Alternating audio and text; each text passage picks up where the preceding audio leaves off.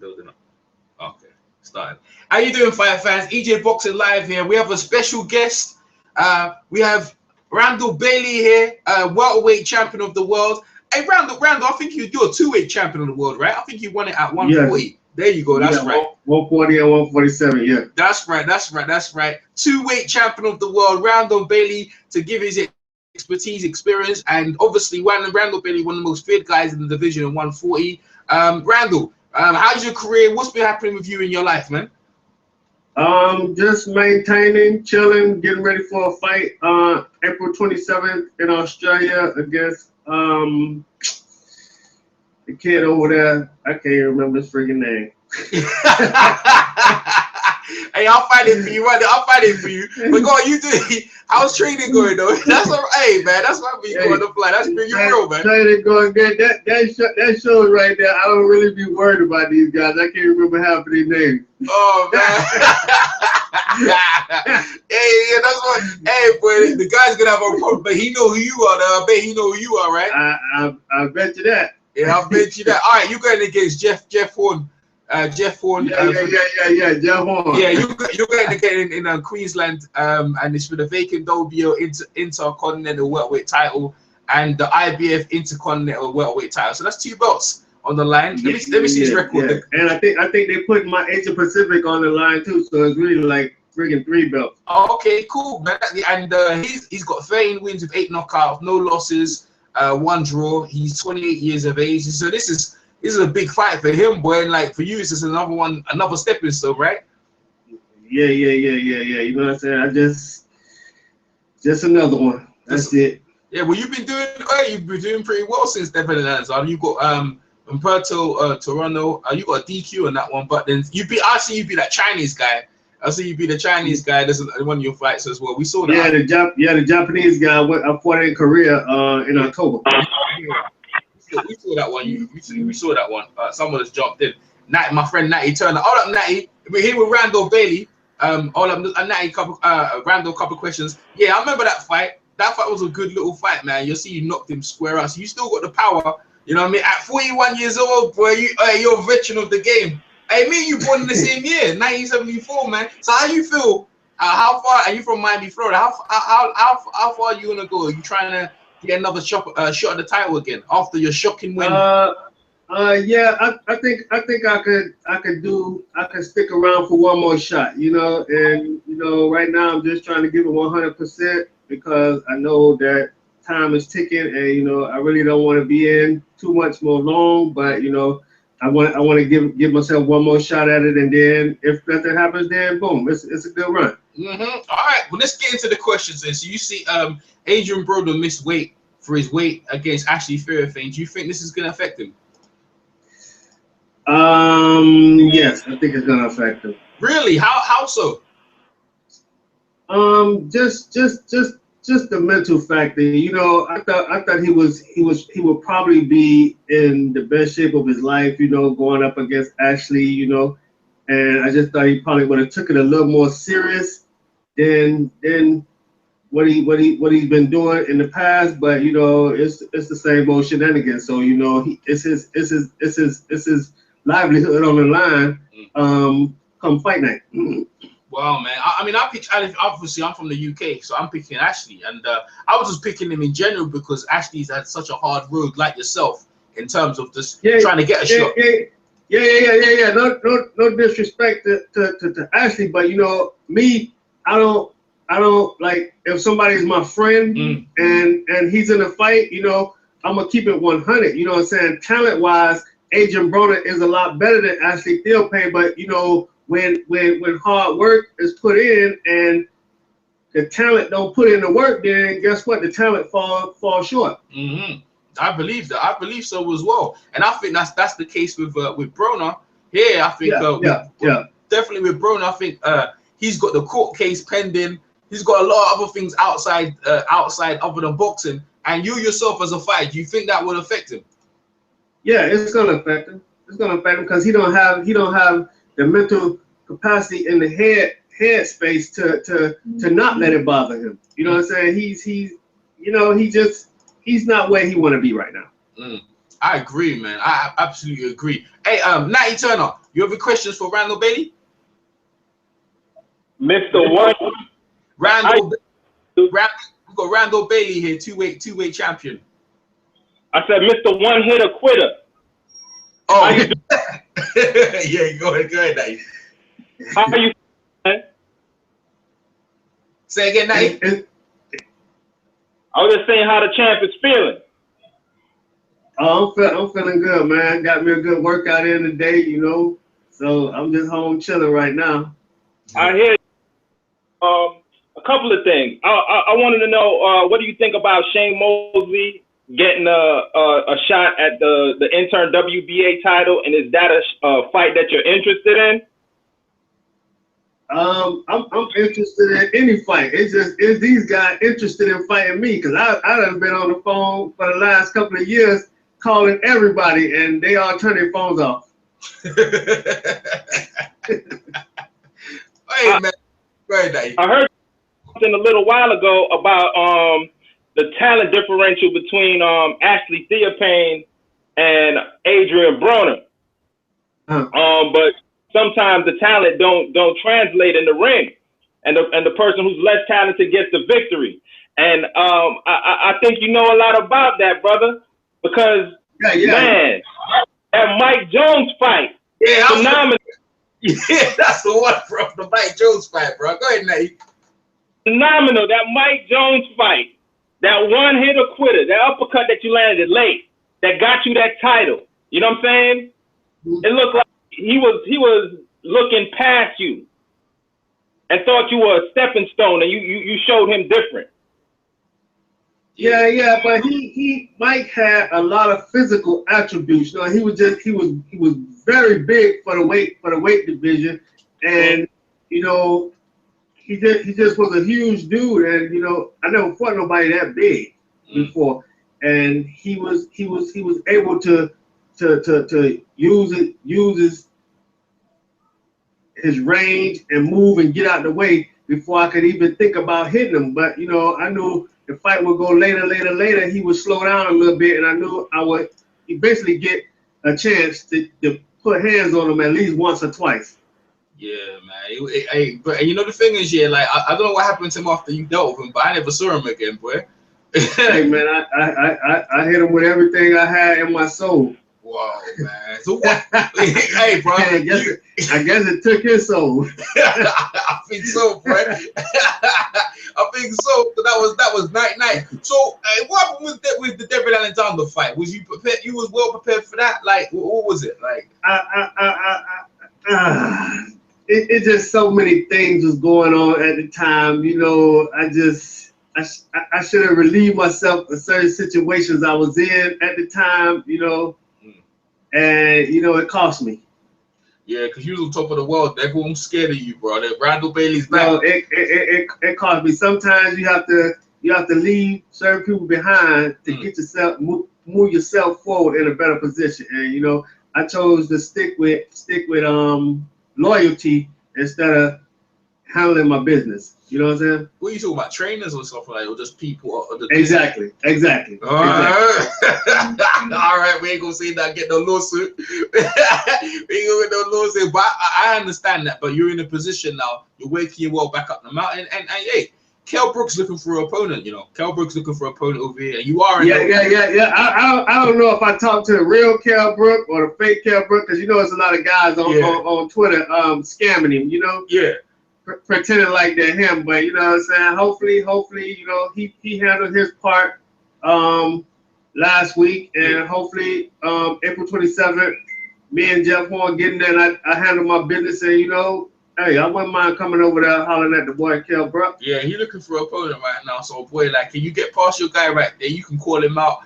Try to sort out with Eddie Hearn. I'm sure the fans would love to see you come over to the UK. I would love to see you come over. You know, go ahead, Natty.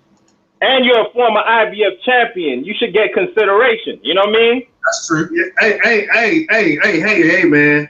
I'm former WBO champion. They won't give me no consideration. I'm former WBA. They won't give me no consideration.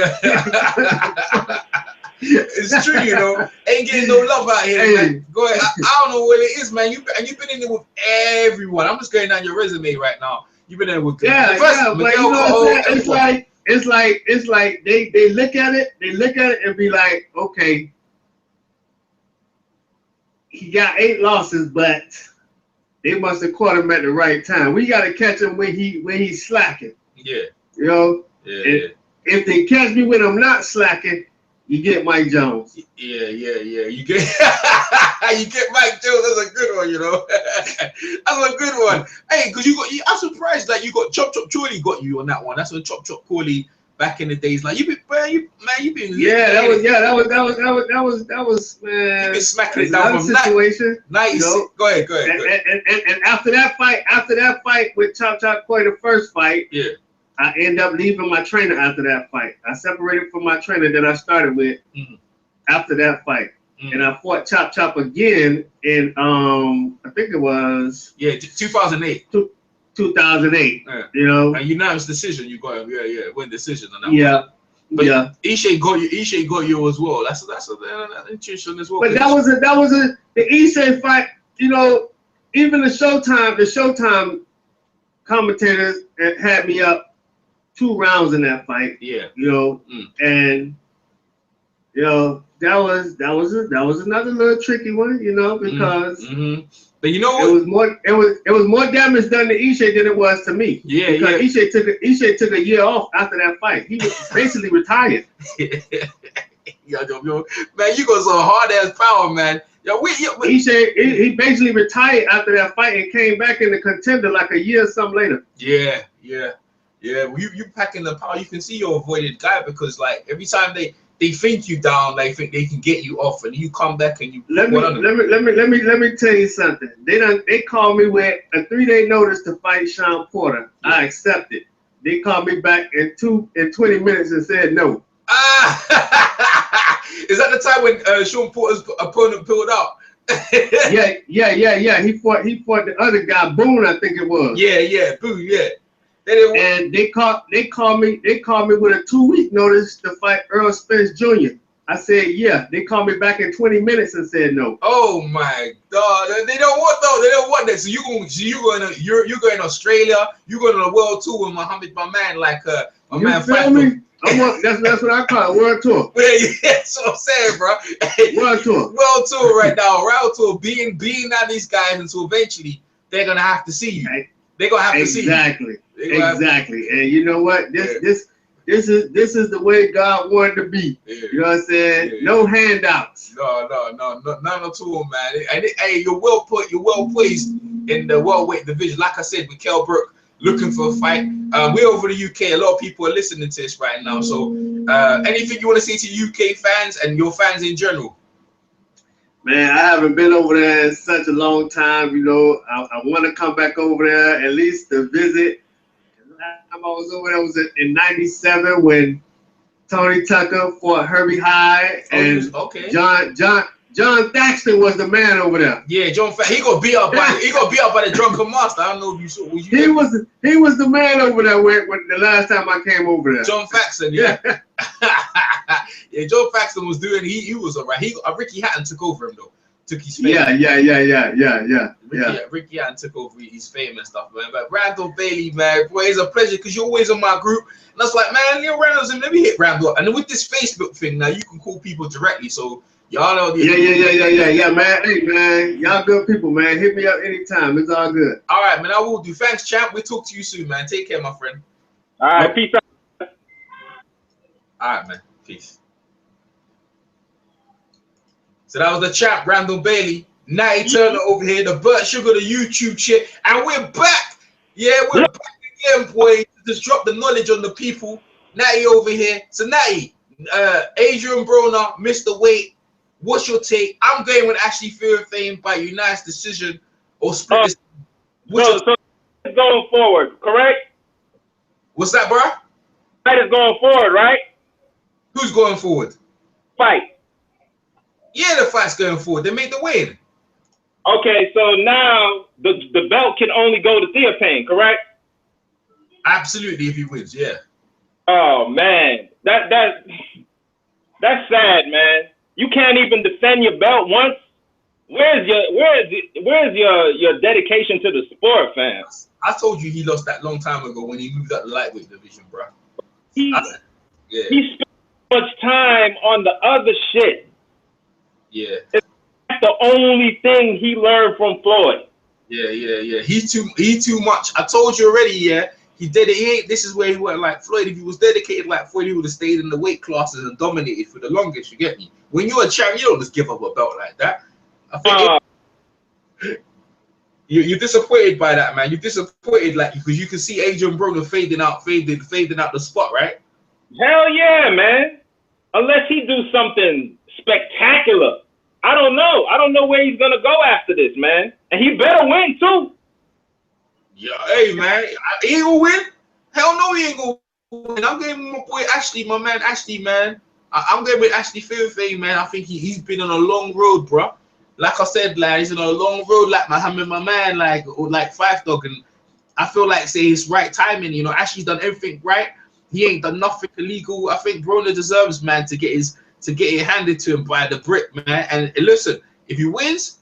If he wins, he's got a fight with Ricky Burns, who's gonna be, if Ricky Burns gets past his opponent, he'll fight Ricky Burns or another dude. So that'll be a big cash. He gotta come in with that fire. He can't fight like he fought Kano, man. Nah, yeah, I agree with that. He can't be doing that movie shit. He needs to go to he needs to fight like he fought when he fought Danny. I think he needs to fight when he fought Danny. Yeah. Adrien don't like that shit, because you know Adrien don't like that. You know Adrien, no, he not a fan of that. Right. Yeah. You need to, because I'm rooting for Ashley Theophane. Oh, you are? Yeah, I'm definitely rooting for Ashley Theophane, man. But I'll be lying if I said that he had more talent than Broner. But Broner's not dedicated, man. Hold on 1 second. That's all right, man. Boy, like, innit, there's Natty turning the Burt Sugar with his YouTube shit, giving his take. Man, hey, people listening, man, leave your comments in the chat section, man. You know what I'm saying? Like, get this thing cracking. There's a Randall Bailey, the two-way champion, that's here talking. Usually we get more people listening right now, so I don't know what's going on. I think it's early as well. The boxing voice coming in a couple of hours, but we'll see, man. Maybe everyone will jump. I'll leave a message for everyone else. Jump in, people. Yo, Rasta. Yeah, go ahead. Go ahead. I'm soon come back. All right, cool. All right, cool. 1 second. Let me see my phone, guys. Let me see this.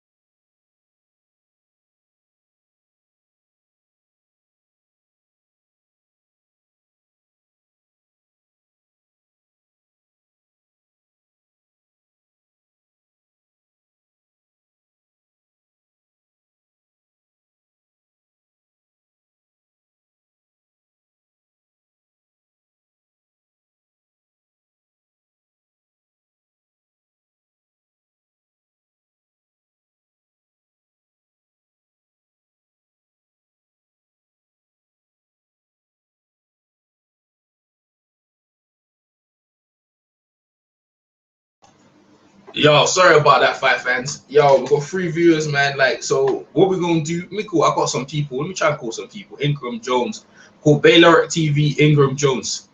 Let me see if we can pick up.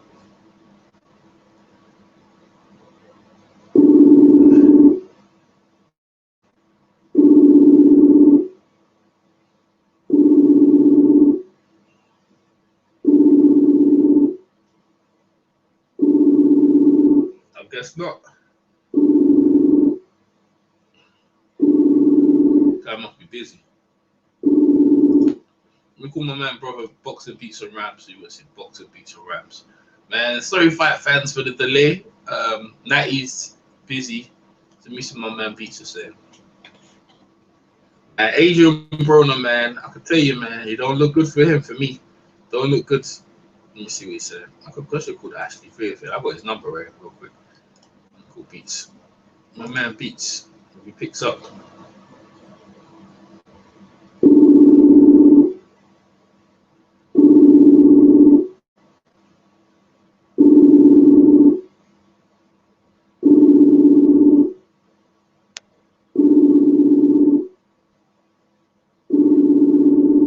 Don't look like it. Nope. Beats must be doing something, man. We call Doodoo Brown. Doodoo Brown. See what she's up. Oh, she ain't on. She ain't going. Okay. Well, that's all it looks like. Oh, no, there. Well, that's all it look like right now. I think everyone's busy doing their thing. So, but yeah, for me, I'm big going with Ashley Fairfield, man. I like Ashley Fairfield for real. I think that the weight thing was draining, and I'll be checking on the odds, like, and even the odds makers they've slightly come down a bit. Oh, that's Beats coming back, man. Boxing Beats and Rams. Yo, what up, Beats? Yo, what? Yeah, you're live. EJ Boxing live on the Hangout through Facebook. Hey, we just interviewed Randall Bailey a second ago, so we're going on a round table with Mohammed, my man. Beats, tell us who you got, man. Adrien Broner didn't make the weight, 2 pounds over. Randall Bailey expects he don't look good. What's your take on Broner not making the weight, man? So he had an hour to make it, so he didn't come on the one. Nah, he can't. Nah, he didn't make the weight, and the belt. If Extra Fairfield wins on points, he'll get the belt, and Broner effectively has lost the belt already. Broner's gonna knock him out. Broner's gonna because he's heavier. Yeah, look what he done to Escobedo this time, man. Yeah, but he still tried to make the weight. And he didn't make it in. Nah, but he drained some. Like Randall was saying, like, because he was 2 pounds over, he tried to make the weight, and he's drained up. So he actually. I don't believe he tried. I don't believe he tried. Yo, you feel like he just threw it. Yeah. You know what? Natty just brought the thing about being a professional about Broner's discipline. What's your take of Broner's discipline? You know, you just won the belt. You know, everything looks good for you, and now you've effectively lost the belt on the scales. What's your take on that? Adrien Broner. Yeah. What? Now in the ring, someone's gonna land a 1-2 and knock him out. That's what's gonna happen. Because he doesn't take it. He was blessed with skills. Yeah. The man blessed with skill. If you don't listen, right? If you're blessed with a certain skill and you neglect it, right? I'm not religious, but it's simple. That is simple territory. He's gonna end, I'm telling you, unless he fucks up his ideas, he's gonna end up in a journeyman. He's gonna be one of boxing's sad stories. Be very careful. Be very careful. I agree, man. I agree, man. I tell you what, yeah. What's happened with Broner is there's a small window for boxing of guys being great, and the window's gone. The window left him when he left the lightweight division for me. It just gone. Just gone, yes. gone. That's what he constructed. We had so much high hopes for the young brother, but right now the level he's fighting actually feel the thing you didn't think like a year ago you actually feel people even thinking he has a chance to be Adrien Broner. People would have laughed you off. Now he's actually really legitly got a good chance. All these factors in, but you feel like he's gonna knock out Ashley Fairfield. Yeah. But, you know, what you have to look at. I remember when Darren Hamilton handled Theophane. Theophane is good, but Broner shouldn't be in 50 like debatable. Is he gonna do it? With guys like Theophane, that shouldn't be happening to him. You know, and I don't know. Put it this way, right? Who knows? Maybe Theophane might get it. If Theophane can use his legs and stay out of range, right? And Broner with that low output, who knows? Who knows? Yeah, Broner doesn't like pressure. Like, he doesn't like pressure. I think Ashley's got a good chance if he fights the way he fought Danny, just making it a slugfest. That's his best chance of trying to do that. Because if he does that thing like he fought Connell on the back foot, that plays right into Adrien Broner. You know, you're not gonna outbox out Adrien Broner. You need to go straight for him and basically make it a dog face like Marcus Madonna. He don't like. I mean, he dealt with pressure. I ain't gonna lie to you. He dealt with Marcus doesn't hit as hard as Marcus hits much harder than Ashley Fairfame. But that's Ashley Fairfame's only chance for me. You know, I don't see him outboxing Adrien Broner, but that's the only slim chance I see him doing it. The fight's actually gonna be tomorrow, actually, Beast. It's a Friday. It's a Friday fight. It's a Friday. No, Ashley, you can't bang. You can't bang, can you? Nah, you can't bang. Can't bang. He ain't got no power. Yeah. You see these fights, it's margins, isn't it? Like, some guys are really good. So, like, if you've got power or something, just to offset how good they are, then you might have a chance. That's gonna tell. But you know what? Yeah, after what we saw in the UK, accumulation of punches is equivalent to a lot of power as well. So if he packs in a lot of punches, which he does, he actually throws quite a lot of punches. That can be equivalent to stunning him. And you mean he's won like 8 on the row, 8 against subpar opponents. Canano, he ain't that good, but but he's won 8 in a row, but not against elite guys. But I guess he has to throw a lot of punches to try and win. What's your take on that?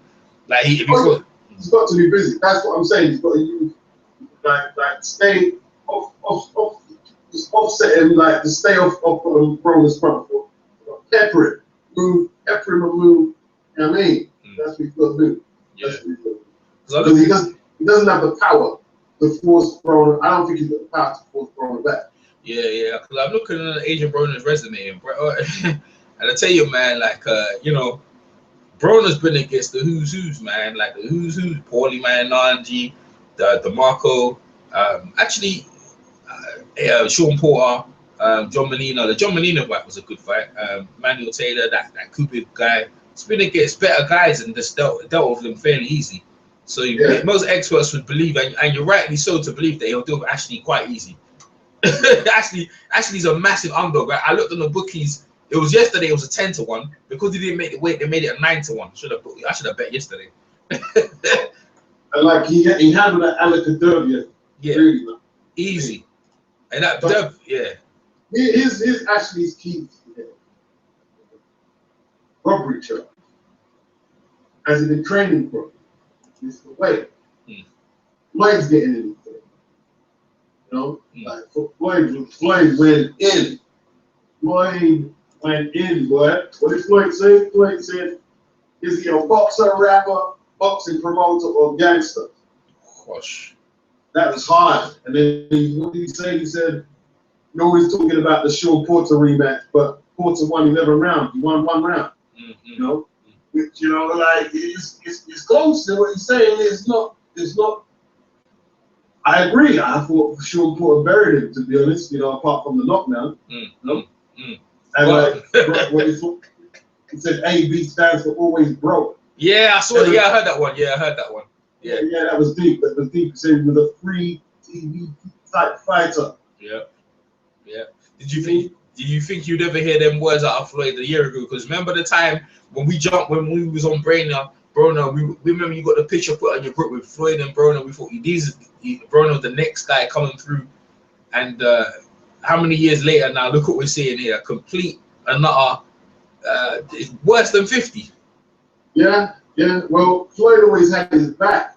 But who knows? It might just be, could they be just trying to hype it up a little more?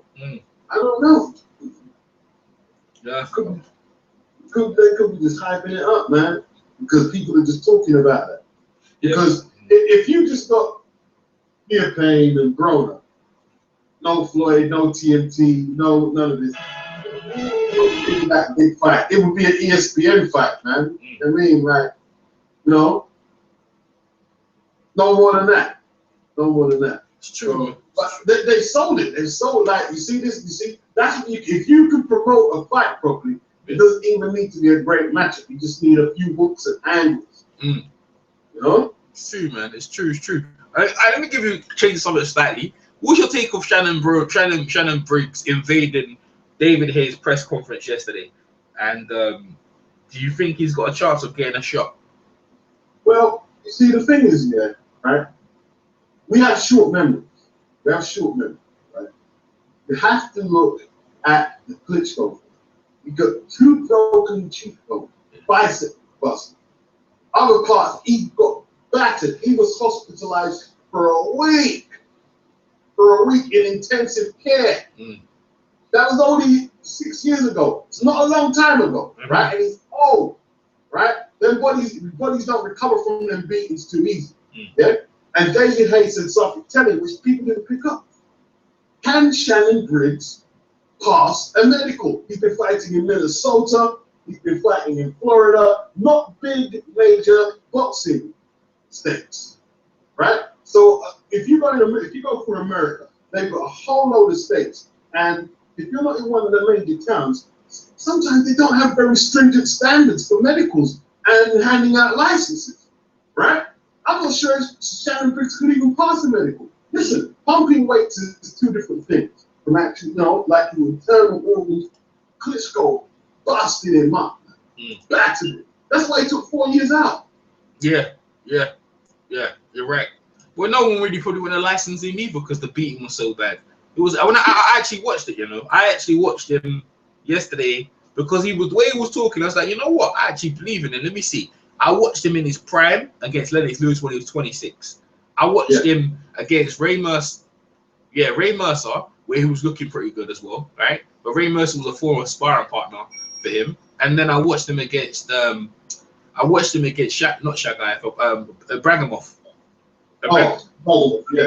Bragamov, the school in him. That's where he lost the belt, right? And then I went to the Klitschko fight, and it was a complete drastic. He was just standing there like a punching bag. No doubt he has big heart and guts, but he hasn't got it. And if he goes against David Hayes, he's gonna get killed. It'll be murder, man. I give him no shot. Once he goes past 3 rounds, he's out of gas. He's got that body can't take the licks there. Nah. And he's got small fists, and his arms are not that long either. You know what I'm saying? Yeah. David Hayes will be able to pick him off at will. It will stay away, out of range, tie him up, wear him down, and then eventually start working him after round 4 and start landing some big haymakers. You know what I'm saying? And after what we see in the British boxing, they're not gonna let Shannon Briggs take no beats. But we'll see if he even makes the undercard. He said that they're gonna talk about it. David Hayes, he can make the undercard brain scam to see if he's all right. David Hayes don't mind beating him up, but David Hayes wants to make sure the kid's all right before he puts a beating on him.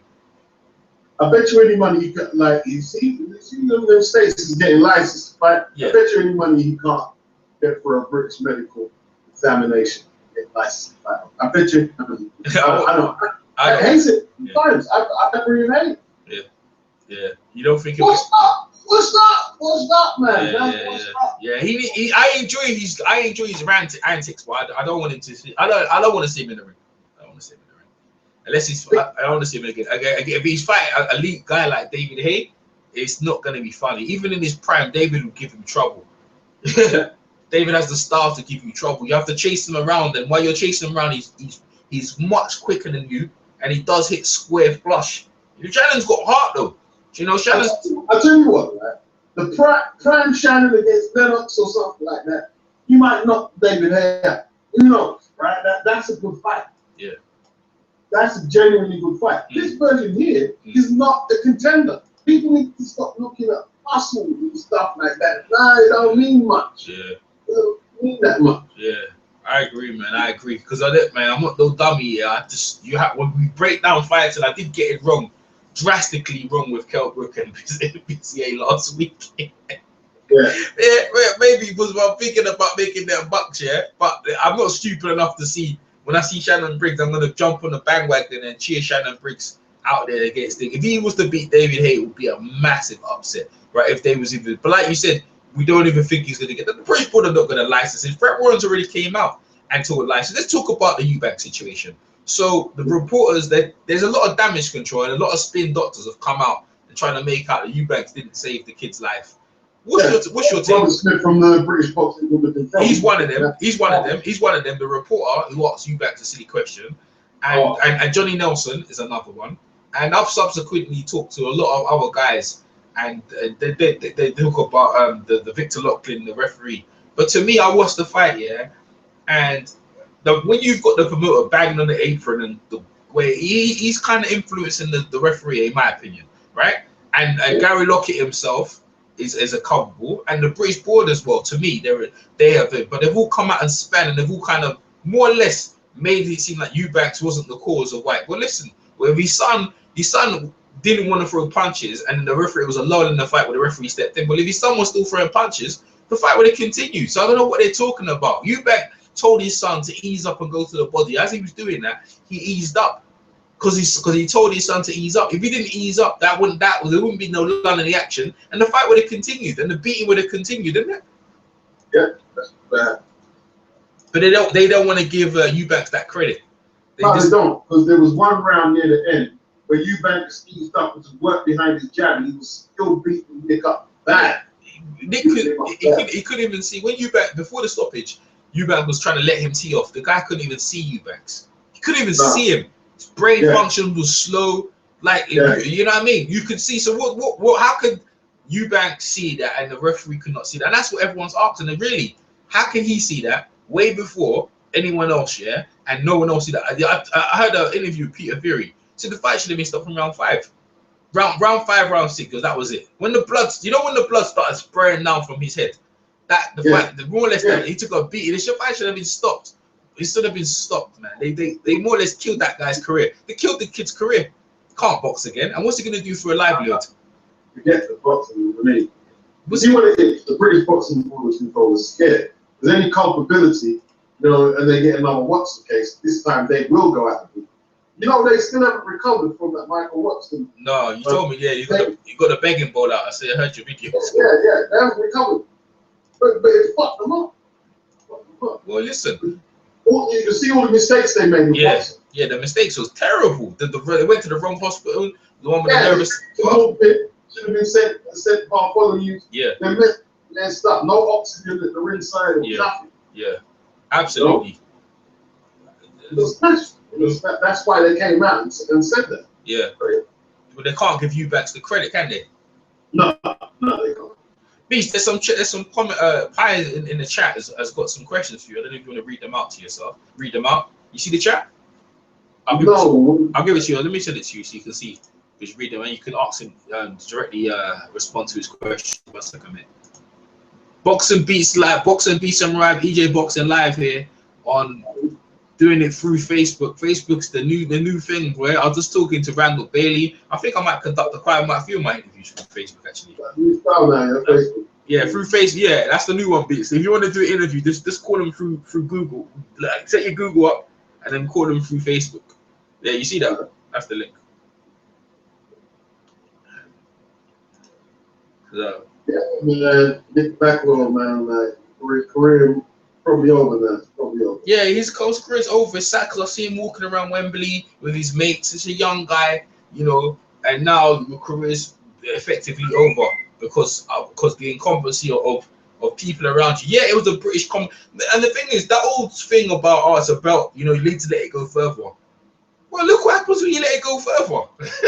You know what I mean? That boxing's serious, bro. It's a really, really serious game. People really I think about Enzo, man. I'm surprised Enzo hasn't died in the ring. And they can criticize John Lewis about stopping 2 fights too early. Now look at it. Now what about George Groves? When everyone's complaining about the fight was stopped too early with George Groves. The first fight. You look at it now. Let the fight continue. What might have happened to George Groves? Because he's done now. You know that. Have you seen the signs of him since? Was he big? No, I'm talking about his boxing ability. He looks terrible. Oh, He was been knocked out. He got beat down, stopped, and in the first fight, right? Beat down and stopped, and then even though he knocked that calf out, then the second fight he got knocked out totally. And since then, he's put on lackluster performances. We thought that guy Robrowski was great, and to me, I thought that in Jack was quite good.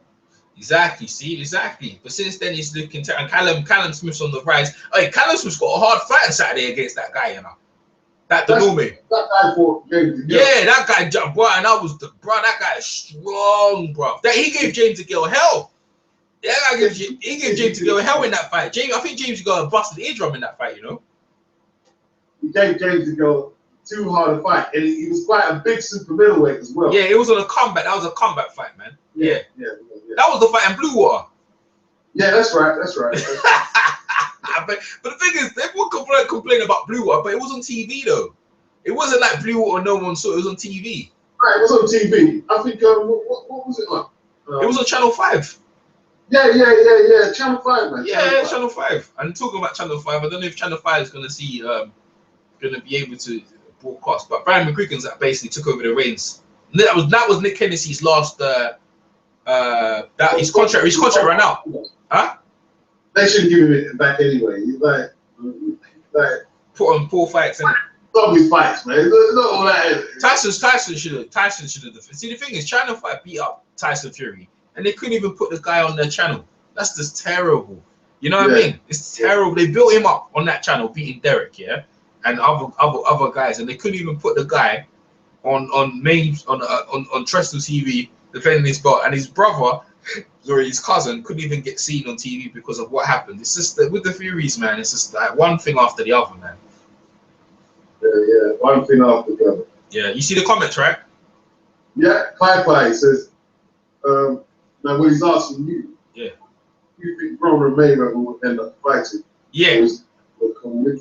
Yeah, I think they'll end up fighting. That's what I already put that in. I think that already. I put that out already. Oh, you said I muted him. That. What's the next question? He's asking me another question about Ashley. Do you know much? Yeah, I don't know much about Theopane. Is he a high volume puncher? Is he a lateral moving dude? Knows how to serve. Yeah, he does. Yeah, he does. He does do that. I think these are the questions for you though, and me and you. Okay.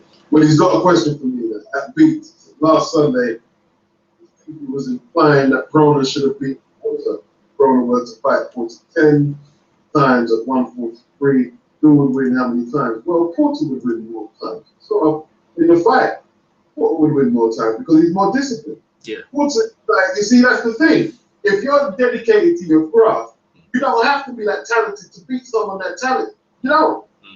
You know. But winning fights, like Steve Collins says, is preparing a game plan and dedicating yourself to the game plan and your performance. That's what it is. Talent ain't enough. Talent is not enough. It's not enough. You got to apply yourself, man. And if you're not prepared to do that, then that's it. That's how Porter beat him. Everyone says Porter is wild and think, yeah, you're right. Yeah, you're damn right. But he applied himself, right? He took the catchweight match and still walked it.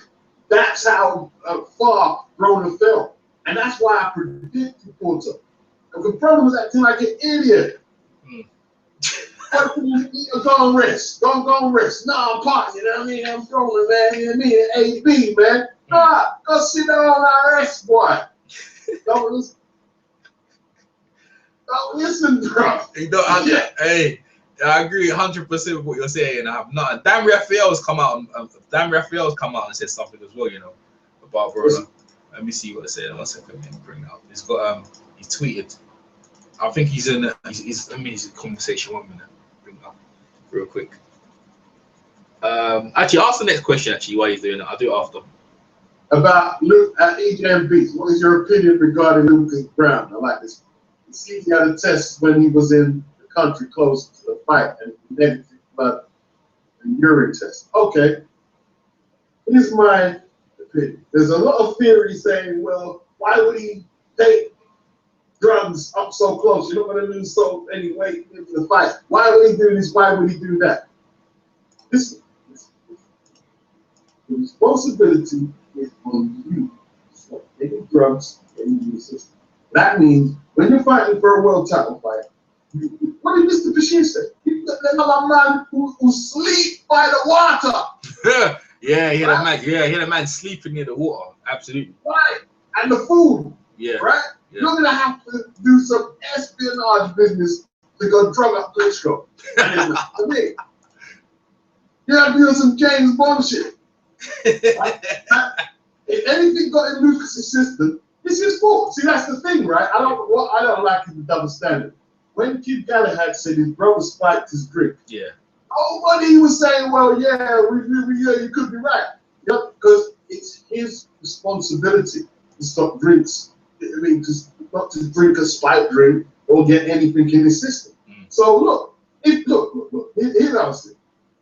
If he gets proven innocent, I'm cool with it. No problem. But until then, he's guilty like everyone else. Absolutely. And the thing is, yeah, maybe proof they didn't take it, but it shows that you're accountable for your team. Should be looking to find them sort of things, because obviously that's things are happening.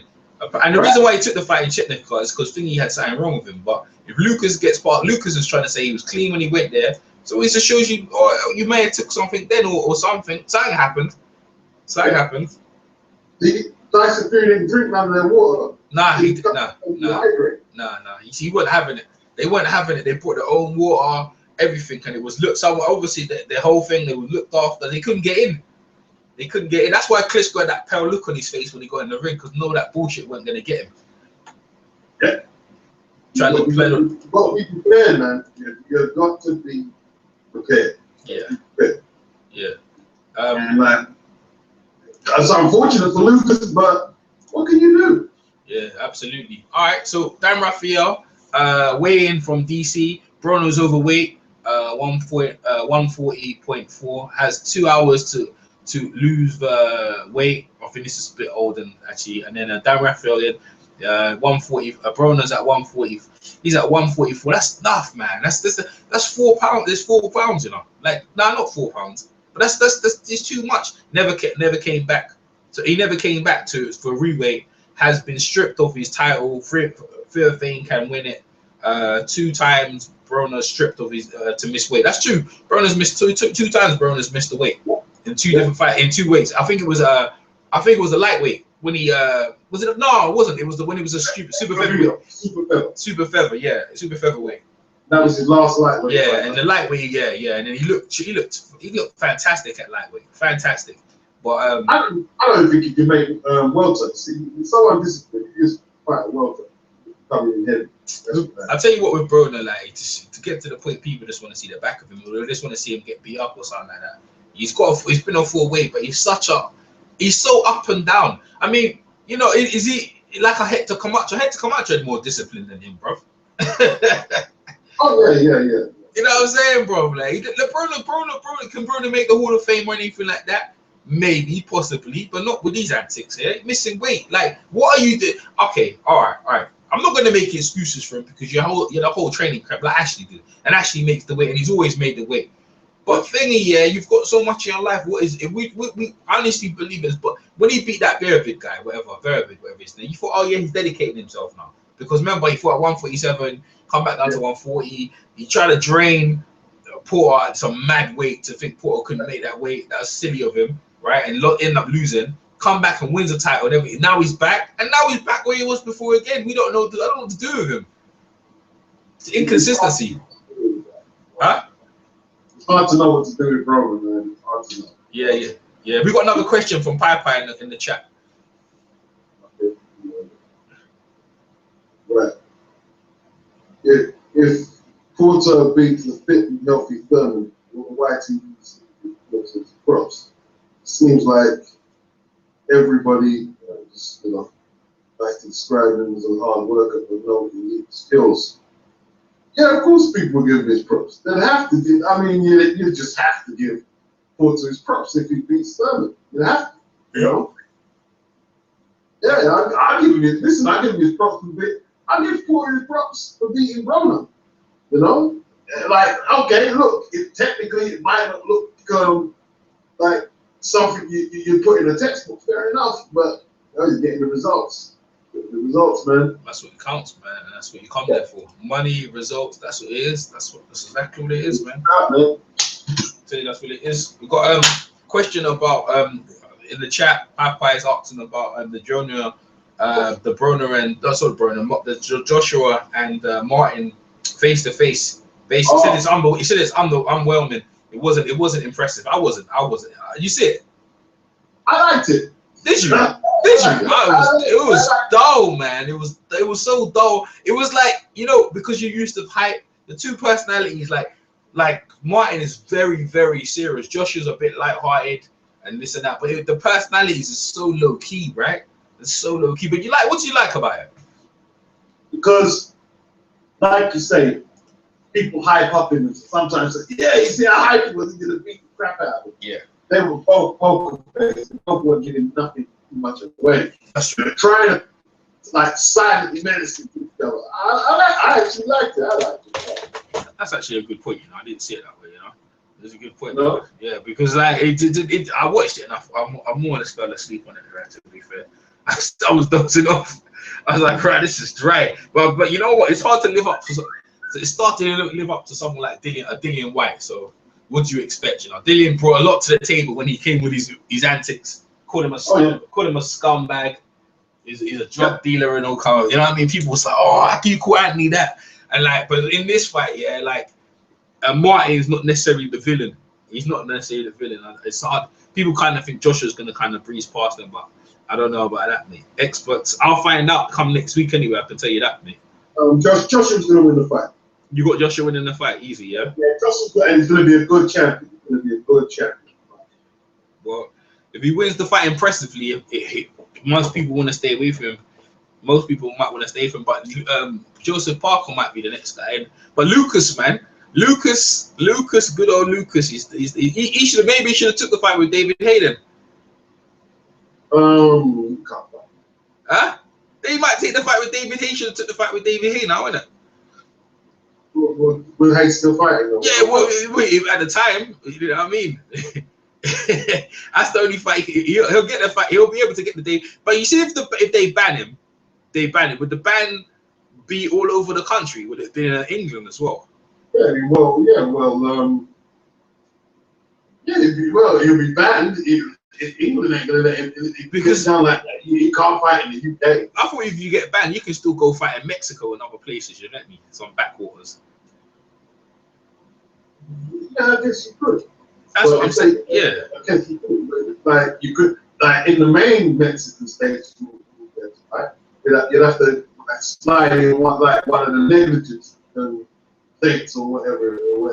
That's what you have to do. Because I was thinking it's like mainly in the English-speaking colonies. You know what I'm saying? Anywhere speaks English, like. But it'd be interesting to see his B sample come up. Lucas is garbage. You ain't got no love for Lucas, no? I feel sorry for him. I don't buy into all the stuff, you know. Like I said, he's innocent. He's not. See, the thing is, everyone's saying, like when I made the video, they say, yeah, but what about Kira Dola? You know what I mean? You got found innocent eventually. I said, yeah, guys, you're not saying he's great. He's innocent, right? He got proved innocent, but you guys were like trying to save his career. You guys are trying to save Lucas's career. You know what I mean? And like the drugs got in his system, so it's up to him to prove that he didn't take them. It's up to him. That's how that goes. I agree. You know, you've got suspicions that he got drugged, he got spiked, and he got hard done by it. That's not good enough. You need clinical, empirical evidence that you don't have it. Guilty until proven otherwise. Absolutely. We have Natty Turner in the chat and in the sang. What are you saying, Natty? Damn, walk on, man. Cool, man. Natty Turner, what's up, bro? What I said? Yes, King. Yeah, man. Like Broner didn't make the weight, man. Broner didn't make the weight. Come on, Natty, give us your take more. Go more into what's your say. But you got I think you got fear of it. You got Broner still, innit, Natty? I mean, about it earlier. Broner is just not taking his career seriously enough. He thinks that he can make a name for himself off of outside ring activity alone. You have to dedicate yourself to the sport, to your craft, or you're just gonna be somebody, you know what I'm saying, that gets forgotten in the annals of history. Straight up and down. This dude is following the wrong part of Floyd Mayweather's career. Yes. He is not taking advice. You know what I mean? I've seen all these back and forth, all these interactions, and he's missing the point. You know what I'm saying? He keeps on going back, but you did it, but you did it. I did it, so you don't have to, dumbass. Right, exactly. Exactly. And the dummy, man. Even when Floyd was busting shots at him today, right? He was confused on it. Like what he said, like you're running behind rappers like Rick Ross. You see, Rick Ross is a very clever man, right? Rick Ross, I know Noriega, the real Noriega. That ain't true, right? He's a correctional officer. Rick Ross is playing the game, and people have bought into his facade. And that's credit to Rick Ross, right? Rick Ross is not getting into the same type of troubles that Adrien Broner is, if you notice, people. He's not doing that because he's playing a game. He's signed to a label. He makes music, right? He's not a gangster in the hood. He's a gangster in what he does there to sell records. Broner's following behind this guy, and he's probably trying to live it out for real. But, you know, what's going on with Adrien Broner, but even if you didn't do this robbery, you should not be even in the situation where you get affiliated or associated with that crime in the first place. You should be a million miles away from anything of the sort. Right. Where was he in a bowling alley at 3 o'clock in the morning? Like you put on with fact, dummy.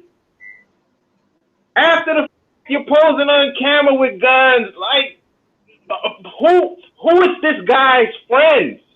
Yeah, he's still trying to act like he's on the block, like Benny from the block. You know what I'm saying? You like you're a celebrity. There's a certain style.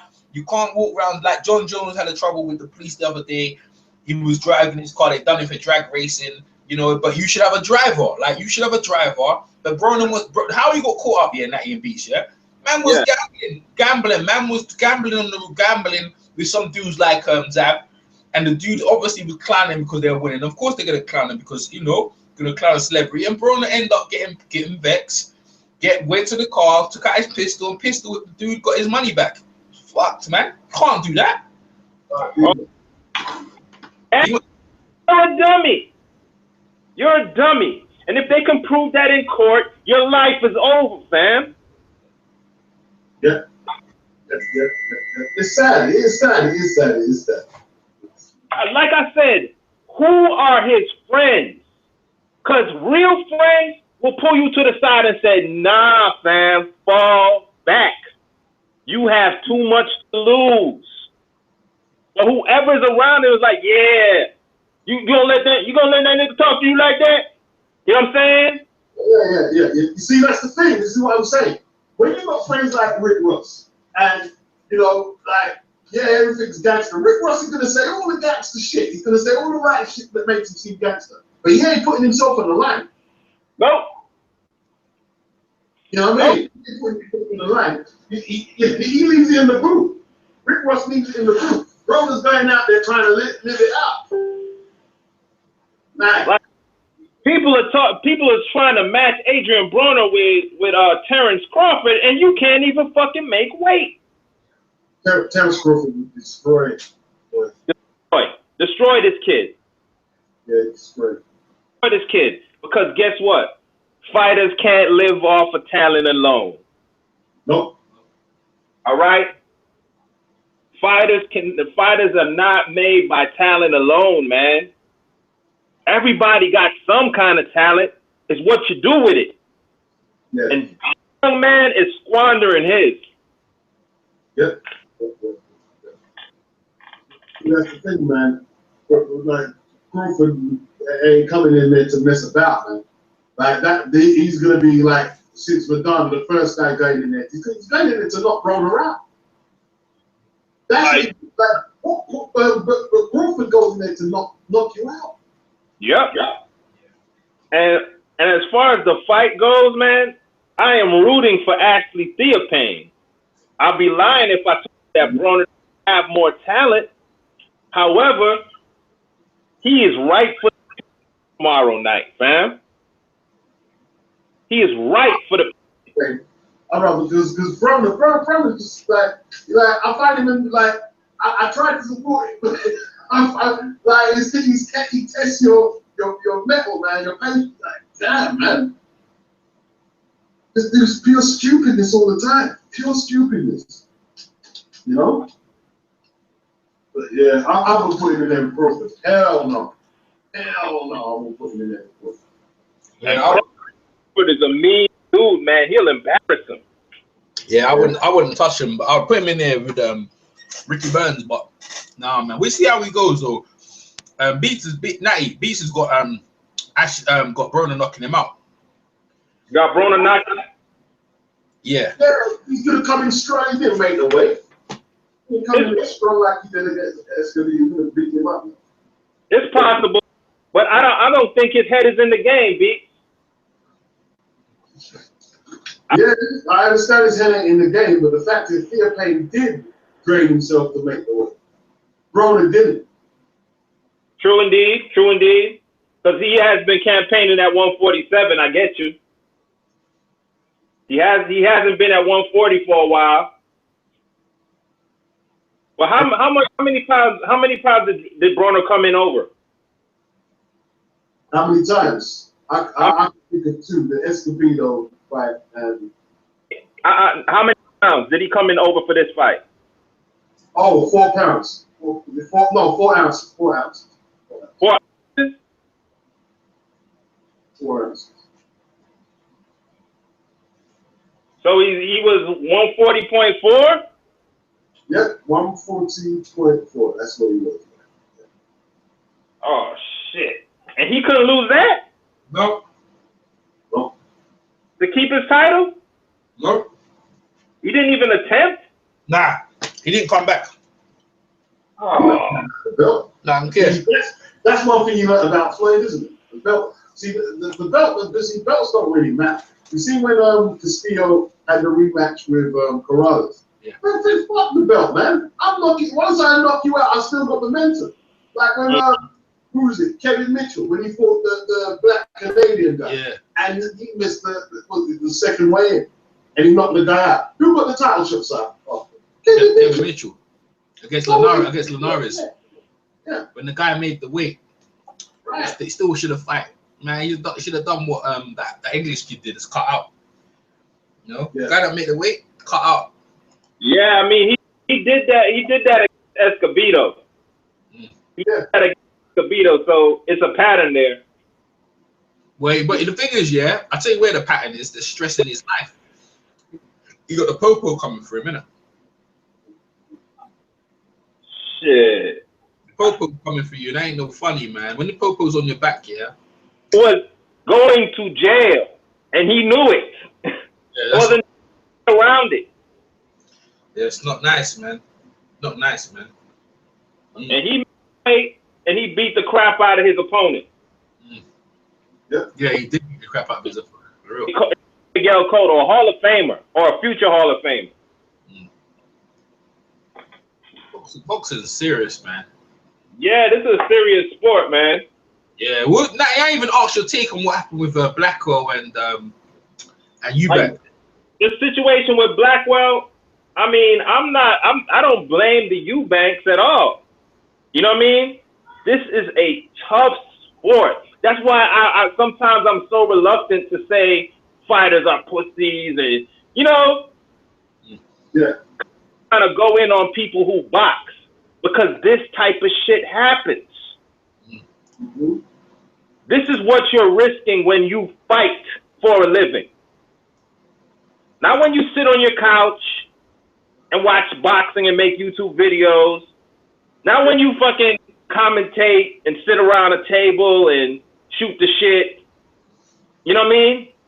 When you get in the ring and let somebody punch you upside your head for 12 rounds, this is the shit that can happen. We spoke on this. I think we all saw Lavender Johnson die right in front of us, live on TV. Yeah, we saw it. At least this kid is gonna pull out. He won't be able to box anymore. Oh, that's tough. So right. Live. Like, we saw this happen to Joe Messi against Vasily Girov. Yeah. See, that's the thing, man. What happened in that fight? What happened to Joe Messi? He won the fight. He won the fight, but Vasily Girov put a beating on his ass. I remember that fight. I remember that fight. He did. He place. He did. About 2 or 3 times. And then got brain damage. He had bleeding on the brain. He never fought again. Yeah. This is that in boxing is not tiddly. We're not playing in the park. That's what people don't realize, man. Like, you see, with the weights and like conditioning, people like, some people like to take really casual attitude. Like, you see with Canelo and Khan is putting himself in a dangerous situation, right? And let me tell you why, right? Khan has never fought before, right? And he's relying on bodybuilding, right? This is Canelo weight. This is a weight he's actually scientifically constructed where he can be at his best. And he's been doing it from 2014. His body is adjusted to this. Yeah. It's nothing to him. Yeah. Right? Yeah. Khan is walking into dangerous territory. And like, when I made the video and Khan looked a little heavy, oh yeah, but he's gonna go in the gym and he's gonna look good. It's not, this ain't Flex Magazine, bro. Yeah. It ain't Flex Magazine. This is boxing, bro. Yeah? This is you got to be able to use to taking a certain level of heavy lifts once you move up their weights. You fucking with weights ain't no joke, man. Bob Foster was a great light heavyweight. Great. Every time he moved up, he got battered. Joe Frazier, Muhammad Ali. Mash him up. Yeah, they did, man. They served him up, bro. Moving up weights ain't a joke. If you move up weights, the technique has to be. You see how Andre Ward didn't make the weight a factor? The technique has to be spot bang on. Can't mess with them weights, man. Yeah. Khan is overestimating his skill. Yes. Like if he was an impeccable boxer, he's a good boxer. All right, he is okay. He would have something to stand on. If his defense was like no other, you know what I mean? He would have a leg to stand on. But if he's just going off of his little speed and bouncing around shit that he does, yeah, that's for him. He got another thing coming. Yep. After what we've seen, bro, it don't look nice. He's going to get hurt. He's gonna get hurt. See, this is the thing, yeah? This is the thing. Miguel Cotto, right, is an experienced 154-pounder. He even beat Catchwell, right? He's experienced. When he fought Canelo, punches just bounced off him. Just bounced off him. And he's used to fighting. Carly has no experience fighting, even a whack 154-pounder. But put him in there with Willie Nelson or something like that. Nah, he ain't done that. He ain't done that. And like, listen, Canelo at 154 pounds, right? I see him when he fought Balvin, and he flattened him with one shot, bro.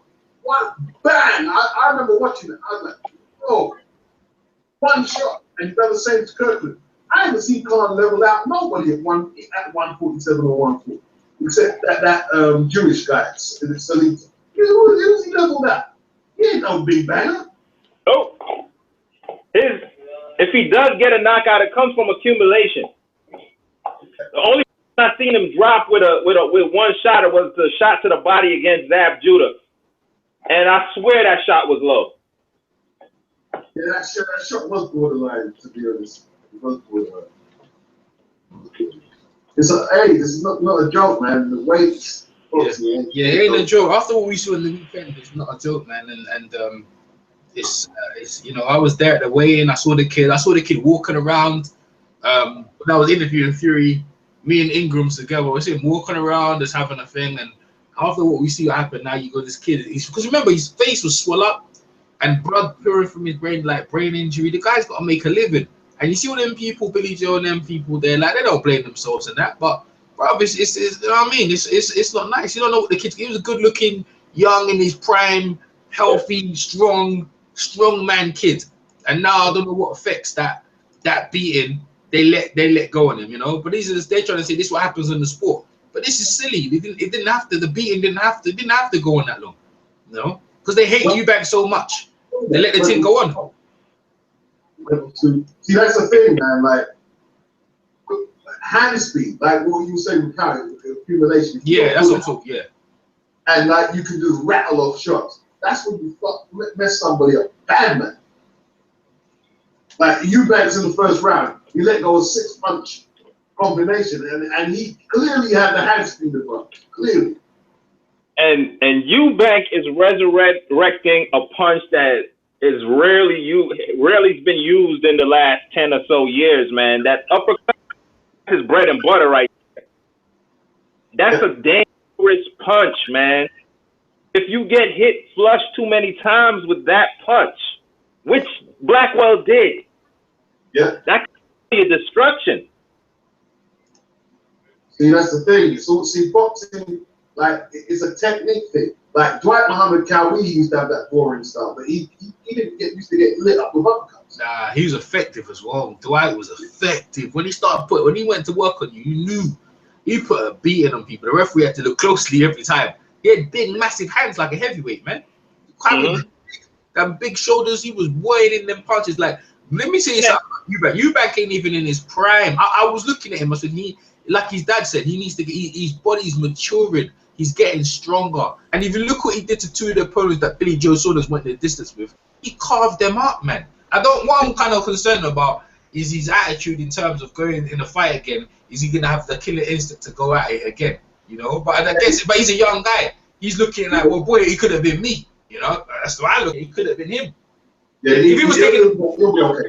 The thing is, I don't know if he's worried about, like, as a fight going in there. They could have done if an opponent was landing them punches, would they have stopped it? I don't know. I don't know, man. He can't think. He can't think like that though. Yeah. See, the thing is, right? I was watching that fight recently. Blackwell was using the forearm illegally a whole lot of times, and the referee didn't shit. He didn't do shit. Didn't go like, and Eubank didn't complain once. This is what I'm trying to say to you. The Eubanks is tough, man. It's tough. I was talking to people around there, and they go, "That guy's a beast, bro. He's looking like a beast. At that level, he's looking like a beast." But he did the same thing to Chunov. Beat the crap Chunov. Well, any round? Was that? Did you give Blackwell any round? Oh, no. I gave him the third. I didn't give him one. Nah, what'd you give him? I didn't give him nothing. Nothing. I didn't give him. Roger Roto had it 2 rounds. When I saw the score, I couldn't believe it. I said, "What the fuck?" They were trying to run 2 rounds. I think it was which round was that? There was one round I saw for Blackwell. I'm like, huh? Were we just watching the same round? Yeah. I had to find it. I was like, hold on, maybe I'm tripping. Like, it was terrible. Right hand. Yeah. And that right hand responded to with like a 3-piece combination. Like it looked like he was comfortable going back to the ropes because at any time he could unload on him. and Blackwell about it. It was deep, man. It was deep. But let me tell you, Spike hasn't even got back in the ring since the beating from Eubank. Let's put it that way. Yeah, Spike ain't been back in no ring. No. Who's that? Spike.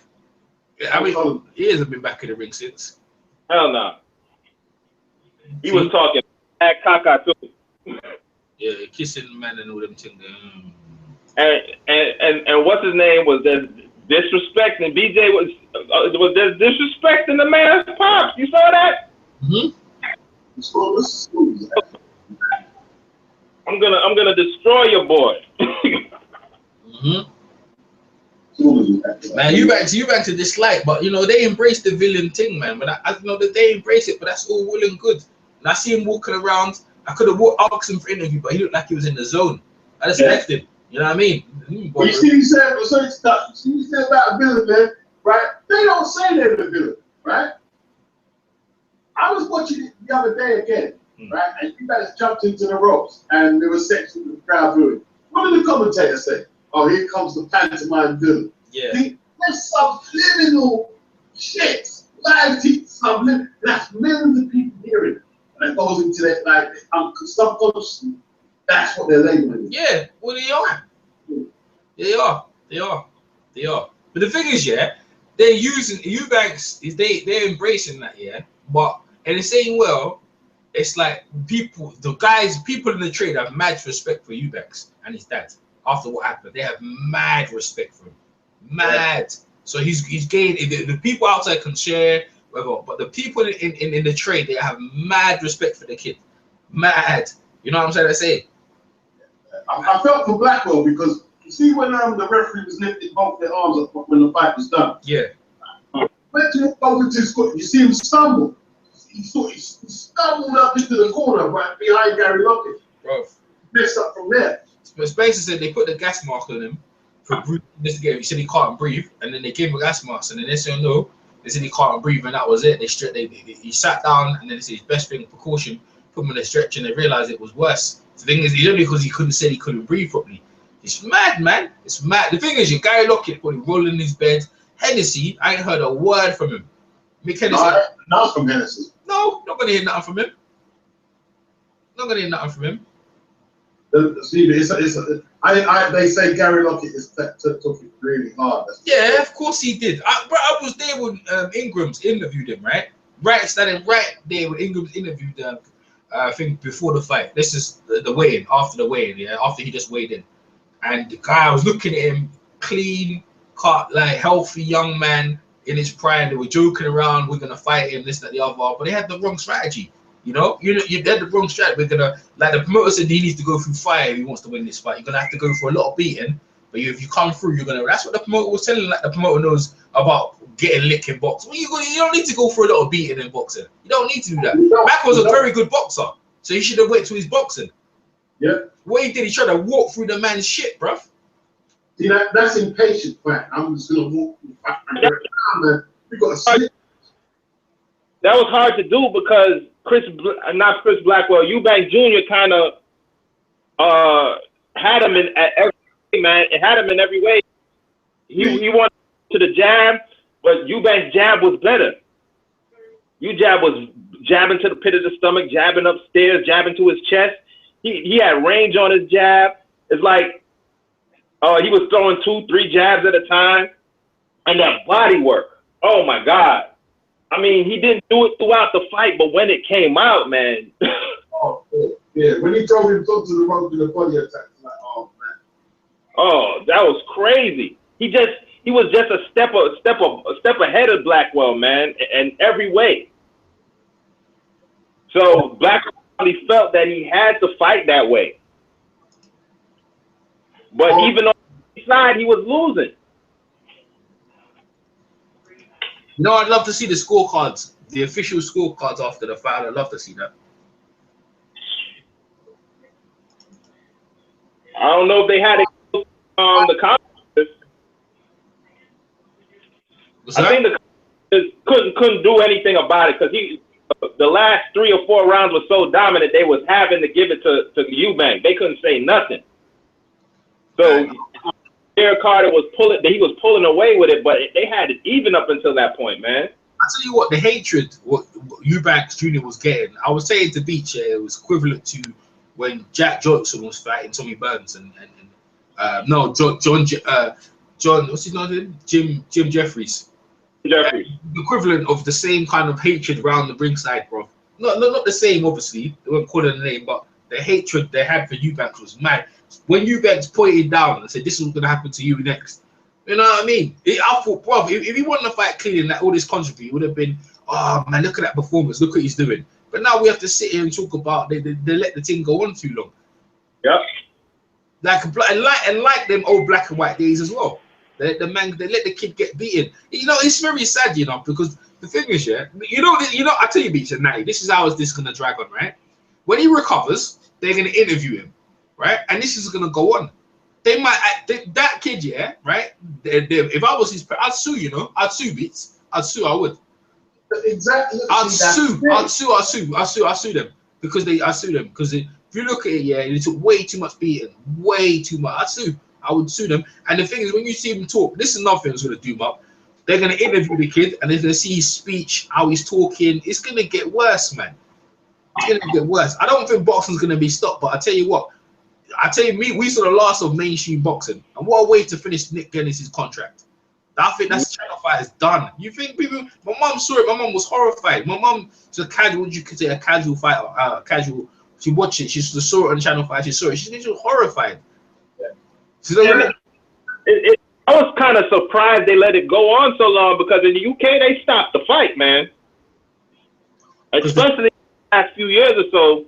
It's something. If they think it's the fighter taking too much punishment, then stop the fight. The thing is, it's because to me the promoters banging on the ring apron. That Nick Hennessy and all the fans around there, they invested so much. Yeah. Like in winning, and there's such a hate for you back. That's what happened to Dennis Leverton. The Russians weren't going to stop the fight, bro. Against Guillermo Jones. Yeah, Guillermo Jones is bad, man. Let the dude around the ringside looking doomed. Yeah, Guillermo Jones put a beat. Dennis Leverton still hasn't recovered from it. I don't care what anyone tells me. He hasn't recovered properly, but he still fights on. That's the thing, man. Like you see boxing, Beverly Purdy against Bundu. Ooh, Oof. Messed up his sinuses, isn't it?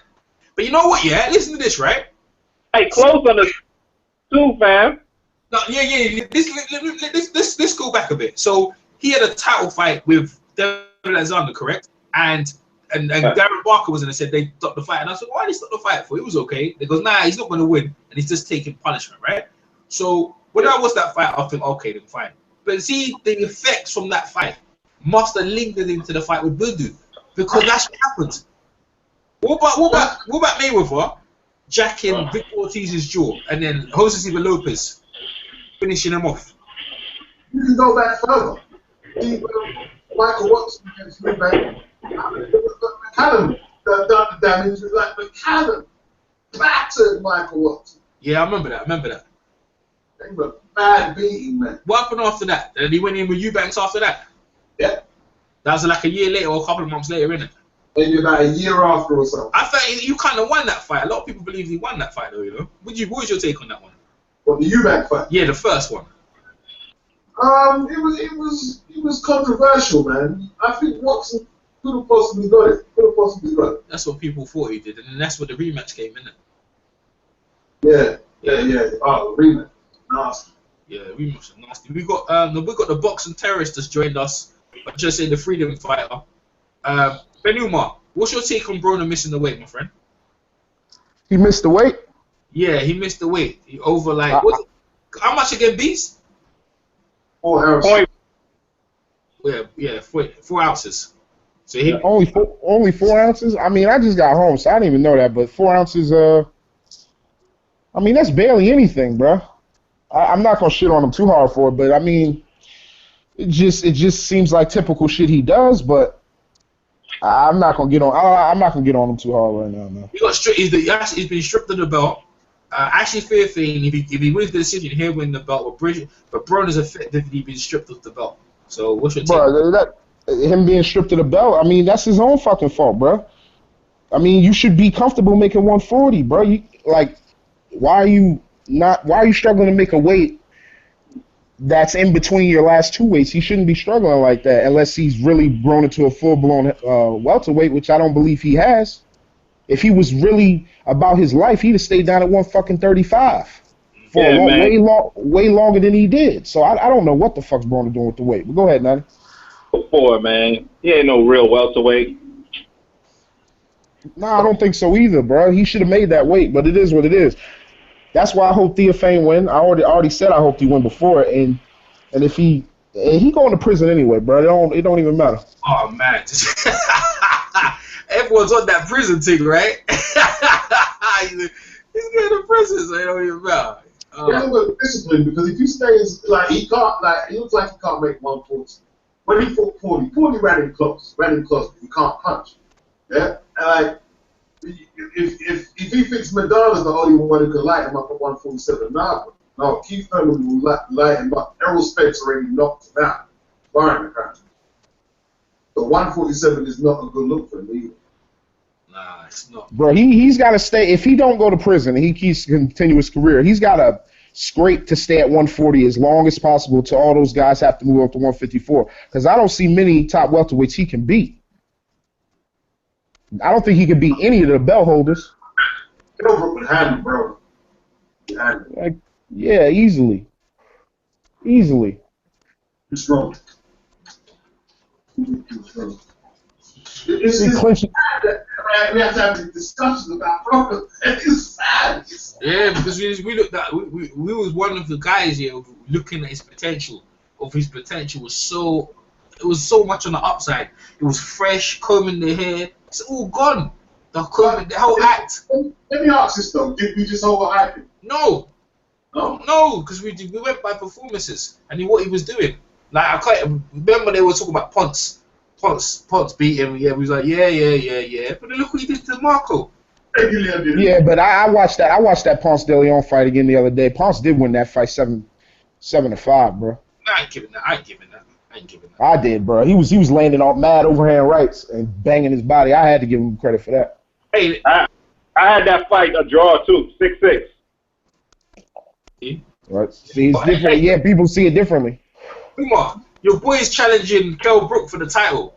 Paulie's come out on Twitter just now and saying that he's welcoming a fight with Kell Brook in the summer. What's your take on? Well, you know what's gonna happen. Go ahead. Paul's gonna get stopped again. And yeah, he is gonna.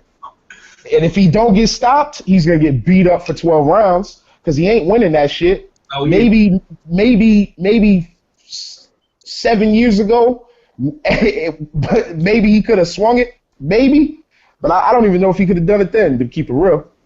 Keep it up.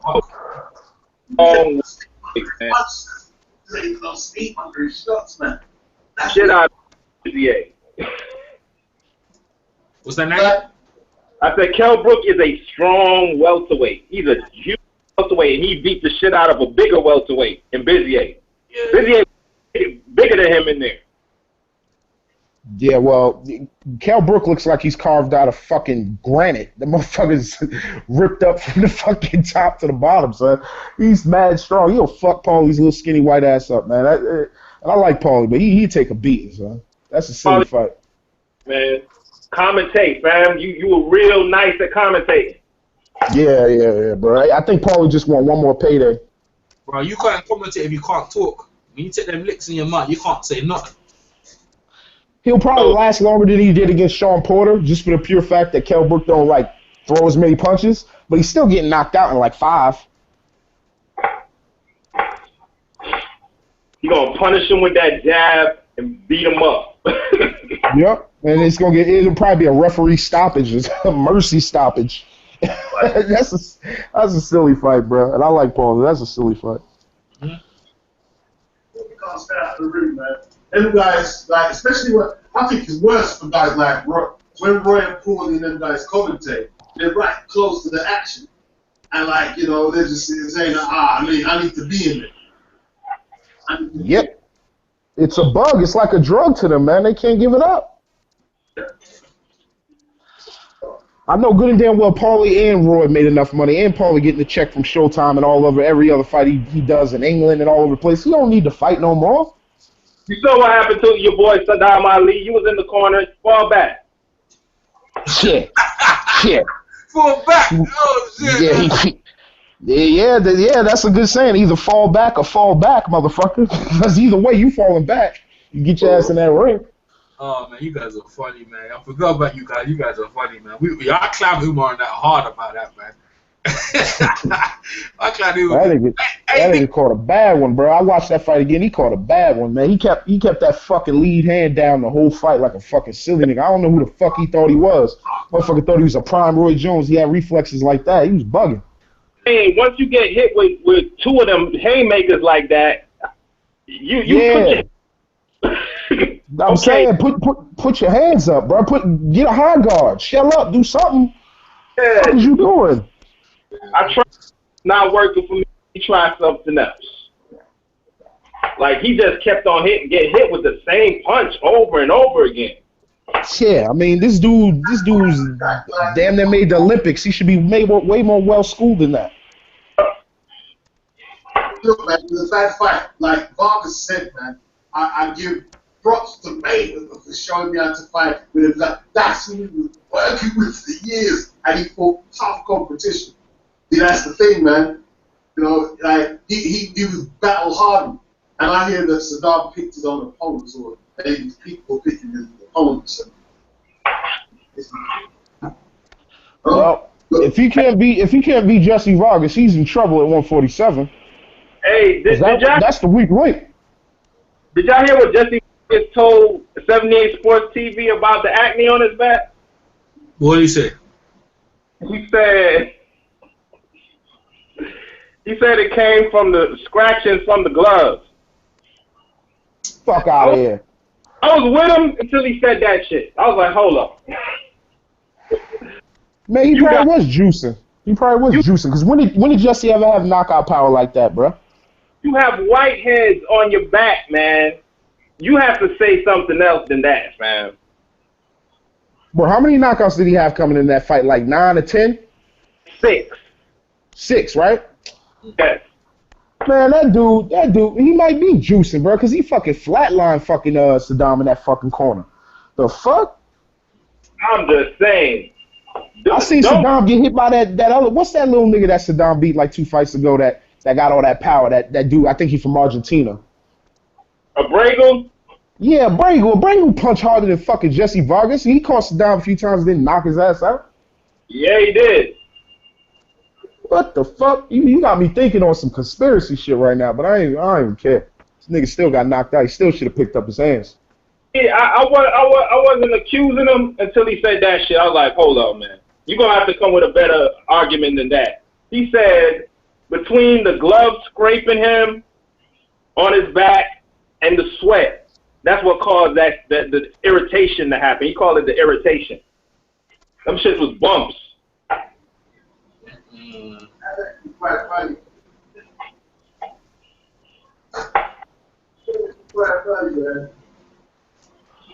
What you say? What you say? What the excuse he gave, man. That shit. Man, he raised a crowd. I'm more concerned about this guy fighting Callum Smith, bro. This Muhammad Day, whatever his name is, bro. This dude is a big. The only thing is he's 35 years of age, man. Muhammadi, isn't that the guy that fought Triple G or Kovalev? He fought one of them two. Nah, that ain't the same guy. James DeGale.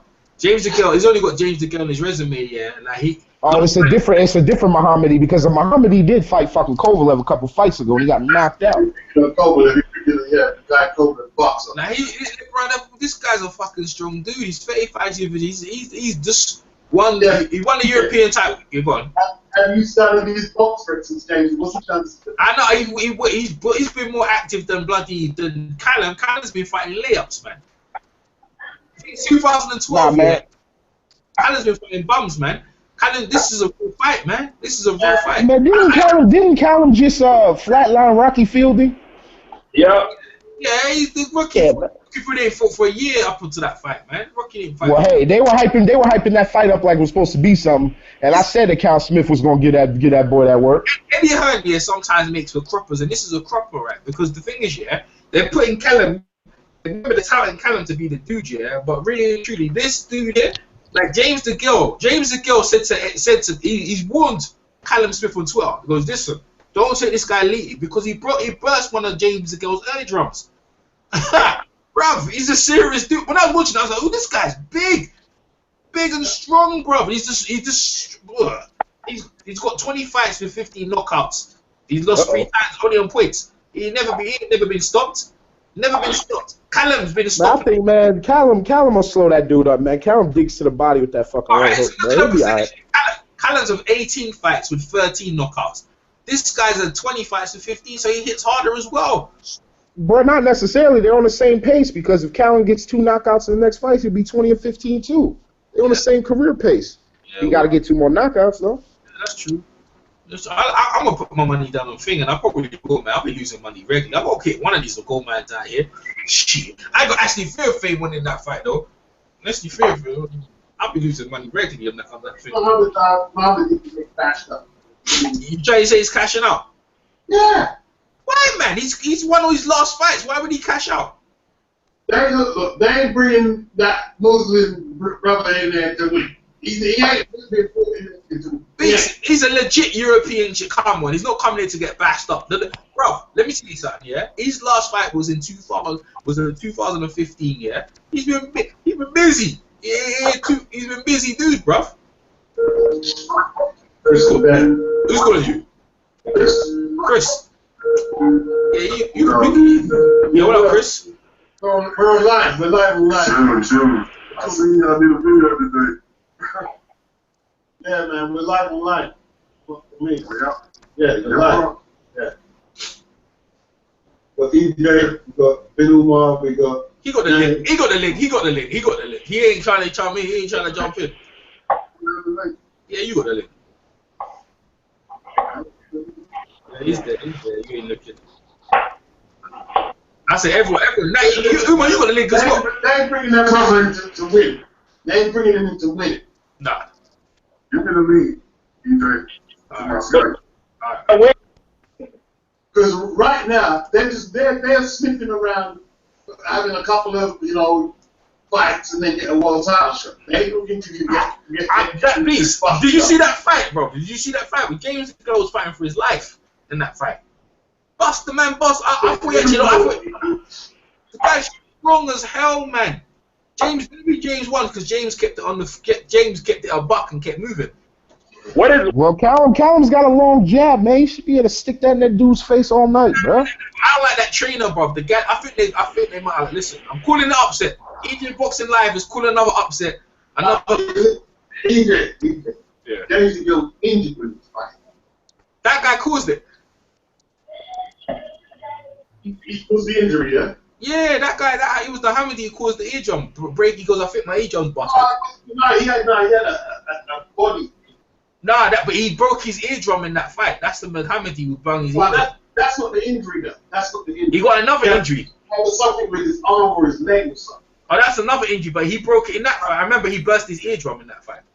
Nah, but he listen. Oh, yeah, you're right. He was. They're bringing the guy in to get bashed up. Yo, did you do the predictions for the weekend's fights? No. I don't think I have. No. We'll get to that. We'll get to that eventually. Yeah, but Umar, the only fight on the card is Broner, and on Saturday nothing's going on. Hold up, isn't Robert Easter and all them fighting on that card? Yeah, that's like James J.D. on Love and Robert Easter. Yeah, Robert Easter's my guy. All right, go ahead. I'm talking about the Muhammadi and the Callum fight. I just mentioned my picture in that, but I wasn't gonna go out and make a big. Robert Helenas is actually fighting on Saturday. Robert Helenas is back in the ring, you know. That's it. Johnny Gonzalez is back in the ring. But wasn't he supposed to fight Del Boy? Yeah, he didn't want no work. He vacated the fight. He He didn't want nothing. What happened with that fight? He vacated the belt. He didn't want nothing. Oh, he did? Yeah, Thomas Adamic is fighting Eric Molina as well. Well, I can't believe Adamic is still fighting. Yeah. He's a blown-up cruiserweight, bro. I'm going to call Eric Molina, actually. I need to call him. Yeah, you give him a call. All right, so Robert Easter's fighting. What's he? Agassi Mendez. Who's that? Oh, that's Mendez.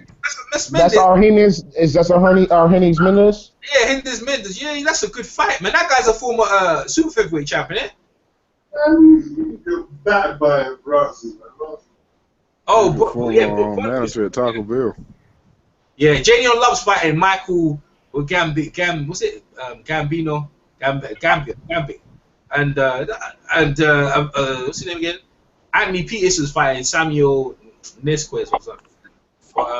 I thought I was gonna blow past it. So what you guys think of Robert? I don't know who Robert Easton versus Adrien Mendez. What's your guys' take on that? I wasn't even gonna try and do that one. I don't really care. But if you guys think more, you want to do it, go ahead. Yeah. TNT fight versus. Adrien Broner's fight is on that card. One of the guys is fighting that card as well. Adrien Broner's got a fighter on that card, isn't it? You know he called Mayweather Promotion. He called Hate Weather Promotions, isn't it? Yeah. But I was laughing as well, Natty. I thought it was hilarious, bro. Adrien Broner's hilarious. Called Hate Weather. Floyd said AB stands for always broke. Yeah. Floyd went in. You see, he was calling, where's your boy at? Where's Floyd at? Like Broner was going like he was going to diss Floyd there and then. Like, Broner's turned into a wicked mouth. His mouth. Floyd should come back for his 50th fight and whoop Broner. Yes, I said. Hey, Chris. You know what's funny, though? Saying. I talked about this shit years ago, fam. That they was going to fall out and they might fight. Like, years ago. When they was asking. Because I said that the Pacquiao fight wasn't a competitive fight, which it ended up not being, right?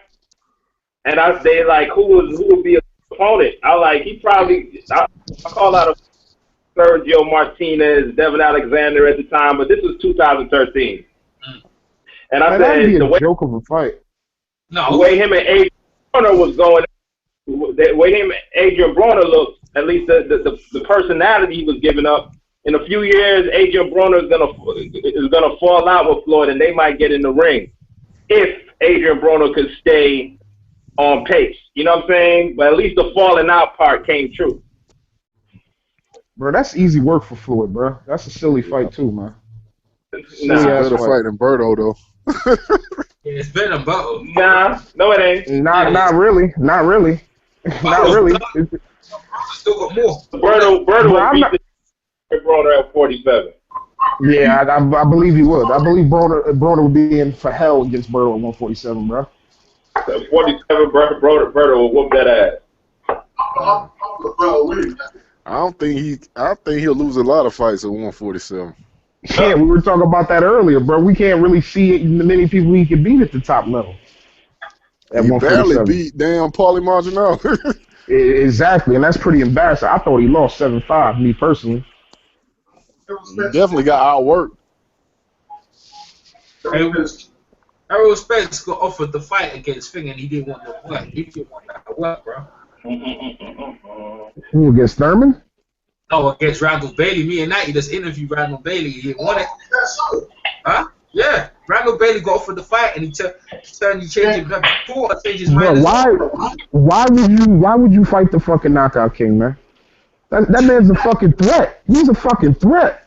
That's what he said. He said No, fucking Randall Bailey. That nigga's a threat. You see what he did to my man? What was my man's name that he ended his career? Mike Jones? Jones, we were talking about that earlier. Yeah, he said he ended his career, son. He said talking about it earlier. And you know what's funny? Mike Jones, like, I don't mean to cut you off. Mike Jones is like at the same area of his career as fucking Errol Spence is right now. And he's supposed to be that shit. And he got in there with the danger, man, and his career ain't been shit since. And he was winning the fight pretty easily, too. Yeah, he was. That's why I said he's a danger man, bro, because he don't, all Randall Bailey does is jab enough to set up that fucking right hand, bro. That's all he's really looking for. Oh, my God. Well, you're too close to the mic, this game, bro. I didn't understand what you said. The fight was over. Let me break something down. If any of you, I don't care what you want to say, we're managing. Yo, Ben. What's up? I'm taking it to your island tonight, man. I'm dealing with like a bus-up shot. Hey, go ahead, Beats. Drop knowledge. Look. If any of you, I don't care what you say, any of you, yo, is everybody mute? Nah, I'm muting you. Yeah, I'm here. Yeah, everyone's here. Go ahead. Have a good weekend, sister. I came to dream. and you Hey, go what's happening? fight against Randall Bailey, right? And you're Hold on, let's go on the earpiece because I can't hear you. We ain't taking the fight. Virgil Hunter said it today, even with Amir Khan. He said when they put him in British Prescott, right, that was a mistake. And listen, he's right. Because I'm not going to say I predicted Prescott to win it, but I remember picking up the boxing news, and I'm looking at this guy's record. Prescott said, "Ryan, blood clot, knockout there," and he's undefeated. And then I looked at the height. I said, he's taller than the guy. And I was like, I was thinking it's a bad match. I'm not saying I predicted the win. I never saw him fight. And he knocked him out. You know, listen, when you're in that position, you don't put your man in there with punches. You see when Foreman more up, right? He didn't fight no punches on the route up. And he said, no, you don't do that, bro. That'll knock you out, and it's over. It's true, you know. Yeah. Well, that's what that's why I was saying. That's why I was saying he don't need to be in the ring with Randall Bailey no time soon. He's a legit bogey, man. Because when we talk to him, no one wants to fight him. But yeah, great. Hakeem, what you saying, Hakeem? Unmute yourself. Hakeem? My bad, I was going up the stairs. I couldn't. I was trying to get the phone pocket. I just got work. No, I thought you guys were saying who's all there, so I was responding. What's that? I said, I thought you guys said who all was there, so I was just responding. Oh yeah, I know that Natty said that. Yeah, Natty said that. But we're talking about we're just talking about Randall Bailey. Give you a proper take again. Yeah, we were talking about what's his name again? Broner missing the weight, so he can't win the belt for the fight. What's your take of Broner in general? You don't like? I don't think you like Broner. I think you was just saying you never really. I don't like him the way he acts. I don't think he's a bad person, or I don't think he's a bad. I respect him as a boxer. I think it's unfortunate, you know. I do feel Broner has been trying to change, but you know, old habits die hard, as they say. And this is probably like the biggest mistake he made, because Broner can say all he wants, but missing weight, you know, there's not, you can't joke your way out of that. I agree, man. You can be racist, you can be whatever you want within boxing, but if you miss weight, it's not a good look. Especially if you're not going to be good to weight above. Like, if you suck at 147, you missing weight at 140, okay, what do you plan on doing with your life? That's all I got to say. Bro. Go ahead, Beats. You have to respect the weight class. When Sugar Ray Robinson fought Maxim, right? Like heavyweight for that, Ray's a knockout puncher. He didn't hurt Maxim in that heat. He didn't hurt him once. Like when Jake LaMotta moved up to light heavy, that guy was clapped and stopped him, beat the fuck out of him. And at middleweight, he looked durable as hell, except apart from the second Valentine's Day's massacre. He looked durable. He moved up to light heavy, the power difference. Did he get stopped in that fight? Yeah, he got stopped. Yeah. So he got stopped. That's the only 2 times he got stopped against Sugar Ray and that guy? Yeah. And it's online as well. So he gets stopped by the light heavy. I tell you, Randall Bailey's record, yeah, like he lost the court, he lost the chop, lost his belt to chop, and he went back in there and beat him, but after people just don't want to face him, bro. Like I remember him Cotto beating him, but like he was struggling to meet the weight, but like he just don't want people just don't want to face him, so he's going on a world tour like my man Fife Dog. He's going to Korea. He's going to get a fight outside until eventually get him. So he's got like 3 belts online. So wish him luck. That fight up and coming, bro. But I like to see if he get one more run at the champion, at the chip. I would like to see that too, but nobody's gonna put him in there with their prospect, bro, because it'd be counterproductive. Seeing he's trying to make himself a mandatory, and then they ain't got nothing but to give you a shot. So, and like Natty said, he was a former IBF champion. He's a former IBF champion before WBO. Yeah, I know. You know what I'm saying? So he's at all the belts, right? I mean, he's not a bum. I'm not saying he's a bum by no means. I'm just saying people are gonna duck his ass. Yeah. What do y'all think about Shane Mosley getting a shot at the interim title? Which belt? The WBA, the one he previously held. Which weight? Huh? Oh, 154? 147. 147? Yeah. They putting him in there to be Keith Thurman's mandatory. That's exactly what's gonna happen. He might win the fight for the interim title, and then Keith's gonna have to fight him, and Keith's gonna fucking destroy him. Nah, I don't. I'm not too sure about that. And Shane is old, man. A young Shane, I would be with Shane, but he's old, bro. So what happened? He got fucking back cramps. Nah, that was at 154. Bro, he got. Who was that Australian guy, bro? He got back cramps and stopped on his stool, man. He got old bones. He's old. Yeah, he's old, man. I'm just not sure about Thurman's chin. He can take a even now, take a full-blooded shave right hand. I don't know if he could. I don't know if he could, but I don't know if he's gonna be able to land that shit. Yeah.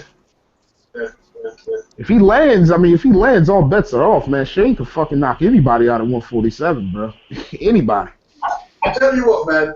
Like that's when, like, with Floyd, the respect when he took that right hand and two them shots. Whoa. Yeah, he's got a great. Floyd's got a great chin, and that one he took against Maidana at the end of the third round. Shane can punch, man. Shane can punch. Shot against Mosley, I thought it was over. I was in shock. Mm-hmm. Yeah, so did I, bro.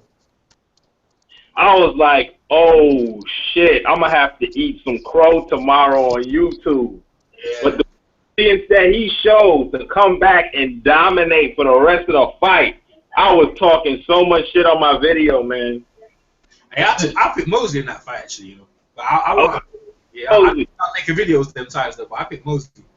Bro, but if he'd have lost to Shane, I could deal with that. I'd rather him lose to somebody like Shane than somebody else, bro. So I'd have been alright with that. I mean, I'm glad he didn't, but I'd have been alright with that. A lot of people said he was scared to fight Mosley, that he wouldn't fight him. Yeah.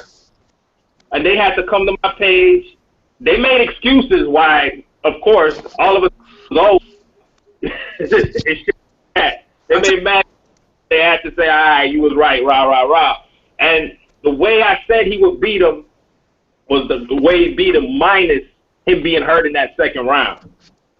I tell you what, man, people are going to have to sit down and really examine about this cowardly thing in boxing because you know what? I'll fight like Floyd any day of the week to not get my head beaten, bro. I don't give a fuck what these motherfuckers say. Floyd did the right thing. Man, you fuck that getting hit. Look what's happened to Toro Gatti being excited. He had his lips split in two different, he had like 3 lips when he fought against Baldomir, and he didn't know where he was, man. It was crazy. And he was an all-action fighter, gave the fans everything, ended up getting beaten down. He said he had Mickey Ward in the corner.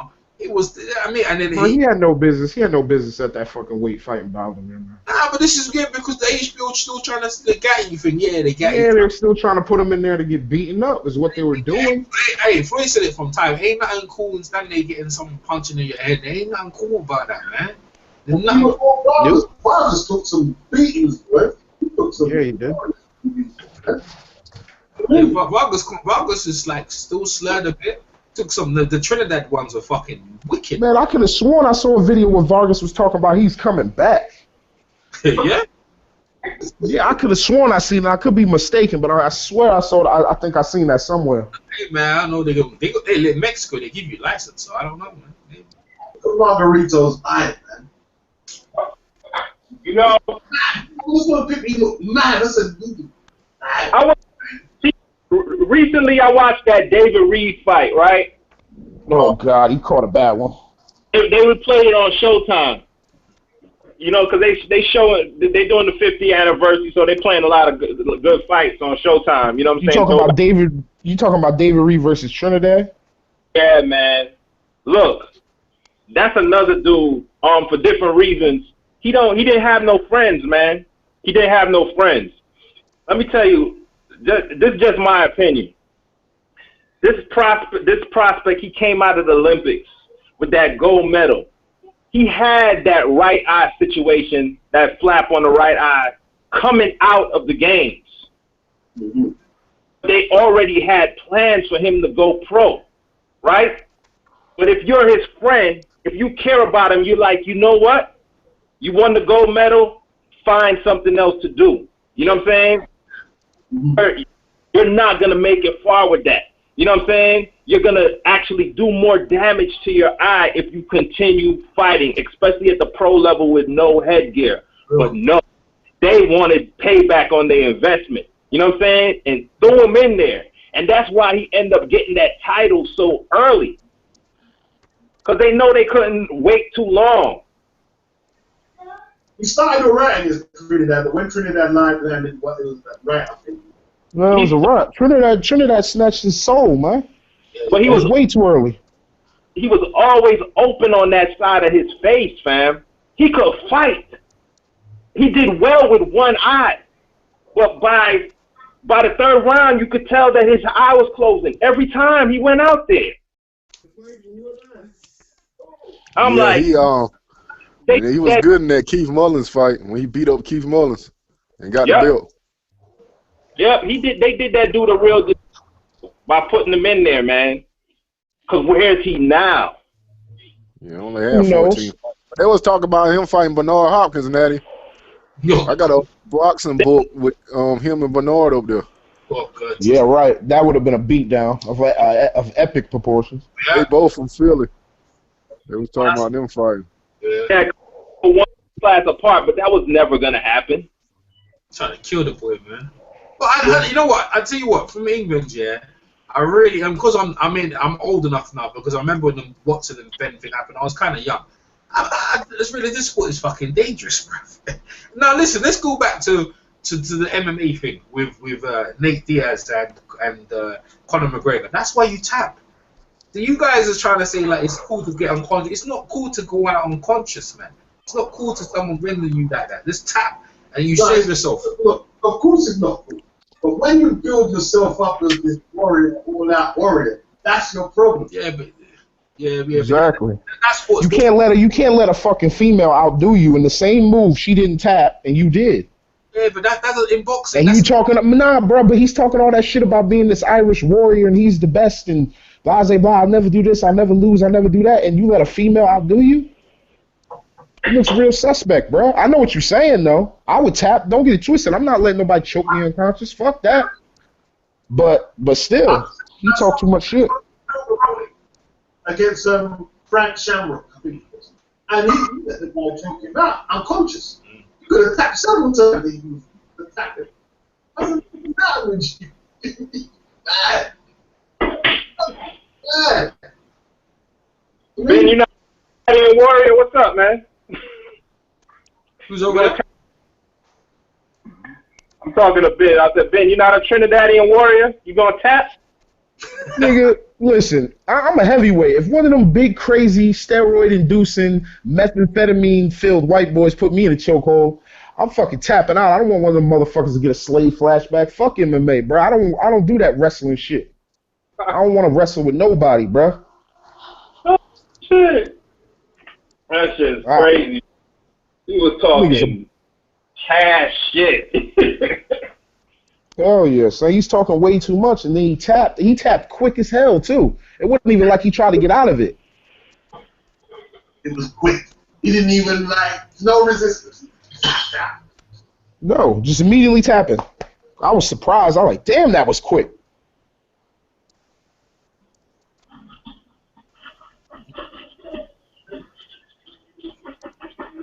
But when is John EJ? If you talking MMA, when is John Jones fighting, man? He's fighting soon, man. That police guy's running him down, man. But he gonna be fighting soon. He's fighting coming up soon, man. Adrien Broner. Adrien Broner is just enigma, bro. For real. I don't know what to say to the dude, bro. Like, there's nothing to be said no more. Like, you can't say nothing. Like, how you got Floyd Mayweather saying is about broke and stuff. Like, we was clowning Adrien Broner before, but now it's serious. You got one of the best guys like ever did it, pound for pound, clowning you as well. Man, that's the bro. You know how you know he's broke, right? This is how I know Adrien Broner's broke, right? This is how you know he ain't got no paper. If he really did what they said he did over 12 stacks, then he ain't got no bread, bruh. Because you think somebody with a lot of money in the bank is gonna really want to fucking pull out a burner and beat a nigga up for 12 stacks? If you got millions in the bank? No. If some people ignorant like that, man. No matter what money they have, you know, they want to die over that $5. That's some people just always will be like that, man. I don't even know if he did it. I don't think he did it though, but right, Zab Judah did that shit, man. Y'all see that Zab Judah shit? You see that? Yeah, Zab Judah slapped the girl over the dice match. Yep. Yep. Well, that's just some ignorant young boy shit, bro. Because if I got millions in the bank and I lose 12 stacks at a dice game or whatever gambling they was doing, take that, man. Hold that. I don't need that. Nah, you're lying anymore. That's still good, though. I don't think nah, bro. I'm dead ass. I'm dead ass, bro. I ain't gonna fight over it, though. I'm gonna burn up by it, bro. For real. Bro, I mean, listen. I would be pissed off, but it's not worth me pulling out a gun. Oh yeah, pistol whipping people. Like, it ain't worth it, bro. Like, cause that's too many years in the federal penitentiary. I'm good. Take that 12,000. I got about 4 million in the bank. I'm cool. Yeah, I agree. That day, I agree. Yep. Who does that? You know what I mean?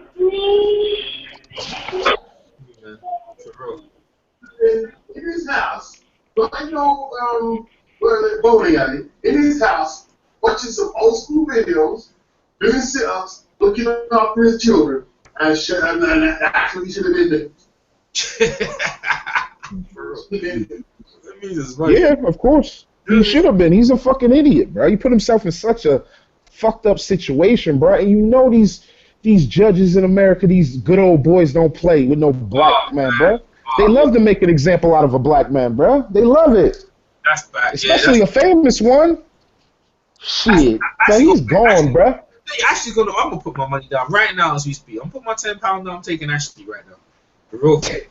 I'm serious, man. Nah, man. Broner's still gonna whoop his ass, man. Yeah, Beast. Beast got Broner knocking him out, man. So I'm rooting for Theophane. You know what? I'm picking. Fuck it. I'm gonna pick Theophane, bro. I was saying I'm rooting, but I think Broner's gonna win. But I'm gonna pick him. I'm still going for Broner. I ain't trying to fuck with Broner, man. I hope Broner wins. Boxing is better with Broner in it than with Broner out of it, and that's the truth. Ashley's gonna knock him down and beat him down. I'm telling you, gonna beat him. I don't know about knocking him down, but I hope he beats him. Broner's good. After that, Broner's going to prison. We ain't gonna see him. We ain't gonna see him like Michael Nunn, Chris's favorite fighter. We ain't gonna see him. Well, I'm looking at that picture EJ got up. I can't believe this might make me pick against Ashley. This motherfucker got Thug Life tattooed on his fucking stomach. Come on, Ashley. Come on, son. I'm dead ass. He got Thug Life on his stomach, man. This ain't the 90s. He need to go back to UK with all that. He must be a Pox fan, bro. You guys, you don't understand the road the man's come, bro. Like, Ashley, see, the thing I worry about Ashley, though, Beach, yeah, is he got sparring mode mentality, because he's been in there sparring hard. Has he left too much in the bloody, if he left too much in sparring, because when it comes to the real big things where everyone expects of you, is he going to fold? I don't know. Broner's used to the pressure. I mean, he gave Danny a good run for his money. Yeah, it was a close fight, man, for real. Yeah, exactly. So, I mean, why can't he pull it out of himself one more time? He can.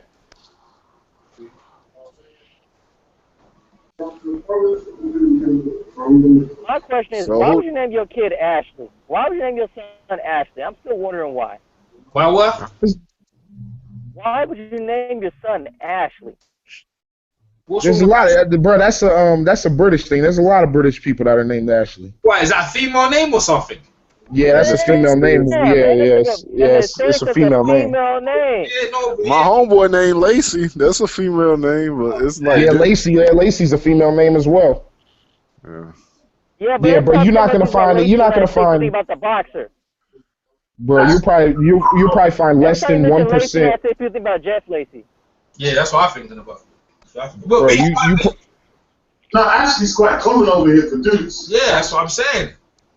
Yeah, I know. I seen that soccer player's name is Ashley something. Oh yeah, Ashley Cole. Yeah, I remember watching him play during the World Cup. He did some dumb shit during the World Cup, or he missed a shot or something. He did some shit. Yeah. But yeah, man, that's not. Yeah, you probably find less than 0.5% of people in this country named Ashley, males at least. Dumb shit he done was sticking up for that fucking John Terry. Oh yeah. When he stuck up for the racist guy to call my man what a black cunt or some shit. Dumb shit. Yeah. I know what you're talking about. I saw that on ESPN. Still, why would you want to name your kid a unisex name? Like, I just don't understand why you would want to do that. Man, Umar's a unisex name. Well, no one's complaining about that. Umar is not a unisex name. Umar is only a male name for Arab people. That is no other. Arabic and Umar literally isn't even a feminine connotation. It's masculine. Hakeem's a female name. Hakeem is not a unisex. That is No, a it isn't. name as well. Are you crazy? What the hell are you talking about? This dude is Hakeem bugging, is a masculine name. Yeah, you can't name no female Hakeem or Umar, bro. What the hell are you talking about? I've heard of Hakima. Hakeem Big Breast. That's one girl I know called Hakeem Big Breast. That's what they call it. Hakeem Big Breast? Yeah. That just. I don't know that. I don't know that, bro. I'm playing. I'm really playing. Nah, for real. But I heard Brooke is a female. You must know RuPaul. Brooke is a female name as well. Brooke? Yeah, in America, it is. Yeah, but that's his last name, bro. That he can't help that. We're talking about his first name. Yeah. Well, hey man, listen, bro. Like there's unisex names. It's different. England and Ashley's a common, like B says, a common name, bro. Like a lot of male kids are called Ashley. I don't know any kids in England. Females called Ashley, so that was something new you just told me. I didn't know that. Bro, come here. You'll meet a fucking million white girls named Ashley, bro. Dude, I'll be thinking, why she got a man's name? My mind. That's why she got a huge name. I don't know.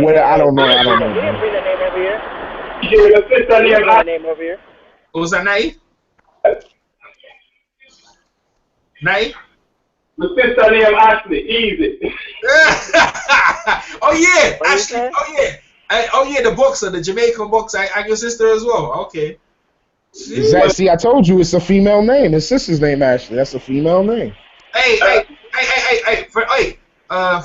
Francisco Vargas and Orlando Salido facing off. So when they fight? Are they fighting tomorrow? Oh, that's gonna be a good ass scrap. When they fight? That's gonna be a good ass scrap right there, bro.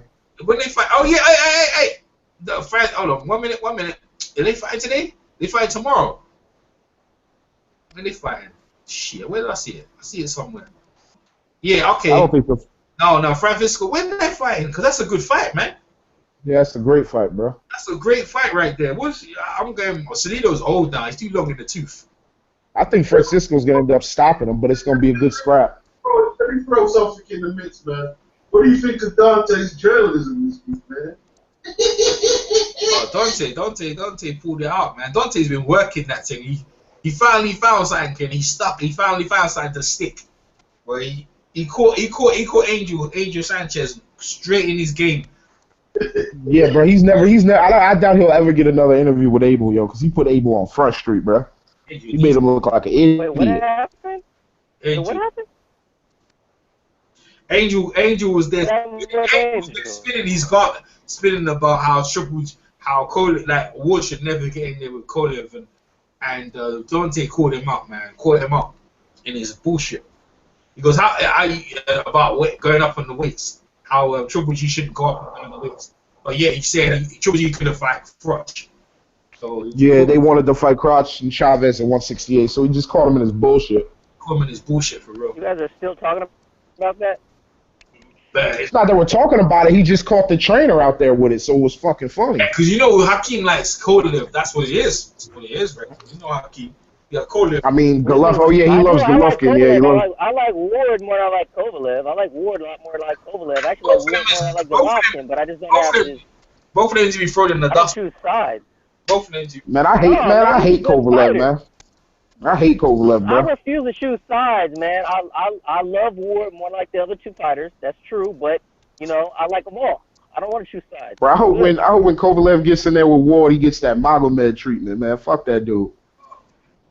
I think Ward's gonna box his brakes out, but it's still gonna be a good fight while it lasts. I think Ward's gonna win it, but I don't think Ward's gonna win it right now, though. I think if they fought right now, I wouldn't really pick Ward. I need to see Ward in another fight. just to make sure he's mentally ready, because he seems like he's not mentally ready yet. And I don't want to Bro, go he in a needs fight. two more fights, two more fights, bro, 2 more fights. Because when I was watching him in the corner, he was breathing kind of heavy. Was he? He was in good shape though. He looked like he was in good shape. He was ripped. Bro, he was breathing. He was taking a lot of deep fucking breaths. He looked like he was unnerved a little bit. I don't know. Maybe I'm seeing shit. It's probably the extra. It's probably not used to the extra weight. What's that? Was that Beast? We fighting a mandatory fucking for the WBO, the big ass Cuban. Yeah. Oh yeah. I know it's not easy. It ain't easy. I think it's just. I think the extra weight he's not used to it. When we look at it, the mainstream press has been making it look like you fought fucking someone off the road. No. That's Angel. Nah, yeah. Angel did. Angel tried to throw him under the bus. Angel. Well, Abel Sanchez is a fucking idiot. Everybody knows that. Angel was trying to say that the guy's inexperienced. He only done an 8 rounder previously, so he's a baby. He'll come again. That's what he was trying to do. So he made it seem like Ward's accomplishment didn't mean anything. He probably just said that because you guys make your losing fighter look better somehow, right? I mean, either way, I think Ward was tired because Ward came to that way and ripped like he was ripped. So I think it's all the extra muscle takes a lot of energy. If you're used to moving around all the extra muscle, it's gonna take a little bit of a minute. Hey, listen to this, right? Maybe Ward didn't put a good performance here, so the call of people think we should need to catch a night. If I was college people, I wouldn't wait for Ward. I won't wait for Ward to get better. I'll take him. No, I wouldn't either. They should take him right now, but they're not, and that's gonna affect them. But Ward didn't have a bad performance, bro. It just wasn't his best, but it wasn't bad. I thought it was fucking really good. I'm just saying, like, he was just breathing heavy and shit, and he looked a little unnerved at times. But he fought well. Did you watch the fight? Yeah, well, I was boring. I didn't like it. Man, he was stinging his ass to the body with the right, dipping low, stinging his ass to the body with the right, and coming up with that right hook upstairs all fucking night long, bro. It was boring. I enjoyed it. I like watching Adrien Broner fight, man. He's a master. I thought it was great. I love watching him fight, bro. I stayed in the beach, yeah. In the UK, we was up in the Eubanks and Thingy fight, yeah, but I watched the Ward fight, some bits, yeah. And I can tell you, man, my mind in the UK, the Eubanks and things saga with the Blackfield thing is still going on. It's still happening. Let me talk about something that you guys might want to hear. So, what's your chances of Shannon Briggs came over, broke into David Hayes' press conference, and David Hayes said, if you get a brain scan and you pass all the medicals, I'll put you on the undercard. What's your take on Shannon Briggs actually trying to fight with David Hayes? What's your take, guys? Let's go, champ. Yeah, let's go, champ. You give him a shot at David Hayes? It depends. It depends. Really? It depends how much old Shannon Briggs he can bring back to the table, bro. Because if he can fight out of his skin for one night, he'll knock David Hayes out.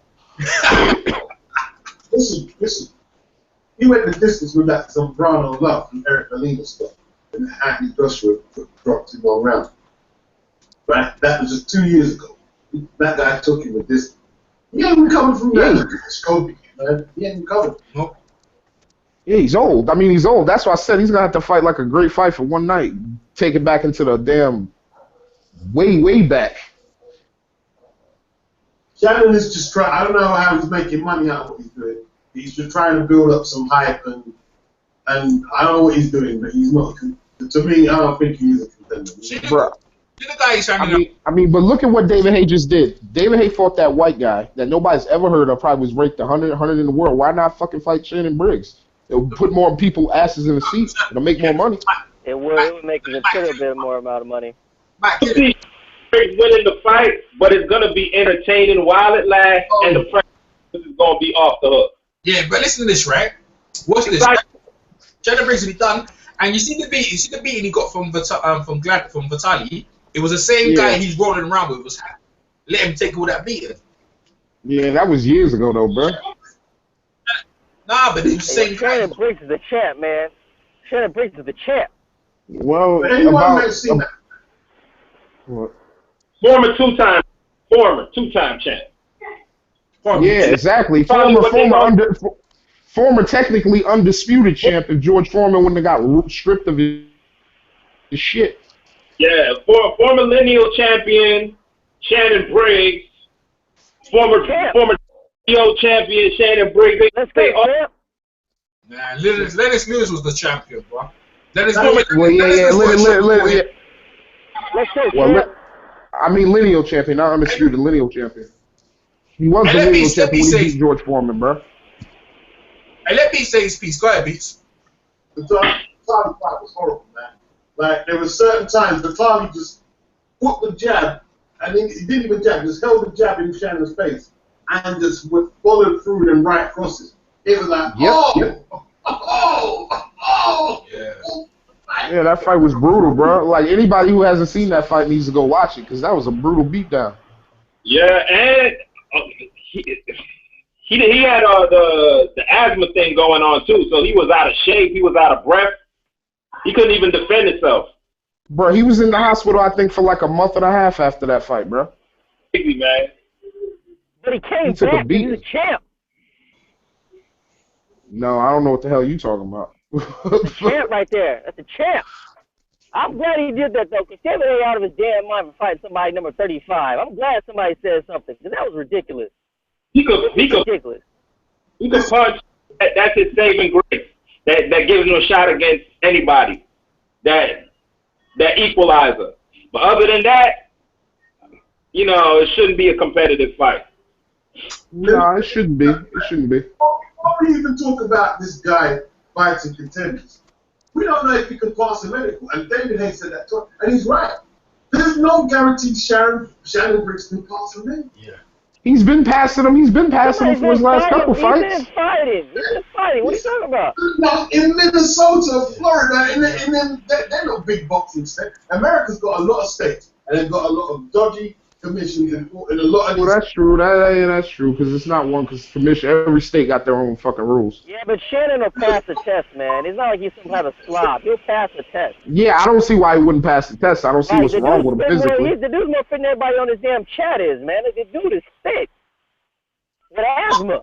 What? Man, you crazy. Yeah, dog. Shannon Briggs is ripped, dog. I don't know what you're talking about. He's ripped. Hey, let me say his piece. B, say your piece. Go ahead, Beats. I'm just saying, man, like, them states, Minnesota, that he's fighting in Florida, like, what kind of commissions are they? They're not, you don't hold major fight cards in them states. No. Those are those states where they send those fucking bum-ass prospects to get fed off. They fight a whole bunch of guys from Minnesota, Kentucky, Nebraska, and then they step up to the big leagues and get fucking laid flat. Hey, Minnesota, this is the home of Jason Litzau. You better recognize. Yeah, the same guy that Adrien Broner folded up. big lanky dude. And Caleb Truax, what? Well, Caleb Truax is pretty decent, actually. Before too. What? Jason Litzau. Minneapolis, fool. I think that was the first time I saw Broner. Yeah, it was. That's the first time I saw him against Litzau. He killed him, bro. And the thing is, this is what, like, man, this is what I'm gonna say. Yeah, I'm really on this trying to discern who's real and who's not about the hype train. But I honestly can say I thought Broner was the real deal, and I believe, and I still believe in my bones, if he stayed at lightweight, people wouldn't be able to touch him. I agree. Well, actually, no. Well, if he would have stayed there the whole time, he'd have had to see Terrence Crawford, bro. I would have liked his chances to get Terrence Crawford then. I don't. I would have liked. I don't. Terrence Crawford beat his ass. I do. I got Adrien Broner winning that fight. Told you. Yeah, because you smoking that shit. No, I'm just saying. I'm sorry. I see flaws that Adrien Broner would maybe capitalize on. I can see it. And I see flaws a lot of flaws. And his main flaws is he can't punch going backwards, and he's not a real counter puncher. And Terrence gonna keep that pressure on his ass. Man, Broner counters him all night, man. Like he did bro, like he did Paulie with that weak ass jab. Come on, man. I'm telling you, I got Broner. If they fight, I got Broner. Oh God, I hope they fight. Oh man, shit. I'm sorry, I don't believe in the Crawford train yet. I got Broner, man. All right. Broner's one of the tougher opponents, though, isn't it? Yeah, Broner's resume is better. At that point, Broner's resume was better. I mean, look. What, at 135? At 135? Urias Gamboa. That all together. Urias Gamboa. Who's the best guy on Crawford's resume? Gamboa. Delorme. Technically, it should be Delorme because Weston was on a layoff. It should be Delorme. People want to say Gamboa, but Gamboa was on a layoff. Nah, it's Gamboa. It's Gamboa. He was on a layoff, and he moved up. So what? Yeah, it doesn't matter. Gamboa, nah, bro. Gamboa was undefeated. Gamboa was undefeated and never been knocked out before, bro. He had a layoff. It doesn't matter. He's way more accomplished than fucking Delorme, bro. So hold on. He was better fight at the time, man. Nah, we can't be doing that because if Barrera beat Andre Ward the other day, will we say it's because he was on layoff? Or he just beat him? I would. Yes, I would. You're right, I would. I'd say he beat Wood on the layoff. Nah, those are excuses, bro. Those are excuses. You signed the contract, you live with it. Gamboa was on a layoff. He was 50 Cent, man. 50 Cent just filed bankruptcy. Times was rough for Gamboa. It was times rough for him. All for a year when he beat La Bamba, Edwin Rodriguez. Yeah, exactly. Come on, man. Either way, Gamboa was going to win that fight till he got reckless. Trying to give no one no pass, man. I ain't trying to give no one no pass, man. Wait, Gamboa is the best guy in his resume. Yeah, definitely. I guess Gamboa, and then maybe Ricky Burns is like top 3. What about Orlando Salido? He has No, Gamboa fought Salido. Yeah, Gamboa fought Salido. He didn't fight Salido. Yeah. Like Broner's resume, DeMarco was the best guy in his resume. And at that point, Crawford's best fight was with Ricky Burns. So I'd rather go. DeMarco was better. I think DeMarco. Man, DeMarco and Ricky Burns are pretty much on the same level, bro. So you're probably right. I think DeMarco was better than Ricky Burns. Ricky Burns was a 2-time world champion, bro. Yeah, you're right. He may have been better, actually. I got DeMarco. I like DeMarco in that one. That's a hard. I mean, I agree with you. I like DeMarco to win that fight, probably, but I don't think he was more accomplished than Ricky Burns at the time. There's no way you can say that. Yeah, better though. Yeah, I believe he's better. I agree. I believe he's better than Ricky Burns. Yeah. But then, you gotta count Ricky Burns. only at the time that Broner fought him, right? Only at the time Broner fought him. He beat the Australian Katsides. He beat Kevin Mitchell. Yeah. He really, in my opinion, if it wasn't for that referee, he would have beat fucking Figueroa's bum ass. Yeah.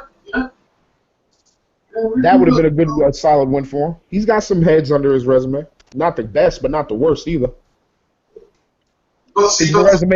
His resume is a lot better than fucking Scott Quigg and Carl Frampton. Oh, them guys, I can't stand him. He had some weird fights, man. I remember one guy was fighting some black guy. The guy was boxing the brains of Ricky, and the guy just quit in the corner. Oh yeah, you talking about? I know you talking about. You talking about Chelo Gonzalez?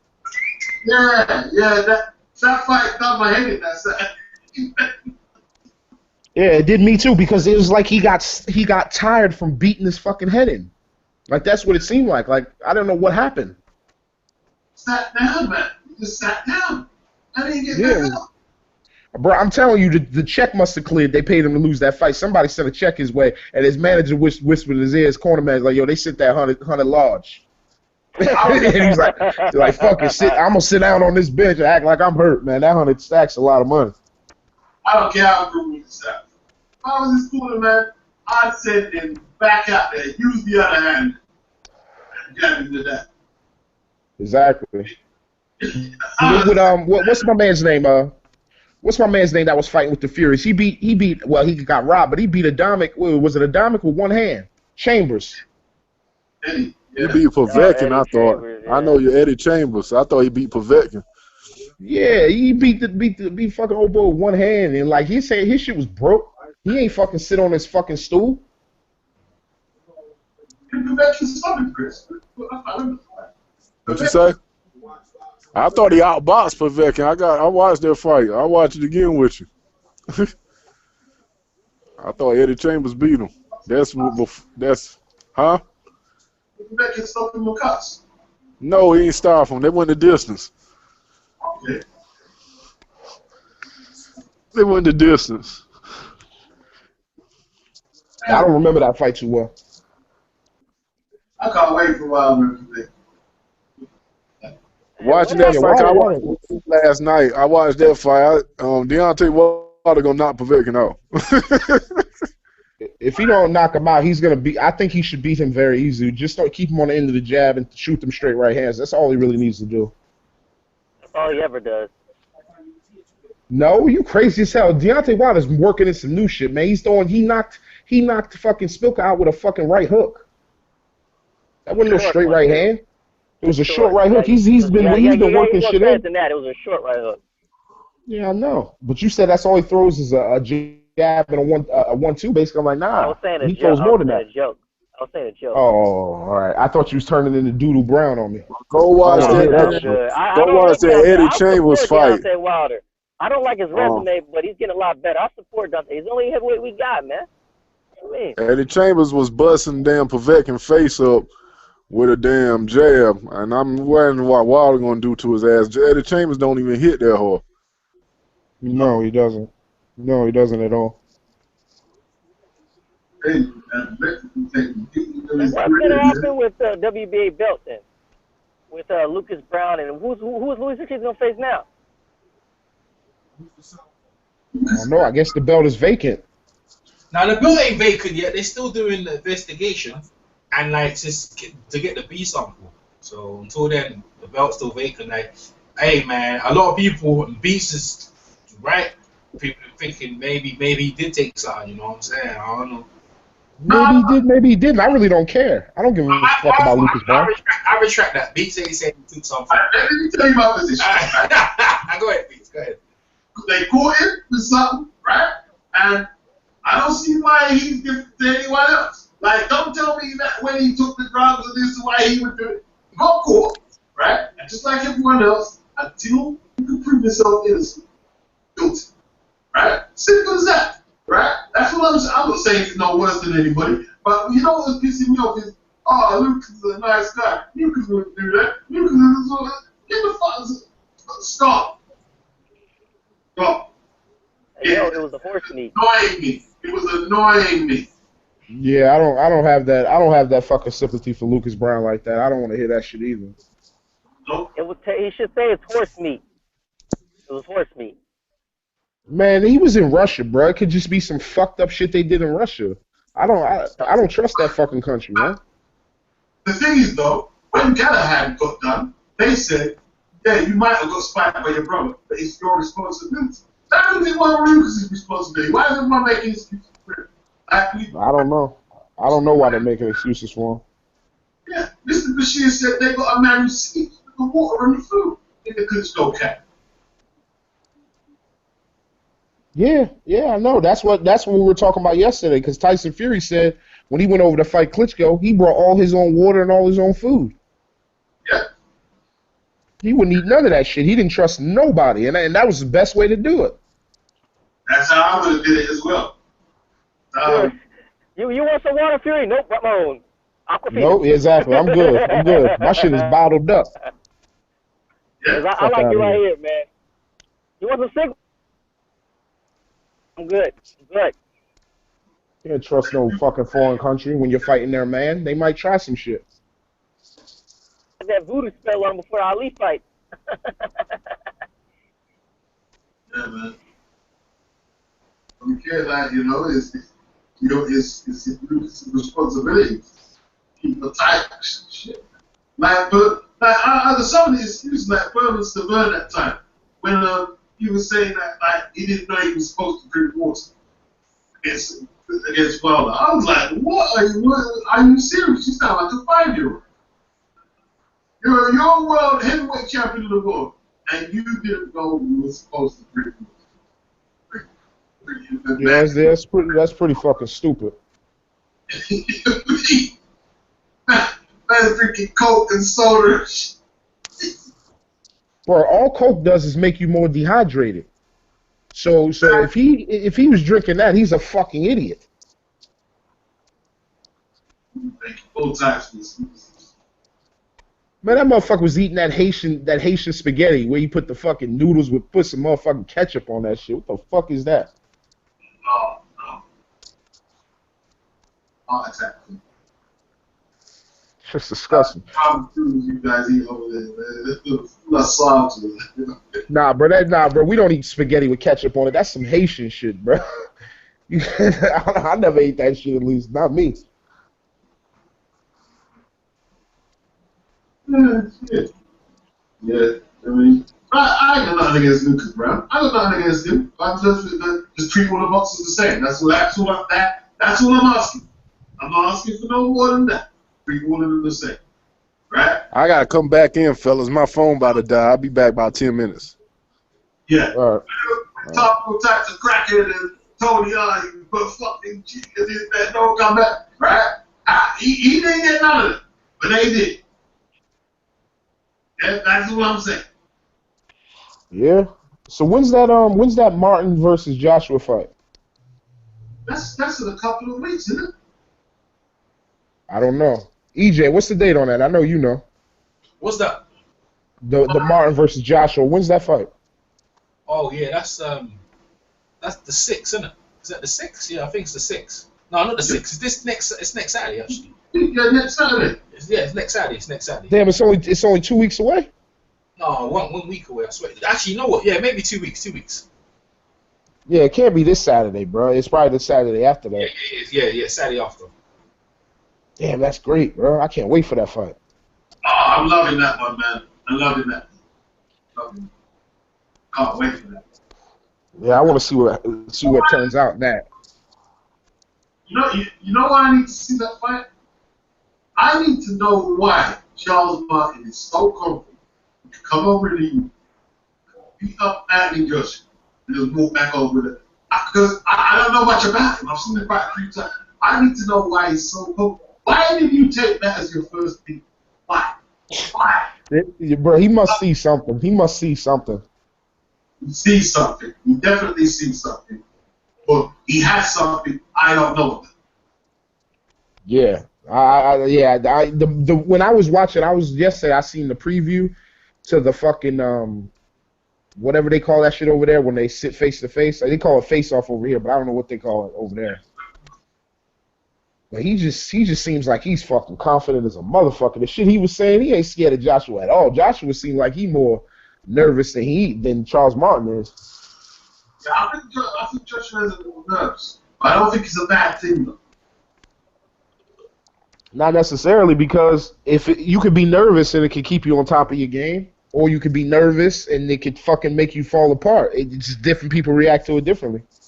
Right. You could be not nervous and overconfident. Yeah, exactly. So you never know. That don't really mean anything at the end of the day if he goes down there and keeps his game plan. But I don't know, man. I feel confident that Charles Martin's gonna win. And EJ, me and you gonna have to put some money on that, brother. I don't know what the odds are.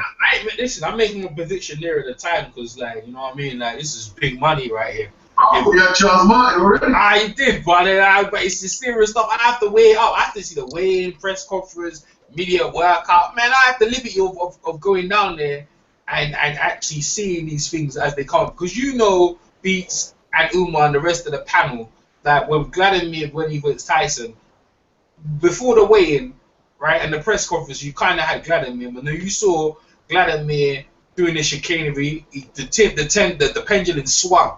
So you make your prediction and you can stick with it, or you want to be smart and just weigh up and see the build-up. So you talking about Vladimir versus Fury? Yeah, at the time, I changed. Bro, I picked Fury months ahead of that. I said that shit way before the fight was even announced. I thought he would beat Vladimir. Not me, bro. Not me. Not me. I was watching that fight. Actually, I probably did, but I was more convinced. But go ahead, please. I was watching that fight, not believing that. I was like, oh. You picked Vladimir. That's why you picked Vladimir. Yeah, I picked Vladimir. Yeah, exactly. That's what I. Yeah. But something, I don't know what it was, but it just Fury's feet and his hand speed. I knew it was gonna be too much for Vladimir, bro. I knew that shit a long time ago. When everybody was saying Fury had slow feet, he had bad feet, I used to be the only one who's like, nah, bro, you ain't watching the same shit I'm watching. He does have slow feet. Nah, he don't got slow feet for a heavyweight, bro. He moves well for a 6'9" dude, and he's got good footwork. Fast attack. Yeah, he got pretty fast hands for a heavyweight too. But man, Vladimir's done, bro. I don't think he's gonna beat every heavyweight. Don't get it fucked up. I don't think he beats Deontay Wilder. I just thought he beat Vladimir, and I'm not sure he beats Ortiz. He might do. And what's he doing with a rematch, man? He's trying to catch, because Fury's getting a bit heavy. He's trying to catch Fury while he's heavy. Nah, Fury's in good shape. He's got a back problem, man, but he's actually in good shape. When I saw him, it's alright shape. He ain't put on nothing. And he knows they're up to no good. Everyone knows they're up to no good. Yeah, bro. Fucking Vladimir seems like he's trying to string this shit out as long as possible. Like, what the fuck is he doing? He wants Fury to be inactive and shit. Like, what the fuck is he doing? There's no date. Mick Hennessy's doing spin doctor. There's no date to Mick Hennessy's put that date out. There's nothing going on, bro. Well, bro, like who's he mandated? Oh, it's because of the rematch clause. I forgot. Fuck. It's not even a mandatory. This dumb motherfucker. I believe he knows the come. Bro, if I was him, if I was Fury, I'd be like, yo, you got 2 more months, and if you don't fight me in 2 more months, then I'm taking a fight, bro. I'm going to training camp now. And if he does, it's the same thing like what's his name again? Lennox Lewis and Hassan Ratman. If he fights, he'll get sued, and they don't want to do that, so they can't fight. Yeah. And the thing is, right. I know you're right. You're right, because the contract's probably ironclad. Yeah, it's a year. It's a contract hire for a year, and the sanctioning bodies. But see, the thing is, right? It only works with the belts. But if I'm a sanctioning body, the belts are getting stripped because you need to defend the belts. So, is it the man or he's got a contract with the belts, not the man? So if Fury gives up all the belts, then they have no control over him. But he's not going to do that either. So he's stuck with him. No, he's not giving up those belts. I'd give you the belts. I'd say fuck him. Nah, he worked too hard to get them shit. He ain't gonna want to give them away like that. But Fury don't want to get back in the ring either. Remember, he teared all the skin off the back of his foot. He's got a backache. He's got a whole heap of ailments, so he's not in a hurry to get back in the ring either. He might not be. He might want to just relax for a while. Hey, I tell you what. When I asked him about Eddie Chambers, it was Eddie's got it's a long distance and stuff like that. But they're done with Eddie, bro. Eddie, man. Eddie. They used them. Eddie used them as well, though. But this didn't work out, though, did it? Bro, he didn't get that many fights under them. He didn't get that many fights, and I'm sure he didn't get paid that well either. Exactly. He used him for a glorified fucking sparring partner, bro. He got more exposure in the UK than he has in America. He fought in America, no one even knows. So, bro, if I were him, I would keep fighting over there, but I would live at home, and I wouldn't be dictated to by the fucking Furies. He got more exposure over here than he did in America. Maybe, but that don't matter, bro. He was getting used by the Furies. What I'm saying is he could still fight over there. That's not a problem. What I'm saying is he shouldn't be getting used as a glorified sparring partner by them. Fuck all that. Go over there and work with other promoters and get some fights. I wouldn't say that. He's supposed to fight Ian Lewis, but Ian Lewis had some problems. That fight never happened, did it? So Ian Lewis ain't no big name. Yeah, Ian Lewis. Don's getting him ready to fight against Joshua. Don't mark my words, mate. He's gonna lose to Joshua. So what does it matter? Ian Lewis ain't no big name, man. You know what I mean? Look, Ian Lewis lost to Derek Russell and Colin Kelly. Yeah. I mean, Derek Rossi's a pretty good fighter. He rightfully beat Areola, but a Mir Mansour put him out cold on his face. So yeah, I don't know. Yeah, if he can't beat Darren Rossi, how the fuck he beating Joshua, bro?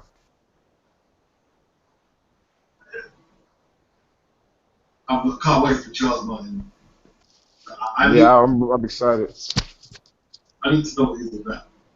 Why you come to it? Joshua stops everybody. You're taking one of your first people. You don't seem very scared of Joshua, bro. He's not scared. That's what's pissing me off. Like, you should have a little more fear. Yeah, he's not scared at all. He just looks like he's all about it. He's like all about that fight. Like, nah, this dude can't fuck with me. Right. You got that Joshua fight. Woo! Woo! Oh yeah, it's gonna be a morgue on Sunday if he knocks out Joshua on Saturday. It's gonna be a morgue in that country. Eddie Hearn's gonna be looking to jump off the nearest bridge. Yeah. And Eddie's gonna be crying his eyes out. And bro, even if he does beat Martin, it's way too soon for this dude to have a title, bro. Because once he gets the title, he's gonna have to start fighting mandatories. Everybody in the top 10 in IBF. Man, listen, Joshua's gonna become a great enemy. He could, but he could get derailed right now. In a couple weeks. Look, man, first thing, win the belt, then worry about all that after. Win the belt, and then devise your strategy. I don't think he's winning the belt. I'm probably gonna put like at least $100 on that. I don't know what the odds are. EJ, what's the odds on that fight? It got to be pretty good. Charles Martin? Oh. Yeah, Charles Martin versus Joshua. The odds got to be pretty good on that. I don't know. Maybe EJ's not there with the betting line, but the odds is probably at least 7, 8 to 1. That's good. That's not bad. No, it's not bad at all, bro. I don't think you're gonna get that, man. 7 to 8 to 1. I don't think you get about 4 or 5 to 1. I'm not sure, bro, because the way people love Joshua, they're fucking boosting him up, bro. They might not see the banana in the tailpipe coming, but I see it. I see it coming with a big left hand. And I see Joshua stumbling back to the ropes, and I see him getting finished by referee stoppage. I see Joshua. I don't know. It might go a few rounds, man. I don't know. I see Joshua. Again, who knows, bro? Martin's looking to take him into deep waters for real. Yeah, but where's Martin been in deep waters? Yeah, he's been the distance. He's been the distance twice. He's been the distance twice. Who is? Yeah, well, it's Joshua been the distance. So what, man? He's been there. He's been there. Yeah, Joshua was getting tired against Dillian. He was huffing and puffing. You take him to the 8th, 9th, 10th, 11th in them championship rounds, bro. You never know what can happen. All this up in 10 don't mean nothing. Who? What makes with the 10-rounder rats? Yeah, well, that's why they're even. That's why it's an even fight at certain things, innit? It's just even, innit? But even though Joshua's massive favorite. You know what I think? Like, I think he's gonna do. You think what? You're gonna use movement. You're gonna use movement, Joshua. You think Charles Martin's gonna use movement? Yeah, and try he's gonna get because Joshua, if he can walk Joshua into some shots, he might get Joshua out of there, man. Can walk him onto some shots. I know. Yeah. He definitely hits hard enough. He definitely hits hard enough to knock his ass out. But they both hit hard enough to knock each other out. So you never know what could happen. Glasgow fight was weird, man. Man, I watched the slow-mo replay. Glasgow's knee exploded, bro. It looked like a sniper shot him in the knee. That shit snapped. Ugh. That wasn't a phony injury, bro. That was legit. That shit was legit as a motherfucker.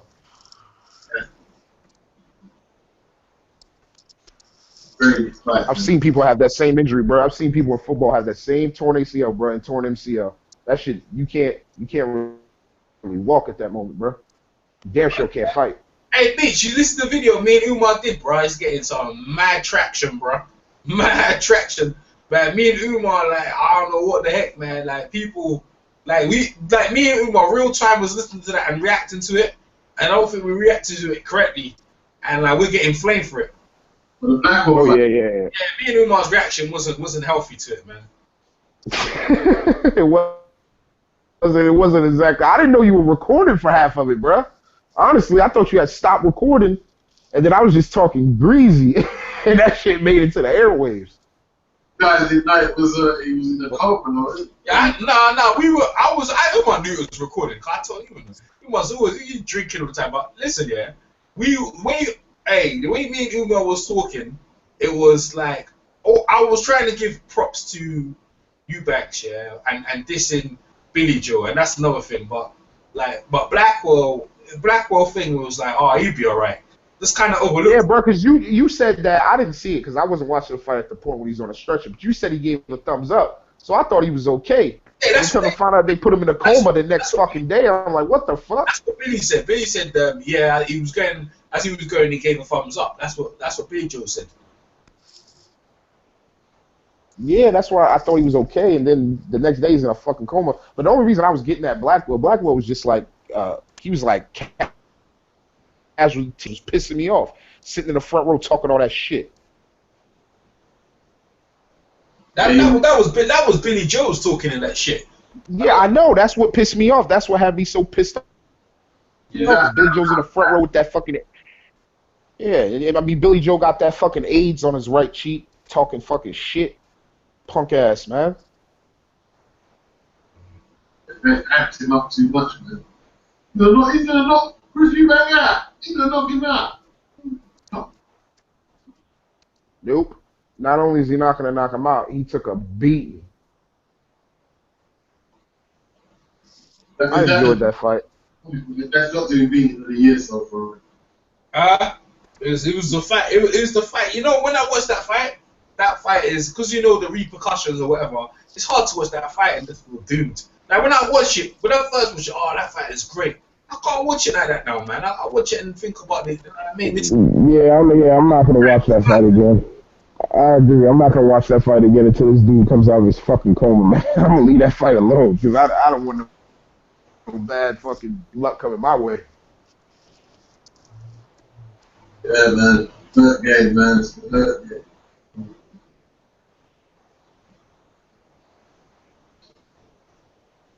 Hey man, Eubank got to move on now. You got to move up. You got to fight Danny Jacobs, bro. When is that fight gonna happen?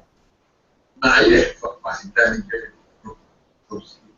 Isn't he the fucking mandatory? Yeah, he don't want to do. Yeah, I mean, yeah, I don't think it would be a smart idea, but I would like to see the fight. I want to see Danny Jacobs get a fight with somebody. Shit, knocked out Quillen. Yeah, he looked good, man. Danny looked good. He looked very good. Like I predicted that. What's crazy is he.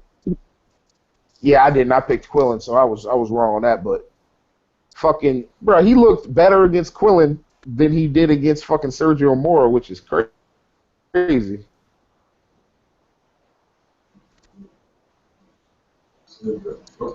Quillen didn't warm up right. I think he caught him cold, man, because that was some ridiculous shit. He caught him with one shot, and then the referee stopped that shit. Well, Quillen was flowed by an elite.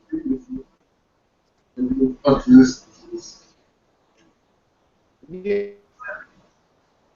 you see, he did get floored by Eddie Lee, but Eddie Lee can punch. Yeah. So I don't knock him for that. Eddie Lee can fucking punch. You saw what he did to Julian Jackson, son. Hey Umar, you gonna do your predictions for the week then? Like the guy undercard for the Broner and Theophane fights. Who, Robert Easter? Yeah. You done your prediction yet? Yeah, Robert Easter. No, I haven't. I don't think any of us have. Yeah, it's not really, like the thing is, I'll be honest with you. Yeah, my mate asked me to go to David press conference, and I'll be honest with you. When it comes to boxing, if I'm not excited, I'm not going nowhere. So you see the undercard of Broner and Theophane. I'm not even excited. That's probably why I didn't even mention it, because like to me it was like, what's the point, man? Like, you know what I mean? No, Robert Easter versus Mendez is gonna be a good ass fight, man. I don't know who Robert Eastman is.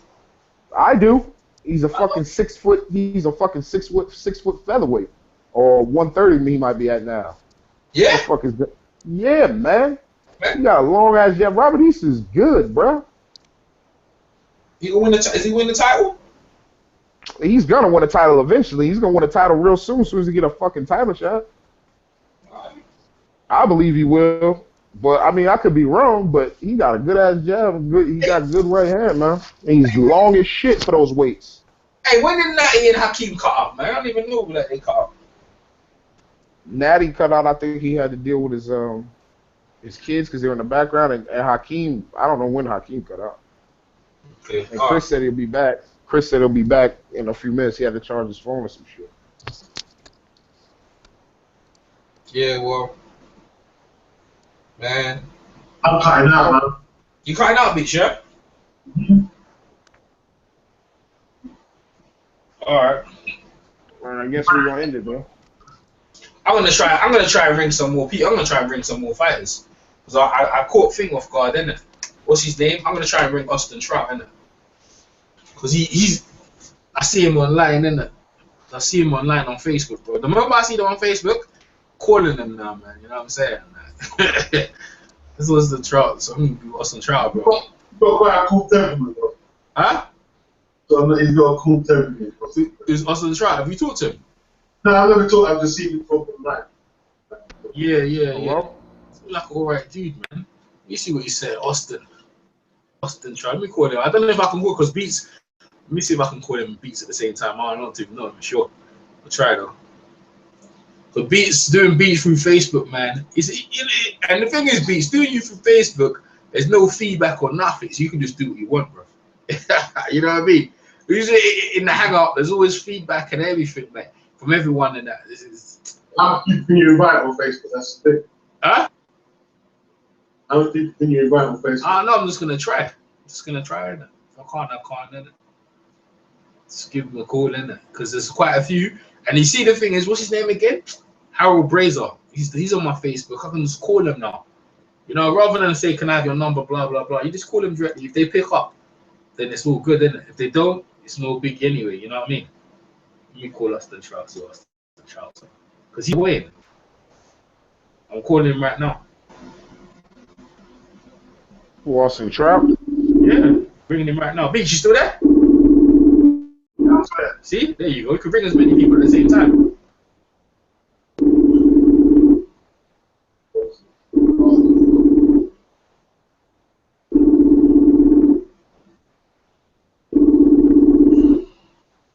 And he can hear you as well, you know. That's the thing. He can. Nah, he ain't answering. That's the thing. He can actually hear you as well, like, because Natty was in the hangout, and Randall Bailey could hear me. Corey, what's his name again?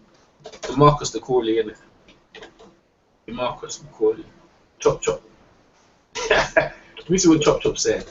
Chop says always make a good interview, you know what I mean? Chop. Marcus. There you go. You call Marcus, man. Go on the bender, man. Call these dudes. Call Marcus.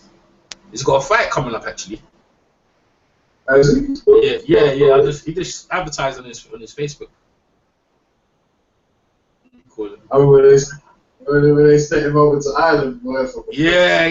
That was yeah. No, I'm not. He's not. I think yeah. McCluskey, bro. I think it's funny, yeah. Listen, that was funny. That's what I'm trying to say about Eddie Hearn. The Hearn, sometimes they get it wrong, man. Yeah, sometimes they get it wrong, and when they get it wrong bad. How about Charles Martin, you know? Let me call Charles Martin. See what Charles Martin. Let me call Prince Charles. Why don't he pick this up? It should be pick up. I got Shannon Briggs, you know. I'm gonna call Shannon Briggs after as well. Let me call Charles Martin first. Don't have to do that yet. I can call him as well. See, we're friends as well. If he picks up, it's all good. Nah, I can't call him. He's not attached to Facebook. They have to be attached to it as well. Let me call What's Up Chat. Shannon Briggs. Broner lost his title.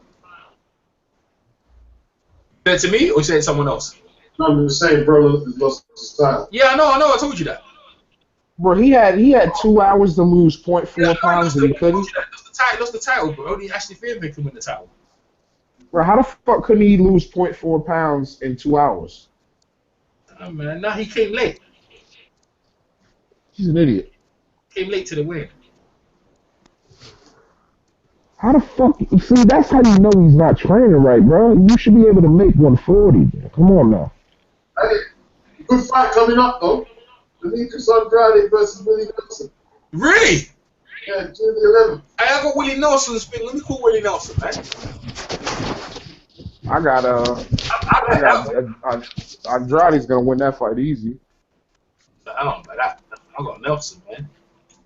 I got Andrade stopping Nelson. Okay, Willie, I'm calling Willie. Let me call Willie. See what Willie's about, man. Shit, beast of the G. I like the match. Yeah, I'm calling Willie, man. I can't call Willie. It says not reached. Can't call him either. Shit, I like that, man. That's a good fight, man. Well, I like that, man. I think he's gonna be a bit careful with Willie, man. Because Willie's gonna be pointed up after he beat up that Tony Harrison. Yeah. He's a contender. Yeah, he will be, but I don't think he's got the skills to mess with Andrade, bro. I just don't see it. Let me call Henry Tillman. Because this is what Henry has to say. Yeah, Henry all over the place. I'm trying to get, hey man, the show, EJ Boxer live show with Boxer Beats Arounds and Ben Moore, trying to get something popping. Like this is like the new boxing place right here. You know what I'm saying? Oh, there isn't Shannon Briggs in England? Because if he's in England, it's probably late as fuck over there to be following him. Henry Tillman's ringing, right? Henry Tillman. He might pick up.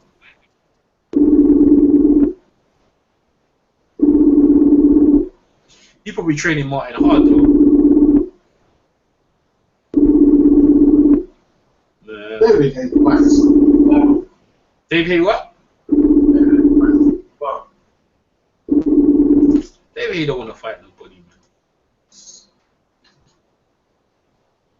David Hay, man. I ain't messing with. My dandelion, man. I don't mess with David Hay, man. David Hay is serious, bro. Yo, EJ, you got no love for David Hay. That's just hilarious. You don't be messing with him at all. I got Derek Jefferson. Remember Derek Jefferson? Yeah, sure do. Yeah. Derek Jefferson, man. For Oleg Master before Mr. Bashir's guy. Yeah. What's his name? Oh, yeah, Beast. Remember Mr. Bashir was talking about the fight with his guy from New York, Monty Barrett. Yeah. Versus the thingy, the fucking Valleywith. Man, Valleywith nearly killed him. Yeah, he did. Oh my days, bro. I couldn't believe it. You know what? Let me call Monty anyway. Call Monty. Monty Barrett. I got Monty here. Monty. Nah, I couldn't believe it, man. The man nearly killed him. Bashir didn't jump. The one that got knocked out by the one who lost to David Hay and Roy Jones? Nah. Monty Barrett is Monty Barrett, man. Monty Barrett's a heavyweight, bro. Yeah. But David Hay gave him a good beating, though. Yeah. He lost to David. Monty Barrett lost to David Hay, didn't he? Oh, you said against David Hay? Yeah, against David Hay, and I thought he fought Roy Jones too. Roy Jones moved up. Maybe I'm tripping. Nah, he didn't fight. He didn't fight Roy Jones. He didn't fight Roy Jones. But he definitely fought David Hay. He fought David Hay. I remember when they put him as an opponent for that big white guy, Ty Fields. Ty Fields was about 6'8". Yeah. Well, he crushed him. Yeah. I'm gonna call Chris Bird. Let me call Chris Bird, man. See what Chris Bird is on. Let me Chris Bird. Bird, man. We ain't talked to Chris Bird for a minute, innit, Beats? Yeah, call him Chris Bird, man. He might pick up.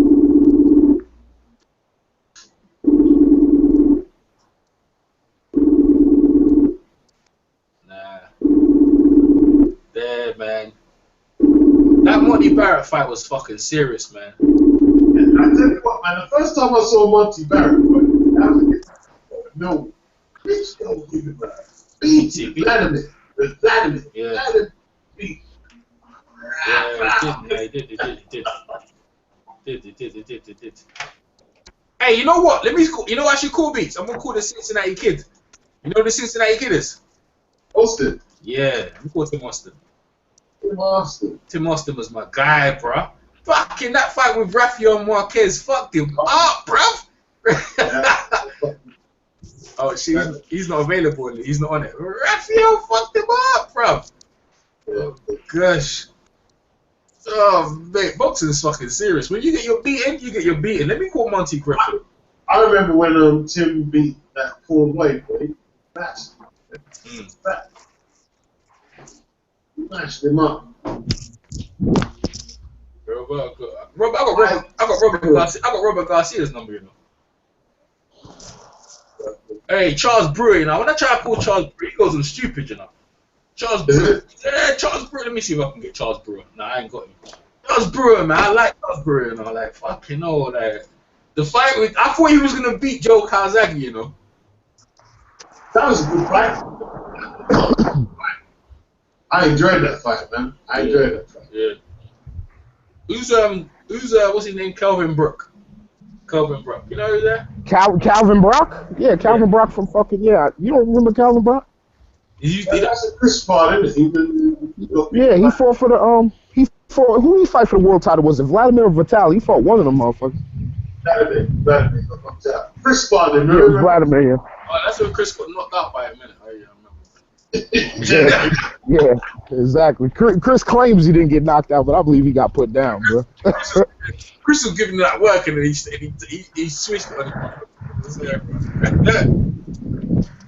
But I can't knock him, bro, because Calvin Brock would knock my ass out too, so I can't even talk. I can't talk like I can handle him. Yeah, Chris is a genius. He would get in there with the fucking jab. You know what I'm saying? I wouldn't get in there with the dude. Hell no. Nah, me neither, bro. No, me neither, man. I ain't getting in there. Get in there with the jab. Oh, man. Boxers, I say it, man. I have so much respect for some of these guys getting in the ring, man. They risk their life and limb. Look, hey, let me call him. I ain't got his number, actually. I was going to call him Lamont Brewster. All these guys on my Facebook here, I'm just troubling to see if I can call them. Shit. But who's that Windy? Is that you, Hakeem? Is that you, Hakeem? What happened? Hakeem's on mute. That's you. On mute. Nah, I think that. Mute. Yeah, that's me. I'm outside. But yeah, I'll mute myself. Yeah, Umar in the win, man. We see what Vivian's saying. PE. We see what PE saying, isn't it? Nah, Umar don't want to talk to me. Everyone's. I don't call Ivan Robertson, yeah. Ivan. Yeah, Ivan. Let me call Ivan. We ain't talked to Ivan for a bit, innit, Beats? Ivan's ringing. Ivan's a bad man. We picks up. Most of these guys, they should have time, man. Hey, Ivan, how you doing? Hello? Hello, Ivan. It's EJ Boxing Live from the UK. We talked to you like 2 years ago. How you doing, my friend? Okay. Say that again. I'm sorry. What you say, Chad? Yeah, this is EJ Boxing Live from the UK. We talked to you some years ago. One of our first interviews. You remember me? I remember you now by you saying that. Yes, sir. How you doing? Yeah, I'm good, Iverson, man. We talked to you for a while. Here with Boxing Beats and Rounds. We're live on a podcast show. We was wondering, how you've been, and obviously, like, I know you've been following boxing. Adrien Broner not making weight. What's your take on Adrien Broner and the weight situation? Well, first of all, Adrien Broner, he just, excuse my expression, he an asshole. He got a lot of talent, man, but I don't know what it is with him, man. I thought he would have learned his lesson when he got that beatdown when he took his first loss, but evidently when he took it from Madonna, but evidently he didn't. You know, I really don't know what the kid thinking about. And it's crazy when you have trainers that you don't really listen to, or you really don't pay no attention to, or you don't have no respect, and that's crazy, because at the end of the day, regardless on how you say it or how you go about it, it reflects on the trainer, because it looks like the trainer has no control over the training camp, has no control over you, and the training is just out the window. So, what would you take? What would you think with Floyd's influence? What's your take of the influence of Broner with Floyd, and you know, the trouble with the gambling thing? You know, he pistol whipped some dude with the law case. Do you think this is going to affect him in the fight? I think it's going to affect him in the fight because, for one, he knows that the law is out after him. And I don't care who you are. You could be Muhammad Ali, Sugar Ray Leonard, Mike Tyson. You could be whoever. When you have a problem that's pending on you from out in the street, or even if you have a problem like at home, it's kind of hard to concentrate and get yourself in tip-top shape when you know something else is going on. As far as his tactics with him in the street, I'm just thinking that Broner just needs to settle down, fall back, be the quiet guy. He already knows there's a lot of people against him. He just got to go against the odds and go out there and do what he can do. He can fight now. Don't get me wrong. The brother can fight. You know, at one time I was a real big fan of his until he fell off the wagon. So I was hoping with Coach Hunter being in his corner and, you know, getting him and all that, I thought the things would be different, but don't seem that way. All right. Thanks, Matt. Beats, you got a question for the champ, Ira Robertson? Thank you, champ.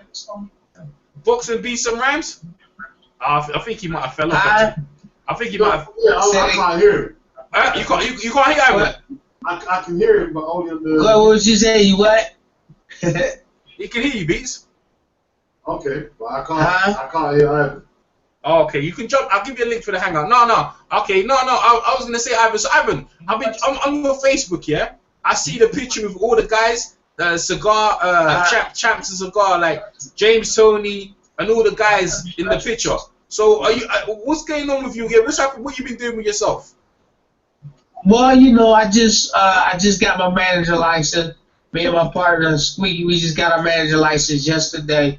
So, you know, I'm training fighters. I'm expecting to, you know, hopefully get into the boxing business as far as the management. And I don't think I'm gonna do no promotion. I'm gonna just do managing and try to manage a couple guys' career, and, you know, see if I can get somebody on HBO. You know, y'all guys can holler at me, go hang out, eat. You know. Yeah, that sounds good.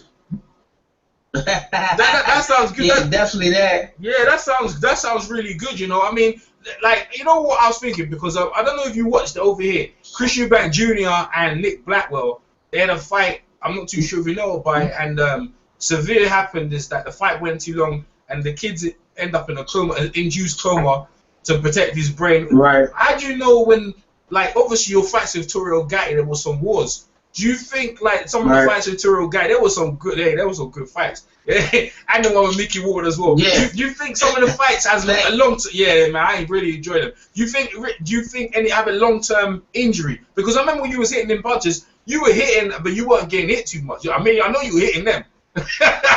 They weren't getting hit. Yeah. They weren't getting that. But you know, everybody's brain, not just the boxer's brains, but everybody's brains is very sensitive. And, you know, it does come a time when you might get hit with a shot that can rattle your brain, or, you know, have some minor things. Because, I mean, God forbid, thank God that with my fights with Gaddy, I didn't really take no serious punishment, because my dad, when he trained me, he was pretty much a defensive fighter, and then everything else came after that, like the jab, the hooks, and all that came. So that's how I teach my fighters. But you're going to get hit sooner or later. I don't care what it is. And just like Mike Tyson said it, he said it better than nobody. You can always go into a fight with a game plan, but as soon as you get hit upside your head, that game plan goes out the window. So my thing is, with boxers, you just have to, I think that nowadays boxers don't really take the time to learn the skill of boxing. They just figure because they can punch and they can fight a little bit, that's all they want to do, and they're trying to get this money. But you got to protect yourself. You know what I'm saying? We got fighters nowadays that's been hit, and 10, 15 years later down the line, they walking on their heels because they've been hit so much. They don't know nothing about how to slip a jab, roll, left hook, roll away from a right hand and counter back. They don't. Boxing is not old school like it used to be no more. You know, it's pretty much a gambling game. It's pretty much about business now. It's who can get the highest paid money. It's not about that no more. See, when I fought, it was different about that. I was worried about being champion, making a name for myself. It's true. It's true. It's a different time. So having saying that, talking about Amir Khan and Canelo Alvarez, you think that's a dangerous fight? How do you see Amir Khan? Yeah. Go ahead. Well, it's a dangerous fight for Amir because for one, Amir is not a big puncher. Two, I don't know how much punching power he really has. Canelo is definitely a puncher. I mean, it doesn't matter if he gets to Khan early or if he gets to him late. It's just not gonna be good for him. I was just talking to my man Melvin Teller about 45 minutes ago. Okay. And you know, he took a bad beating with the Chavez fight. But as you see, he was beating Chavez, but he was taking a real bad beat because his defense wasn't good. Yeah. How is Meldrick anyway? Meldrick is 48, I think. 48 or 40. Hold on. He's 49 because I'm 45. He's 4 years older. He ain't still fighting, is he? No, hell no. Excuse my French, no. Well, no, but yeah, I was gonna say he's on Facebook, right? Were you talking to him on Facebook? No, I was talking to him personally on his phone. I don't know if that was his phone or his brother's phone, but yeah, I was talking to him personally. Oh man, so you said Amir Khan, you don't think it's a healthy fight, him and Amir Khan versus Canelo? You think he might get hurt? No, I don't think that's a good fight at all. I mean, I hope Amir Khan comes out to fight, but that's a bad fight. And then he putting on all his weight. Yeah. I mean, whew, that's crazy. You don't think he's gonna go the distance, No. no? It's hard to say. You know, I don't really like predicting fights, not like that. Yeah. But I don't think it's gonna go past 5. Oh man, well, man, that's Ivan Robertson, man. I hope to get other guys to give you some questions and stuff. But I think a lot of guys dropped off. Hey, Ivan, you want to say anything to UK fans listening around the world? And then the guys around the world, man. I'm just kind of upset with the UK because I know y'all love me and I love y'all too, but y'all never got me over to the UK to fight, man. I wanted to come over there and show my talent to y'all guys, even though y'all already know what I can do. But that's beside the case. I still love y'all guys. You know what I'm saying? Call me anytime y'all want and we can rap. Hey man, you was the king of New Jersey down there, man. You had Jersey down on lock. hey, you know what? They had HBO. They have it called the Gatti. What they call it? I think it's the Gatti fight tonight. They should call it the Ivan Robertson because you beat him, and like you went in with Angel Man Freddy and some of these guys. You gave them some real good fights, man. So we really appreciate. Thank you, man. I appreciate it. Yeah, man. Really appreciate it. Hey, Ivan, we catch up soon, man. Thanks for picking up your call, man. Thanks, appreciate it. Man, no problem. Anytime. All right, man. Take care, chap. All right. Okay. Bye. That was Ivan Robertson, people. I wanted to ask some questions, but it was good. Yeah, but I don't think he can hear you, and I know where Beats has dropped off. I don't know where Beats has dropped off. I wanted to ask about you mentioned the laws for I don't know if he had a. You breaking up anyway. You breaking up anyway. You break. Where you at? You got Beast on for Beast is I thought Beast was gonna jump in. No, I'm in the web. Where Uma, you there? Who's that? I Scorsese. I see Scorsese there. Scorsese. Hey, is Scorsese there, you said? Hey, I saw Scorsese. I swear Scorsese. Hey, what you saying, Beats? Yeah. Oh, you just jumped in now, man. Ivan's gone, man. I was waiting for you to give him some questions because I know he could have heard you. He would have been able to hear you as well. But I'm trying to get some other people anyway, man. Hey, Ivan thinks it's dangerous for Amir Khan to get in. He laid it out. He don't like it at all. Of course not, man. It's a dangerous fight, man. People don't realize, man. You can't fuck with the weights, man. You gotta respect the weight classes, man. You have to respect them, man. Yeah, I agree. Boxing ain't no joke, man. No, man. No joke, man. No joke. And Ivan knows because Ivan was in the wars with Arturo Gatti, but he wasn't taking that beat. He wasn't taking a beating. Nah, he was slipping and sliding, bro. He was making Arturo Gatti look He's schooling him. Yeah, he got caught with some big shots. He got caught. Yeah, he's gonna get hit, but he made it. Bro, he was putting it on him, bro. Yeah, he did. He did put it on him. He said he was just talking to Mildred Taylor. Yeah, he was just telling us he was just talking to Mildred Taylor. And I was like, real? And he goes, yeah, how was he? He goes, yeah, Mildred's good, man. He just, they was just talking boxing. I remember the Olympians, innit? He come from good stock, innit? Yeah, man. Yeah, no, man. Hey, I got Mildred Taylor here, actually. Let me call Mildred. Oh, man, no. Don't do that, man. You know, but I think Ivan was talking to Cleaner's thing. I don't know, man. Let's see you, man. Jesus. You know, hey, I know what beats on you, though. I remember saying that. But I don't want to get doomed up, man. Listen, I got James Money.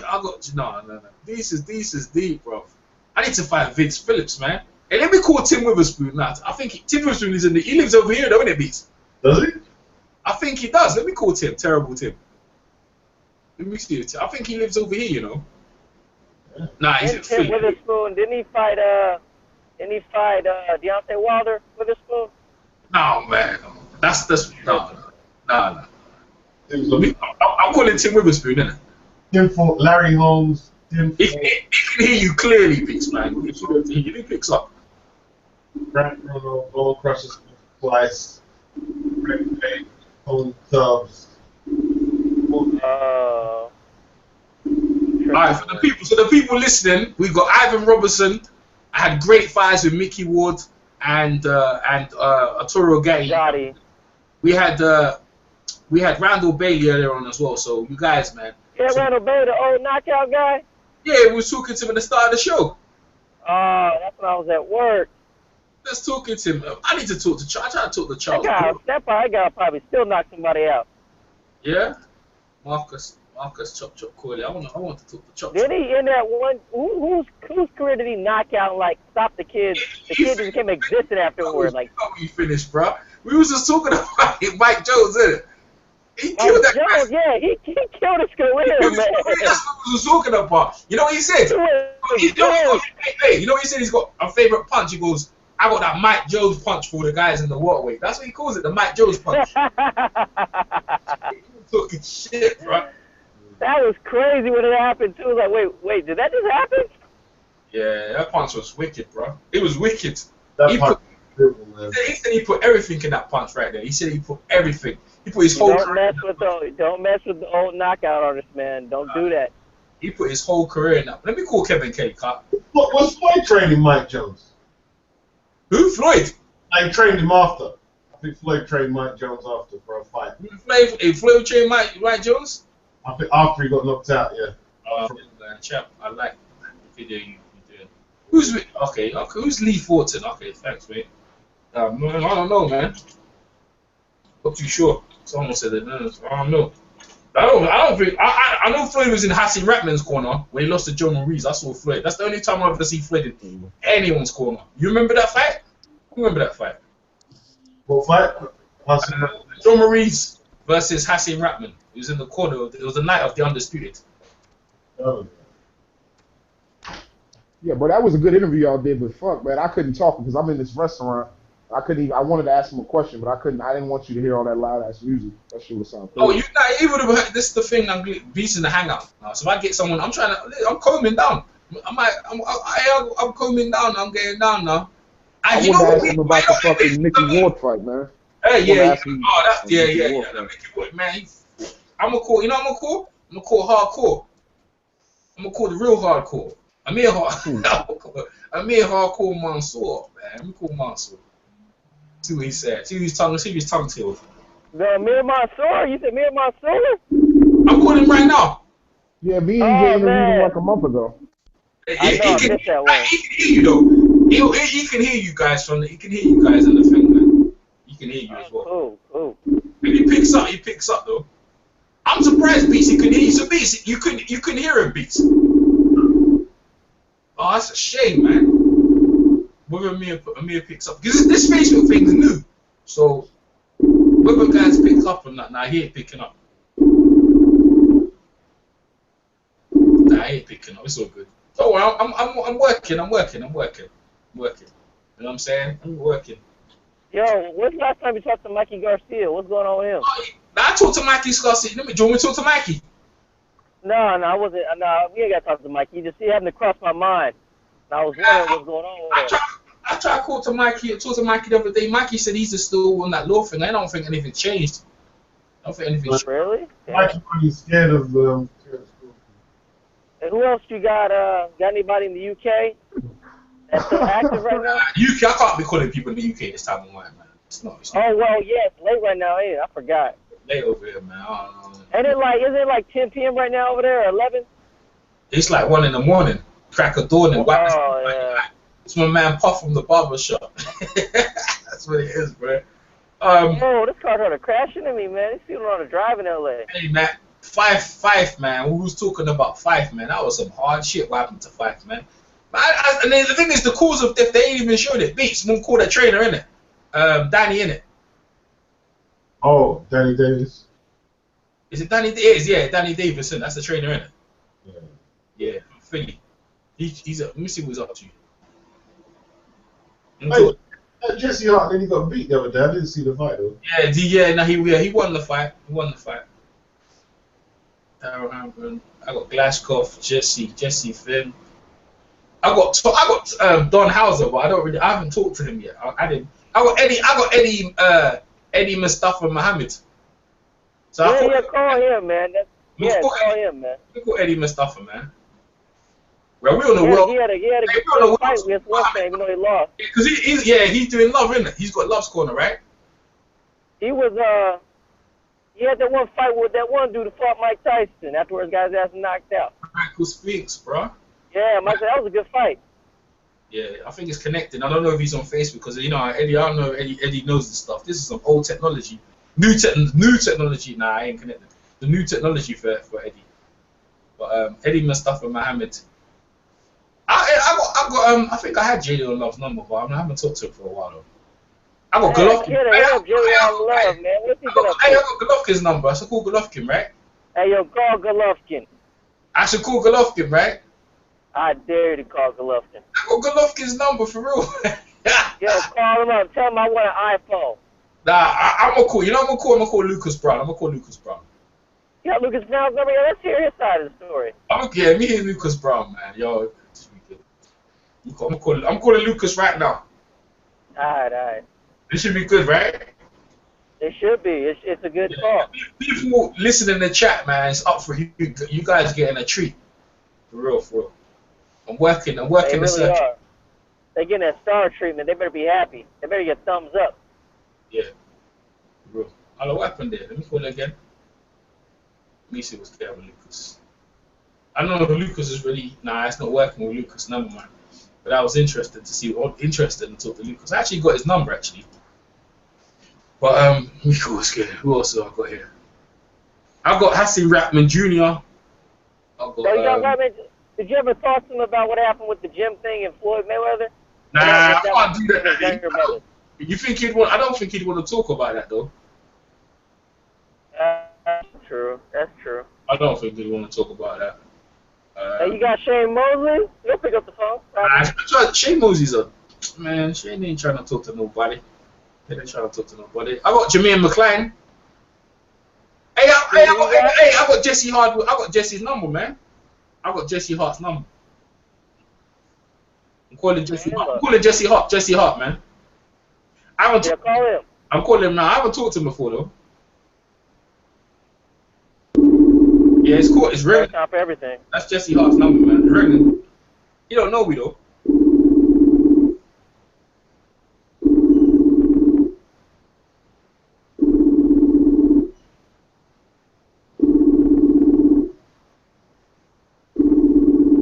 Jesse ain't picking up. I'm gonna leave it then. Yeah, just cancel the call. Yeah. We try one more number, and I think we're gonna call it quits. You got any trainers? Yeah, I got John the Iceman Scully, but I got Keith Thurman's number, so I call Keith Thurman. You got Keith Thurman, Daddy will answer. Nah, but I ain't gonna say to Keith Thurman. I got Kenny McKinney's number. That should be interesting, right? You got Kenny Porter? Nah, Kenny. I got Sean Porter. I got Ken. Yeah, I got Ken Porter's. You'll call Kenny Porter. He will answer. But I'm not cool. He don't know me though. It don't matter. He don't know you. Act like he know you when he calls. All right, man. Why you want to talk to Kenny? All right. Kenny cool people, man. Kenny talks to people. So call Kenny. At least he likes it. He likes giving his son that shine, man. He's smart. I'm calling Kenny now, man. All right. I don't know if he's gonna pick up. It's 5:20. It's ringing.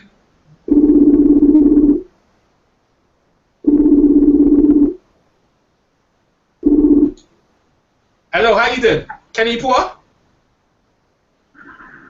Hello?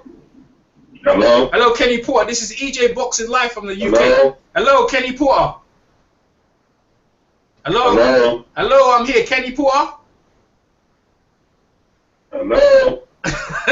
Hello, Kenny Porter. Nah, man, he's there, man. He's just being silly. You see what I'm saying? That he was picking up. He answered, but he ain't trying to talk, right? No, he couldn't hear you. He could hear me, man. Come on, man. No, he couldn't. You can tell when somebody can't hear you in their voice, because they only say it twice and they hang up the phone. No, man, no. He could hear me. He didn't want to pick up. That's why. I bet you call again. He picks up. I bet you call again. He picks up the phone. He's faced. I ain't call him again. I know. I guarantee he picks up the phone though. I ain't trying to pick. I knew he gonna pick up the phone because he loves media. He ain't trying to talk to no. Yeah, that's what I'm saying. You heard me, man. I told you he was going to answer you. Believe me, I told you he was going to pick up the phone. When he heard me, he was just playing, man. I'm trying to tell you, bro. He heard me. He heard me, man. Call Sean up. Let him know it's a family affair. If dad didn't pick up, we call your son. I'm going to call Nate Jones, man. Nate. You should call him.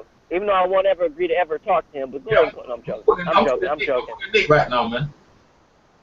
Don't call him. Nah, he ain't picking up. Nah, his number, he hasn't saw it. With the Facebook, yeah, they have to put their number.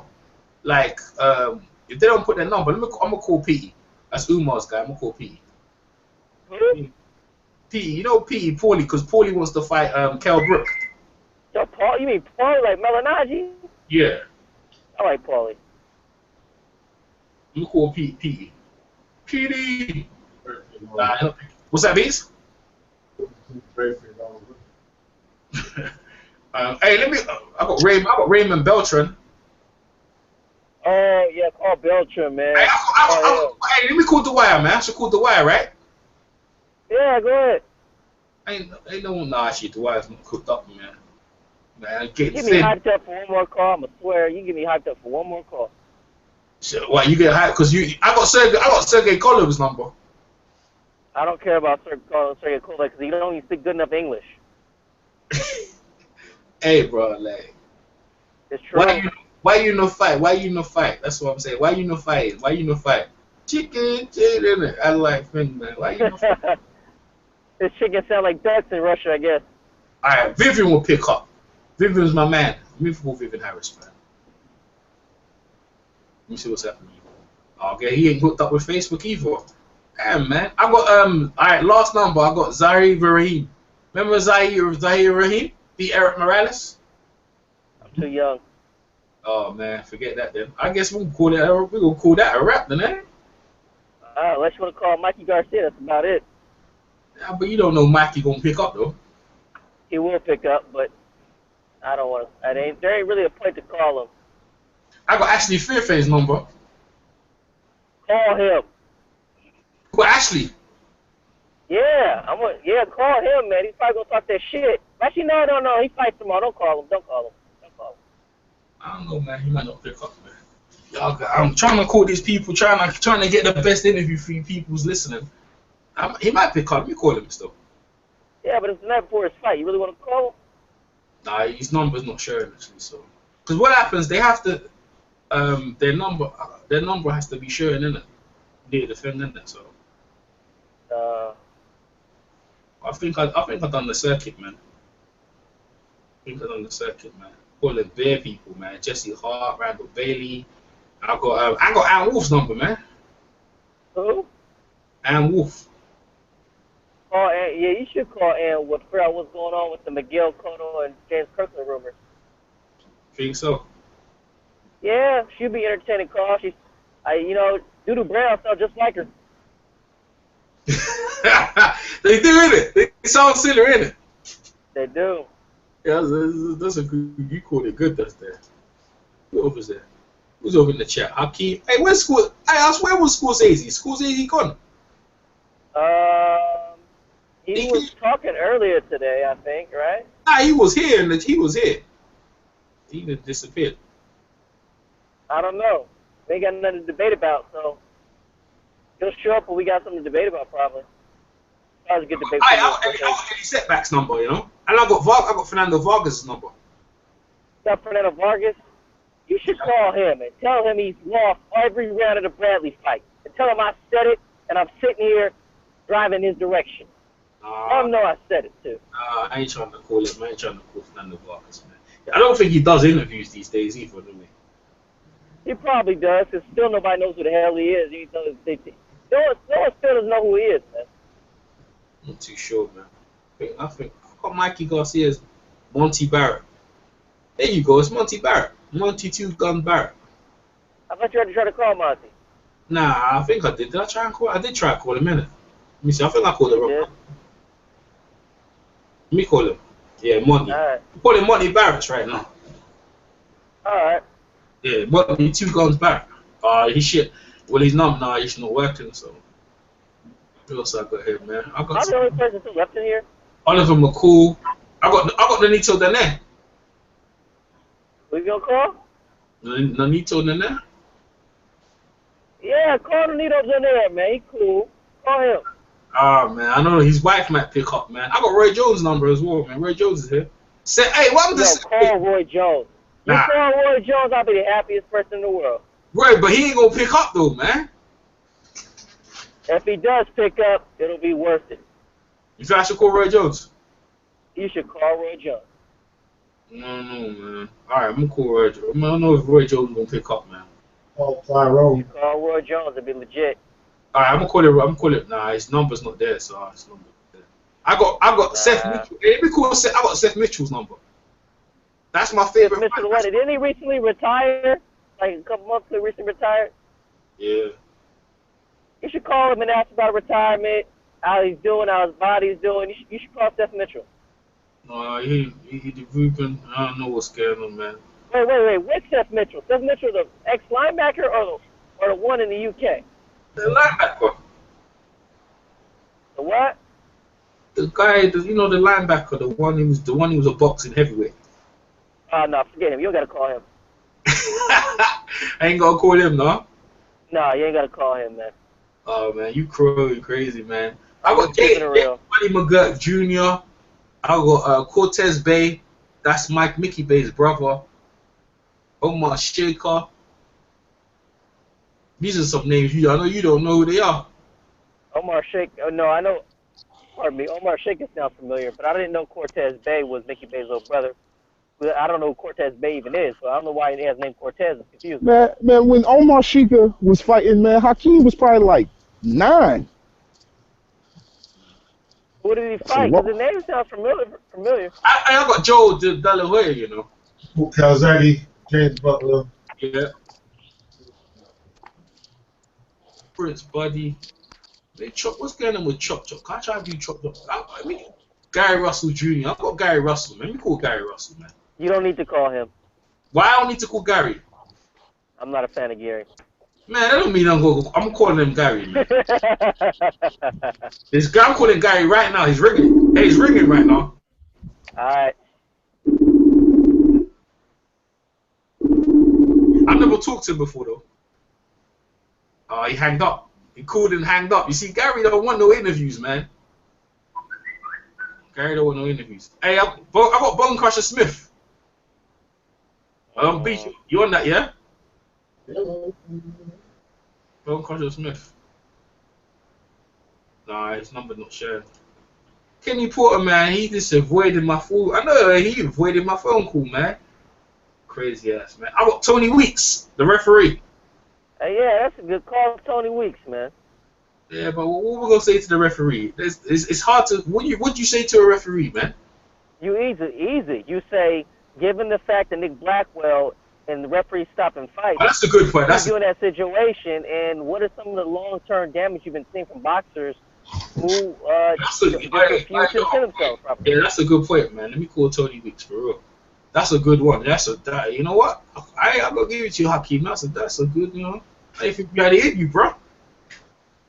Thank you, my brother. Hey, I got Kendall Holt, man. He ain't. Steve Cunningham, he James Quick. Well, that was years ago. Was that? You might do. I need to be years ago. Who you talking about? Kendall Holt. What do you mean? No, he might pick up. Oh, Kendall Holt? Yeah, I ain't friends with him. He ain't accepted my friend request. Oh, okay. He ain't checked my friend. I got John looking. I'm going down the line here. I'm on Kevin Kelly's list of friends. They have to accept my friend request. Because you see, Randall Bailey, he's always in my. I got Hector come. Oh, he died. And he's always on my. I got Louis. Man, Louis, what happened to Louis? Man, Louis, me and you used to be friends, man. Me and Louis Colazo used to be friends. Where's Tony Weeks again? I must have went past it. Where's Tony Weeks again? That's some good line of questioning you just done there. Billy Davis, where's Tony Weeks out here? Tony Weeks would be a great call right about now. Yeah. I'm pretty sure he's already got questions already about the Nick Blackwell type of thing. Yeah. I think he's just probably going to say that there's referees. It's a referee's decision. Oh, there, I found him. Tony Weeks. Tony Weeks, the referee. Nah, he ain't. Okay, his number's showing. Let me see if he picks up. Tony Weeks. Nah, number not working. See what's going on. I'll be banging out this thing. I got Gennady Golovkin. Be cool, man. My guy Monty Griffith. Nah, hell no, he ain't got no number. Oh, his number's there. Here we go. Montel Griffiths. You know about Montel Griffiths? Beat Roy Jones. His number not picked up. Don't you dare ever say that again. He beat Roy Jones, man. He didn't beat Roy Jones. What happened then? What happened was a disgrace in boxing, and that's what we're going to leave it at. He was beat out pointing Roy Jones in that fight. Don't lie, man. Come on, man. He lost that. Montel Griffin lost that fight. Man, come on, man. Don't try that, man. Don't. Just tell the truth, man. He was losing. He was outscoring Roy Jones in that fight. Like no one else. You're on cocaine. No, I wasn't. No, I'm not. No. Are you trying to say Roy Jones was winning on points? Roy Jones was winning that fight, man. Man, you must be crazy. I'm calling Frankie McNeely. You know who Frankie McNeely is?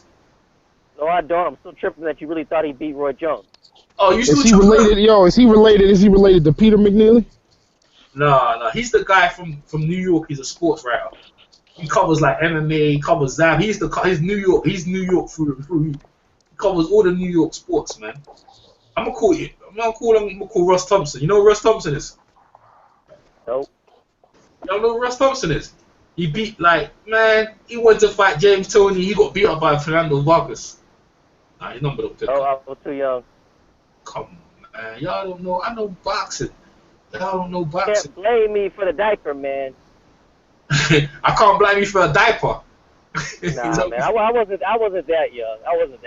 You know what you said? I can't blame you. I was actually in LA during all that time. I got Juan Guzman's number.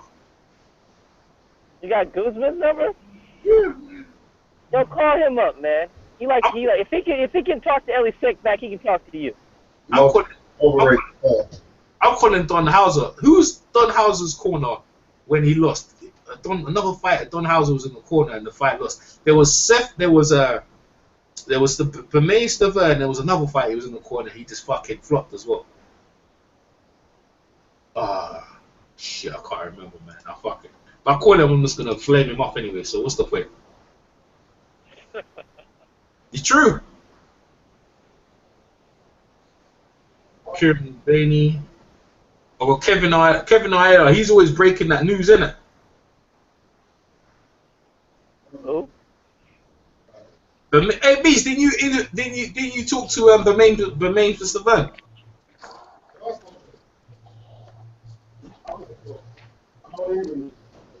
Oh, he's far away. Yo, let's talk about a topic since we are live. We're kind of like just rambling on. Yeah. Kind of a topic we can bring up. That's it. I'm done with trying to call people because I think I got Jorge Sanchez's number. Nassim Hamid. No, he lost against Nassim Hamid actually. So you know the Manny Pacquiao fight in Bradley's coming up. It's the week after this week, right? April 9th. He's about to get knocked out. No, I got Pacquiao winning again. Oh come on, Pacquiao lost the first fight. He don't say that again. He won the first fight, and he won the second fight, and he's gonna win the third fight. Yeah, Pacquiao ain't won. Pacquiao didn't win nothing out there, bro. Pacquiao's done, bro. Stick a fork in Pacquiao. He's a wrap, man. He's a wrap. It's over for him. Ass, man. Pacquiao's my favorite guy. Yeah, we know that, but Pacquiao sucks. I appreciate his comments. If I was Nike, I would re-endorse him 2 times over. Yeah, everybody on this line agrees with his comments, but that ain't got nothing to do with him being able to fight anymore. He's done. He's washed up. No, he's not washed up, man. He lost to Floyd. That's He's about to get knocked out, I'm telling you. Losing to Floyd is like getting beat up by a bigger guy. It's okay. Bro, that's not him losing to Floyd isn't the reason why I'm saying he's fucking washed up. Why are you saying? More reasons than that. Because man, he's been on a steady decline for years. Yeah, like this is something that just popped up. He's getting older. Hey man, exactly. Tim Bradley's training like a beast to knock this dude out, bro. I don't know why he's doing that, but you know he's not gonna knock him out. But I don't know why he's doing that. Yeah, he's the only man to knock out Brandon Rios. Knock him out. I don't understand. Wait, he's the only man to knock out Brandon Rios. So why the hell can't he knock out Pacquiao? Brandon Rios wanted to quit in camp, man. He even said it. People try to underestimate that Brandon Rios, but that was like a big win, man. Yeah, it was. It was not a big win for me. It was yes, not. It was. I like Bradley a lot, but I'm not going to give him credit for that. Oh, why not, man? Why not? Because I'm not giving credit for the knockout because of the fact that Brandon Rios, he quit in camp, man. He said the shit on camera. He said he quit in camp. His wife had to make him finish camp, man. Come on now, man. Come on, Beats. What you saying, Beats? Tim Bradley said he's standing up for the gays. What? Really? That's pathetic. What did he say? That he's standing up for the gays. Pacquiao made him the homophobic remarks. Oh, fuck out of here, man. I officially just started rooting for Pacquiao's washed up ass. See, look at that. Look at that. Bradley tripping, man. I can't ride with that statement at all, bro. Get some more damn ticket sales. That's what you need to do. Stand up and get some more damn ticket sales. So he's standing up for the gays, man. Hey, listen. Umar and Hakeem stand up for the gays as well, but you know we're cool with that. Fuck out of here, yo. You an idiot, bro. I agree with Pacquiao wholeheartedly. I play with you, man. But hey, listen. Whatever. He's just trying to get people on board. That's all that is, man. Nobody cares about this fight except for us. He's just playing politics. He's playing politics this right now. That's all that is, man. You know what I'm saying? Nobody cares about Pacquiao's last fight, man. They just don't. No one cared about the damn Floyd Mayweather versus Randall fight. No one cared. Yeah, they do. No one know they're retiring. No, they didn't, man. No one cared. Yeah, they do. We looked at it as like, okay, Floyd's retiring now. Okay, so why am I watching this? Pacquiao's not retiring, though, is he? He's gonna retire. Pacquiao ain't retiring for nothing, man. He can't retire. He is if he wants his brain later on in life. Look, after he flamed up, there's no guarantee he's gonna win that bloody win the Senate, man. He don't know what's going on. How's he gonna look, man? He laughs and giggles all the time. How's he a serious politician? Come on, man. If he's talking that jive, you're in the Philippines. Talking about the Philippines right now. In the ring, and then he lying about. John, hey yo, Umar, John McCain can win the Philippines, man. I'm sorry, he can win. You don't know who John McCain is, I don't think, EJ, but John McCain ran against Obama, and he was a joke. I know, like a joke. He was a war vet, and they caught him and they captured him. They captured him and tortured him. Yeah. Politically, though, he's a joke. He's a joke? Politically, yes, he is a joke. Politically, he is. Only freaking racist ass Arizona will put that guy in charge. Come on, man. John McCain's alright, man. John McCain's a joke. Hey, look. Pacquiao is going to get knocked out. That's it. You're tripping. Knocked out? You're tripping. Why don't you think that? Because it ain't happening. Of course it's happening, man. It's not. Pacquiao's gonna whip his ass again, man. I'm telling you. And I'm gonna come back on the show, and y'all all gonna be looking like, yo, he was right. I'm like, I know I was right. Did you now feel on to the next fight. Brandon Rios was gonna get knocked out? So I'm saying. But I knew Brad was gonna whip his ass. And I still came out right. I may not have done a knockout, but it was his ass. Brandon Rios, yeah, can fucking bang, bro. I didn't know. No, man, that was not Brandon Rios. That was. Brandon Rios got a serious punch, man. Come on now. He was chubby, came in fatter than normal. He wanted to quit during training. His comments maybe didn't want to watch the fight. As soon as he said, my wife had to make me finish camp, or like my wife gave me strength, I was like, are you serious? I want to watch this shit now. You just won the fight for me, man. Shut your mouth. Hey, Beats, listen to this, right? There's an article out, saying boxing must ban head punches in the wake of Nick Blackwell's incident. What's your take, Beats? Well, that's not boxing then, is it, really? Not boxing. Can you imagine that shit? Are they talking about you must ban headshots? Wow. Totally different sport. Hey, listen, England is getting on fucking stinky right about this. You know that? Getting on, bruv. It's come on. Come on. They want to ban headshots? Okay, that's fine. They want to ban soccer too. No feet are allowed. England is like the hottest place for boxing right now, and this thing is getting on crazy, If they want to ban headshots, let's go ahead and ban soccer players from using their feet. Let's go ahead and ban basketball players from using their hands. Let's go ahead and just ban a whole bunch of dumb shit that makes no sense. That argument doesn't hold up. I'm just saying, but I'm saying it's a dumb thing. You're gonna get banned headshots. It makes no sense. All them other sports you mentioned, you don't aim for you don't strike at the head intentionally. I know. I'm making a joke about how you're banning a pivotal part of a sport that makes it a sport. But I'm taking a joke out of. You can't ban pivotal parts of the sport. You can try to tweak things, but in something like boxing, there's not much to tweak and make safer. No, you can't. There's nothing you can do. You can make some better damn referees though, because that shit was ridiculous. But better referees and better trainers, because there's got to be some accountability soon where we got to blame these. If we got to at least blame the trainers, because trainers have the right to stop their fighters. Like they have a moral responsibility as that trainer, and they have an emotional attachment to their fighter to care about their fighter, to protect their fighter. So I think some of these trainers should be held accountable for some of these deaths or near deaths that happen in the ring. Madness. I feel someone's just trolling, just to be honest with you. No, that's not trolling. The BMA suggested that years back. I spoke about it. How can you not do headshots in boxing? What is that? Well, how can you make it safe? I mean, listen. You could change they can change the weight of the gloves. Bro, people will adjust to that and start thump up man the same way. Yeah. Once you strike into the head, man getting mashed up. Thing is, no is gonna stop the. You can say the fight went on too long. That's all. When you see the spraying all over the man's body like the film was from the 50s, it was like an old-fashioned fight. Like, you know what it reminded me of? When the blood sprayed down his body like Raging Bull. You know what I mean? When the blood the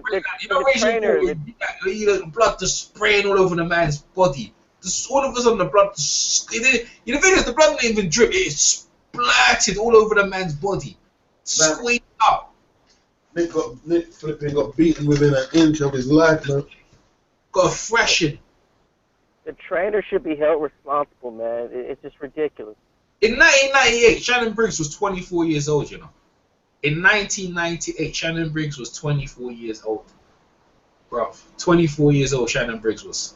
And that's more or less considered as his prime. And Lennox Lewis went to work on him, bro. Shannon Briggs is a champ, man. He deserves our respect because he's a champ. Lennox Lewis went to work on him. Where is he going, bro? He needs to sit down. He deserves a payday.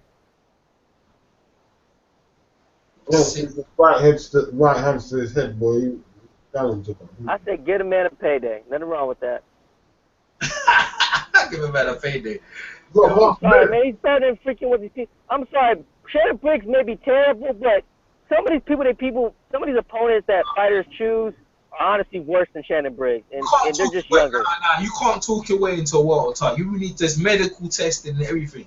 You can't just do that. Shannon Briggs talk away into a world title. You talk about fraud. Shannon Briggs is being a fraud because the business issue. I've seen his fights, yeah, and like, bro, he's a 4-round fighter now. Like, and even when he was a world champion, like it was opportunity. George Foreman was way past his best. George Foreman wasn't supposed to beat Michael Moorer, right? And then against that Clavius, whatever his name is, guy was untested. You know what I'm saying? I'm not trying to diminish his accomplishments, yeah. But these are his best fights. These are his best wins. After that, what was going on? He lost his fight against against a Bragg right after, man. Come on, man. Look, dude, look like just like a big. What, you talking about Foreman, you said? No, Briggs. What are you talking about? I can barely hear you. It's gone over because you're so young. It's gone over your head, man. Beats knows what I'm talking about. Don't worry about it. But what I'm saying to you is that, like, Shannon Briggs needs to sit down. He needs to sit down where I am, innit? Let's sit down, bro. He's 2 years older. He needs to sit down, bro. He's fun though. I'm not gonna lie to you. All right, let's go, champ. Like, he could be a motivational speaker, but to actually get in the ring, that would be the end of Let's Go Champ, you know. That let me tell you right now, right here and now. Let's Go Champ will be no more. You won't see that guy no more. Be too embarrassed. And David Hayes got an evil streak, yeah, that he would administer that beating on him as well. David Hayes is pretty evil. Why is he fighting somebody at number 35?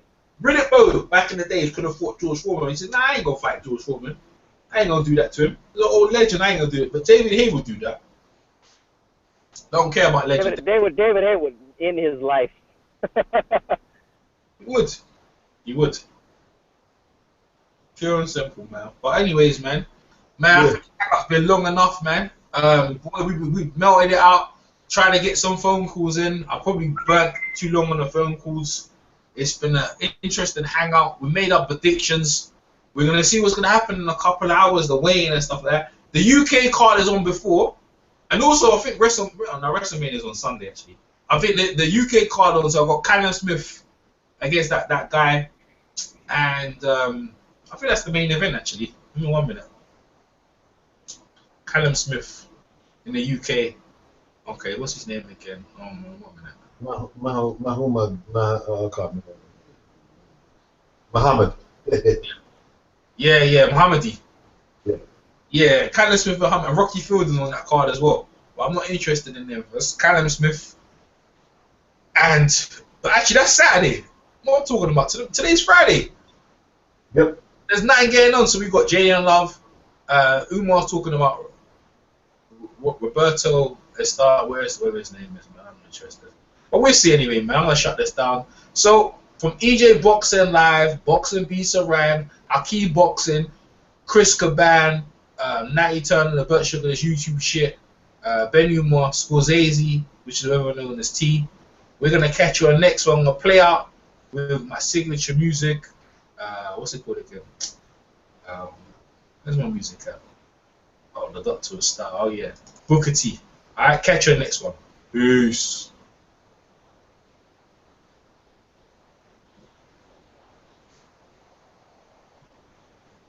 Am I the meanest? Sure enough. Am I the prettiest? Sure enough. Am I the baddest mofo low down around this town? Sure enough. But who am I? Sure enough. Who am I? Sure enough. I can't hear you. Sure enough. Can you dig it, nigga? Sucker.